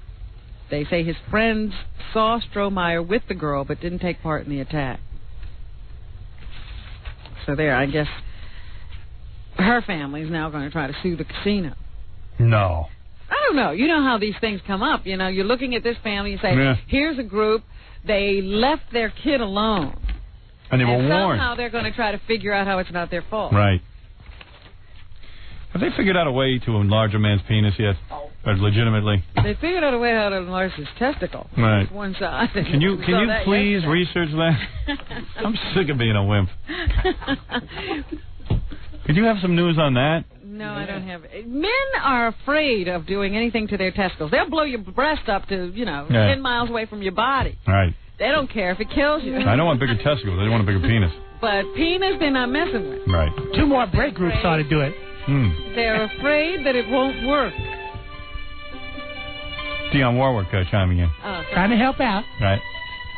You know, we've been talking about for the last couple of days that every time we want to give away a prize, we've been trying to give away U2 tickets and nobody will take them. Yeah. Well, they're saying that they're having trouble.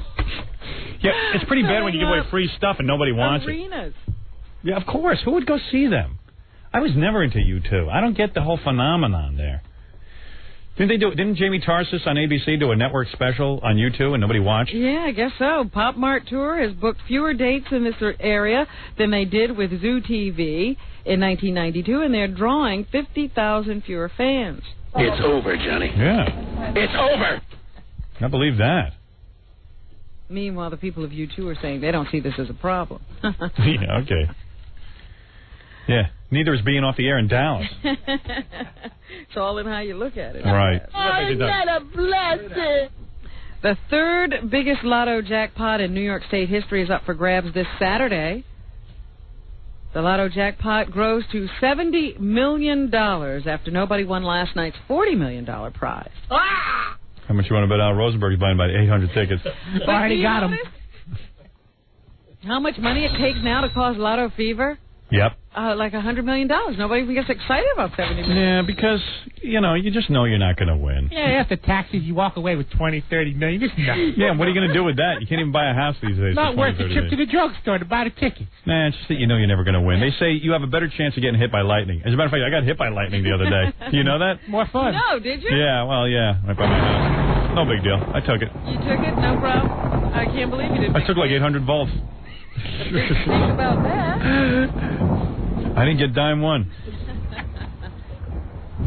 Well, speaking of lightning striking twice, they're saying it sort of did in Texas, in Gerald, Texas. That town which was nearly completely destroyed by a twister the other day. It was an F5. Now we know all about twisters from that movie. Yeah, of F5. Last summer. Yeah, that was some movie. Did you know you can ride your car right alongside a tornado and nothing happens to you? Come on. You don't get hit by a cow. Tell that to the people in Texas. Yeah. They say that alarms went off like 10 minutes before, and there were radio warnings up to 30 minutes before this tornado hit, but it was moving so fast people couldn't get out of its way. Wow. And it demolished tons of things. There was people who, were standing in an area that used to have 50 to 75 houses and trees and all kinds of things, and they said, we couldn't tell. There wasn't anything standing. I know, and tornadoes are weird. You could literally be in your house and everything's fine, and next door to you, the whole place could be gone. Right, depending on where it touched down. And this one was on the ground for about 30 minutes, which is a long time. Wow. A lot of people died. The Red Cross says, send money. These people need help. There's Jackie's answer. Governor of Texas went to the area. He was going to go down there and do his thing and say, we need federal aid and all that. And then he looked at the area and he said, you know what? There's only so much we can do. Right. Jackie, you going to give money to the relief effort? He's just having a good laugh. Jackie, do you care about other human beings? Meanwhile, in Texas, they're also shooting for a record, Howard. Can you guess which record it is? I don't know. Who's shooting for a record? Texas, the state. Number of children left alone in a casino? No, they're not going for that one. Number of times they can fire me? They're shooting for... Most presidents shot? No. Because they're up, let's see, one. Executions, can I guess? Yes. I'm right. Well, you predicted. I could tell. I knew it. I could tell. Most executions in a month. Shoot them the juice. Wait, what about the Jews? Juice. Oh. Robert Madden, 33, became the 8th condemned killer to receive a lethal injection this month in Texas and the 16th this year. Maybe it's for the year. Right. They're shooting for that record. The pace of executions in Texas is quickening as inmates exhaust their appeals and new laws designed to speed the appeals process take effect. At least 10 Texas executions are set for next month. Our study don't kill any of you. Or next week. Yeah, that's a great state. Jaywalking there, I think they cut your leg off. And now there's a warrant out for your arrest, and you're going down there. Is that what you're saying? Yeah, right. Okay. Good luck. Right to us. So anyway, Texas is moving right along. They're getting rid of those prisoners. And why don't they kill two at a time, skewer them like a kebab? Put them one on top of the other in the gurney. That's right. We like the idea of taking the electric chair. That's right. You put one guy in the chair and the other guy in his lap. Or let them kill each other. In the room. There you go. Give him knives. Got the evil eye. Sit back and shut up, you guys. Yeah, right. Okay. Put your dress up over your head. Have you heard about this young girl, Brett Ellison? No. She's 12 years old and can do everything without her left arm except play a cello. So she's pleading for the return of her prosthetic arm so she can play. I saw her on TV. It was really sad. Somebody stole her. She's supposed to play tonight. Well, it wasn't stolen. I think they left it in the back of a taxi. Yeah, that was it. She was in a cab. She left it in there, and I guess it's really not valuable to anyone except her, and her arm is somewhere. It's a $15,000 myoelectric arm. She's been using it since she was 5 years old. The battery-powered arm responds to her muscle movement. So sad. I have both hands at work, and I can't play the cello. You can't play a thing. She says she rides horses and plays basketball without her arm, but needs it to hold the bow. If I ever date her, in a Manhattan cab on May 21st. If I ever date her, remind her not to use her right hand. What'd you say? Which hand is it? The right one or the left one? Oh, it's the left one. It's the left one. Yeah, she can use her right hand, not the left. You don't want the left? I wonder if I can beat her in basketball. Maybe you can help her raise money with a basketball game to right. use the new arm. If she can't find the old one. She needs it tonight. And Leona Helmsley getting a little bit of positive press. The Queen of Mean, as she became known during her problems with the federal government and being shuttled off to jail. She gave the National Council of Churches $1 million to help rebuild churches that have been burned in hate crimes. The Queen of Mean, Leona Helmsley. She put up another $500,000 that the council can collect if its burned church's fund raises matching amounts. She says she can't stand to see people being abused. Yeah, she's not causing it. Check Leona's house for that arm. The point is, there's no video cameras on her when she's running around doing her abuse. Right. The Megan Kanka trial has gone to the jury. The man who's accused of killing young Megan Kanka, the girl who's responsible for what are now known as Megan's Laws across the country, has been on trial. He's Jesse Temendaqua. That guy's weird, man. Have you seen him? Oh, yeah. Is that a toupee? No, they cleaned him up for the trial. He looked a lot different before. Really? Got him a haircut and glasses and shaved. Right. Oh, yeah. He's a twice-convicted child molester. No one in her community knew at the time that they were harboring such a man. He's accused of killing the girl to keep her quiet after molesting her. And the jury now has the case. He is scary looking, man. The Timothy McVeigh trial out in Oklahoma for the bombing of that federal building. Have we killed him yet? Its case yesterday. No, we're still in the trial phase, Howard. And he did not take the stand in his own defense. At one point, his lawyers were hinting that he might, but he did not. So the jury could soon be getting that case after they are charged. Yeah. He looks guilty of something. Did you know that JFK would have been 80 years old today? Yeah. That's pretty amazing. Think all the broads he could have had. You think he would be through at 80, tired? And No. Look at Giff. He's 80. He's still going strong. Look at Imus. He's 78. Right. He's licking away. Got one lung. One lung. He's still functioning. Can't blow out the candles on the cake. But you can get that young wife. I just wonder. I'd like to get a look at Imus's first wife. You've seen her, right? I've met her, yes. Right. She lives in Cleveland. Why didn't you find her? What kind of prize is she? That's what I want. That's what he married before he got on the radio, right? Look a lot like that little fat girl in here rubbing against you. Yeah, right. Imus is all proud. He's taking around his trophy wife, showing her off like, hey, man. And saying that's what means the most to him. Yeah. This is my wife, Bunny. Yeah. We ought to take the wife that he first married. His real wife. So we see what he gets with that face before he got famous. Now I got to be a pretty young wife. Yeah, because you got some dough, you idiot. Which I wish he didn't have. Look like that, you don't want to touch yourself. I hope Bob Dylan outlives Imus. This is from Saint-Jean-de-Luz, France, Howard. The Golden Arches are under attack again in southwestern France, officials say. Scumbags. A 30-pound gas container bomb flattened about half of a McDonald's restaurant. Nice. In southwestern France early today. No one was hurt, and there are no claims of responsibility at this point. This is the second such attack against the restaurant in less than a year. Did $2 worth of damage, I heard. A Basque separatist group claimed responsibility for the first bombing in August. Yeah, the French hate us. They hate anything American. And you should see the French now. They're all getting fat because they're eating all our fast food and everything. It's good. We're fattening them up. More McDonald's over there. I love it. Imus ought to be married to a woman that looks like Beetlejuice based on what he looks like. Beetlejuice. Yeah, Beetlejuice. That's right, man. Pulled that out of nowhere. Excuse me, I'll have 2 all-beef patties, special sauce, plastique, and gunpowder on a sesame seed bun. You got the beautiful ass. Okay, baby. The Federal Trade Commission has charged that R.J. Reynolds is targeting kids with their Joe Camel cartoon character. The agency wants to ban Joe Camel ads from appearing anywhere that minors could see them. Isn't that unconstitutional? I mean, what's going on? Why can the FTC, why can the United States government say Joe Camel is bad? I'm not a fan of cigarette smoke. I wish everyone would stop smoking because I can't stand secondhand smoke. But I'm going to tell you something, man. The tobacco industry is a great industry.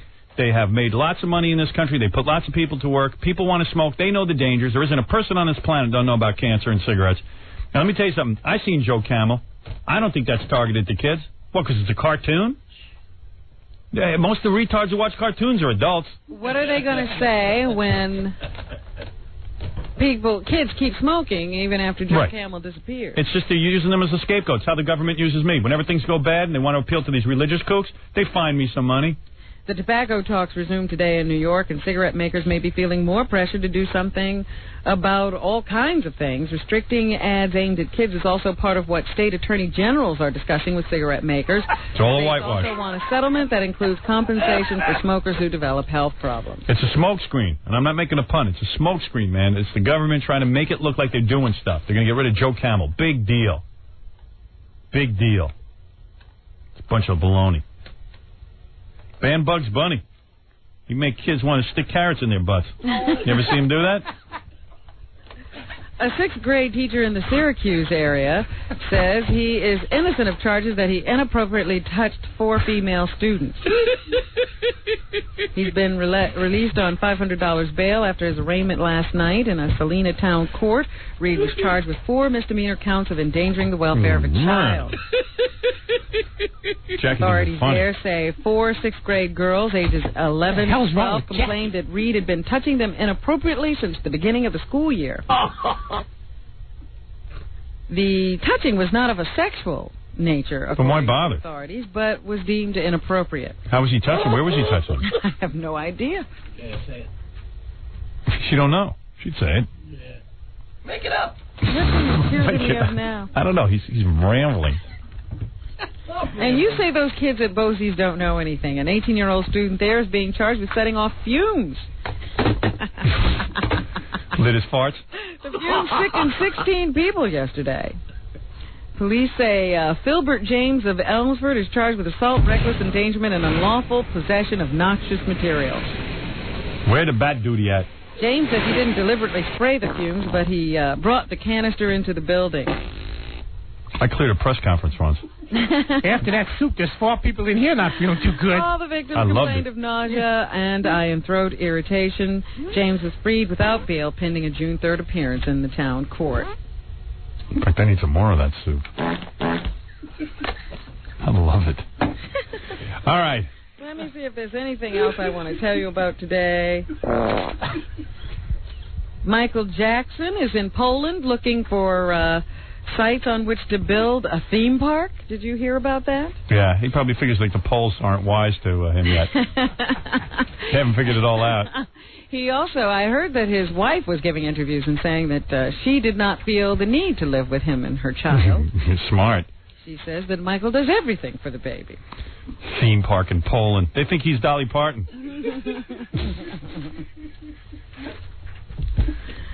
Let's see. They have declared that young kid, the 15-year-old who was under a suicide watch in connection with the murder of a 40-year-old man in Central Park. They have declared that he is fit to stand trial.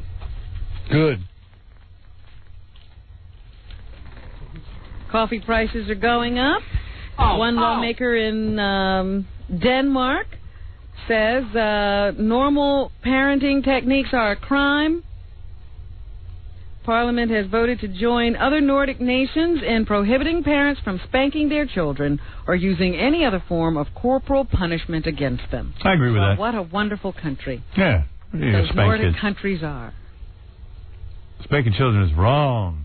I've never hit my kids. It always cracks me up when people hit their children and think they're doing a good job. I think they think they're raising pets. Yeah, I never spanked my kids. Then again, they put a knife in my ass the other night. Stop it. And finally this morning, a woman writes to Ann Landers. Stab my cheeks. That she thanks Ann Landers for publishing a letter from someone else who says they got pregnant without sexual intercourse because she, even having been in the medical profession, didn't believe it was possible. Of course it's possible. You get into a bathtub with a chick and get her pregnant. It floats in the water, you know. Right, Robin? Well, I've heard of it in pools and stuff like that. Oh, yes. Absolutely. But never in a dry situation. I can get a girl pregnant looking at her. Anne explains that this particular letter is referring to a correspondent who became pregnant when she and her boyfriend were fooling around in bed. And they swear that there was never any penetration. Really?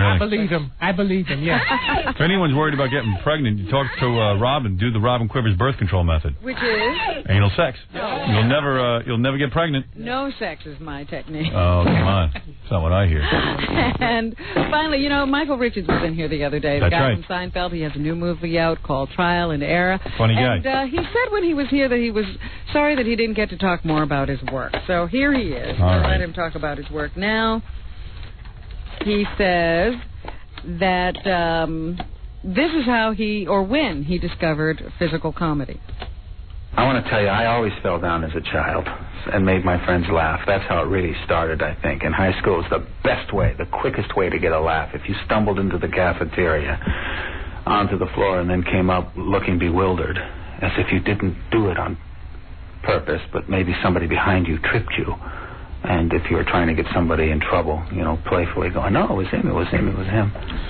See why I didn't let him talk about his work? See? Am I smart or what? Well, let's try it one more time. All right. Here he is discussing a scene in Trial and Error. You even said you saw this scene and you thought it was very funny. No, it was funny. This is the one where his character beats himself up. In that scene, I needed to show quite quickly a man out of work as an actor, trying to get an agent, and doing a scene that I felt signified what he was up against, the wall. Hey, Kramer, here's advice. Be Kramer. No one wants to hear all this. And, okay, I can't take it. I'm sorry. You did it. Well, at least I like Michael. He's a funny guy, but you know what? I tried to let him talk about it. He's funny when he's falling down. Imagine he has a whole career, he falls down. And when you talk about it, it's really boring. Mm-hmm. Don't talk about falling down. Just fall down. He's going to go into the whole description of why he falls down. I don't want to hear it. Okay. Enough said about that. That's what's happening. Jackie Penthouse, Joke Page, Martling, Sergeant Pecker, The Joke Man, are both 78 minutes of nonstop filthy jokes, $12, $4 shipping and handling, CD or cassette, buy two, get one free. Call 1-800-323-KING. Jackie CD is now available at major record stores coast to coast on Oleo Records. For information and fun, visit Jokeland on the web at JackieJokeman.com. Congratulations, Jackie. Your wife will be performing where tonight? Give her a quick plug. She's at Kenny's Castaways, open up for Stuttering John. All right, and Fred Norris will be in the Hamptons this weekend. Where? Neptune Beach Club, Hampton Bays. Friday night. Saturday night. Saturday afternoon. Al Rosenberg will be at his house, sitting by the phone. Unemployment. Right. It's too bad. Talented man. Thank you. And Give him a call. On his behalf. Give him a call. He's ready when you are. Delabate, where are you this weekend? Great Adventure. Great Adventure. For fun or work? Work. All right. And 718-BAG-5040, Scott the engineer. We can play at your party. Gorillo in... I'll be at my apartment.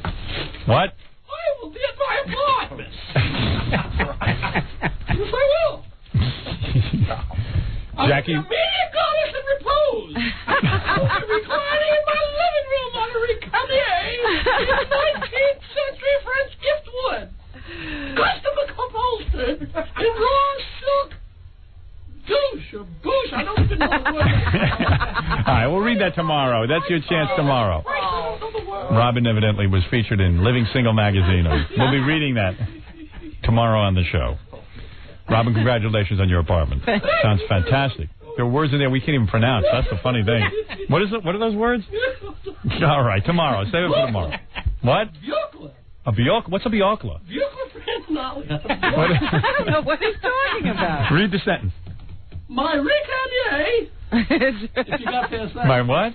My It's a Recamier. What is a Recamier? Don't. It's a friggin' couch. A long chair. A long chair? My friggin' couch made of 19th century French gilt wood, custom upholstered in raw silk. Is this you talking to the decorator? No, the decorator had to say that. I couldn't have said that. You have a Recantier? A Recamier. Okay. A nice one, too. Raw silk buckle. Raw silk what? Buckle. How do you spell it? B-O-U-C-L-E. What is that, Ron? I don't know. You have raw silk Bjorkla? Don't study it, I just purchased it. That's right, I write the checks. Right. I write the checks that make all the decorators sing. I write the checks that make the decorators sing. No IKEA there, I'll tell you. Stuttering You John. can't find that in those big warehouses. Stuttering John's band with Jackie's wife at Kenny's Castaway tonight in Manhattan. Okay, that's good. And blah, blah, blah, blah, blah, blah, blah, blah, blah. Do some spots. Fred will do the things and blah, blah, blah. Thanks, Al. Al Rosenberg, too. Thank you. We'll be back with the Howard Stern Show in a moment. Howard. All right. 97.1 The Eagle. We're back with the Howard Stern Show. Here's Howard. Hey, Freddie, read these plugs. To reiterate, and to say it again, Stuttering John and his band tonight at Kenny's Castaways on Bleecker Street in Manhattan. The show starts at 10 p.m., and if you think that's special, even more special is the lovely Mrs. Sirianni, Jackie's wife. I don't know, it should be Nancy Sirianni, and Big Orange Marble will be appearing on stage with them. Again, if it doesn't rain out, we'll be at Club Neptune, King Norris, that is, in Hampton Bays. Starts at 1:45 in the afternoon. Steve the Gorilla Grillo will be skydiving on Saturday, June 7th at The Sky's the Limit in Montgomery, New York. Come on down, check it out. Or to jump, just call 1-800-335, very cleverly, JUMP. 1-800-335-JUMP. And, of course, when you hear this, you'll probably want to jump out a window for parties and weddings and all kinds of musical things of that nature. You know the number. Scott the Engineer at 718-BAG-5040. All right, everybody. Thank you, and we'll see you tomorrow.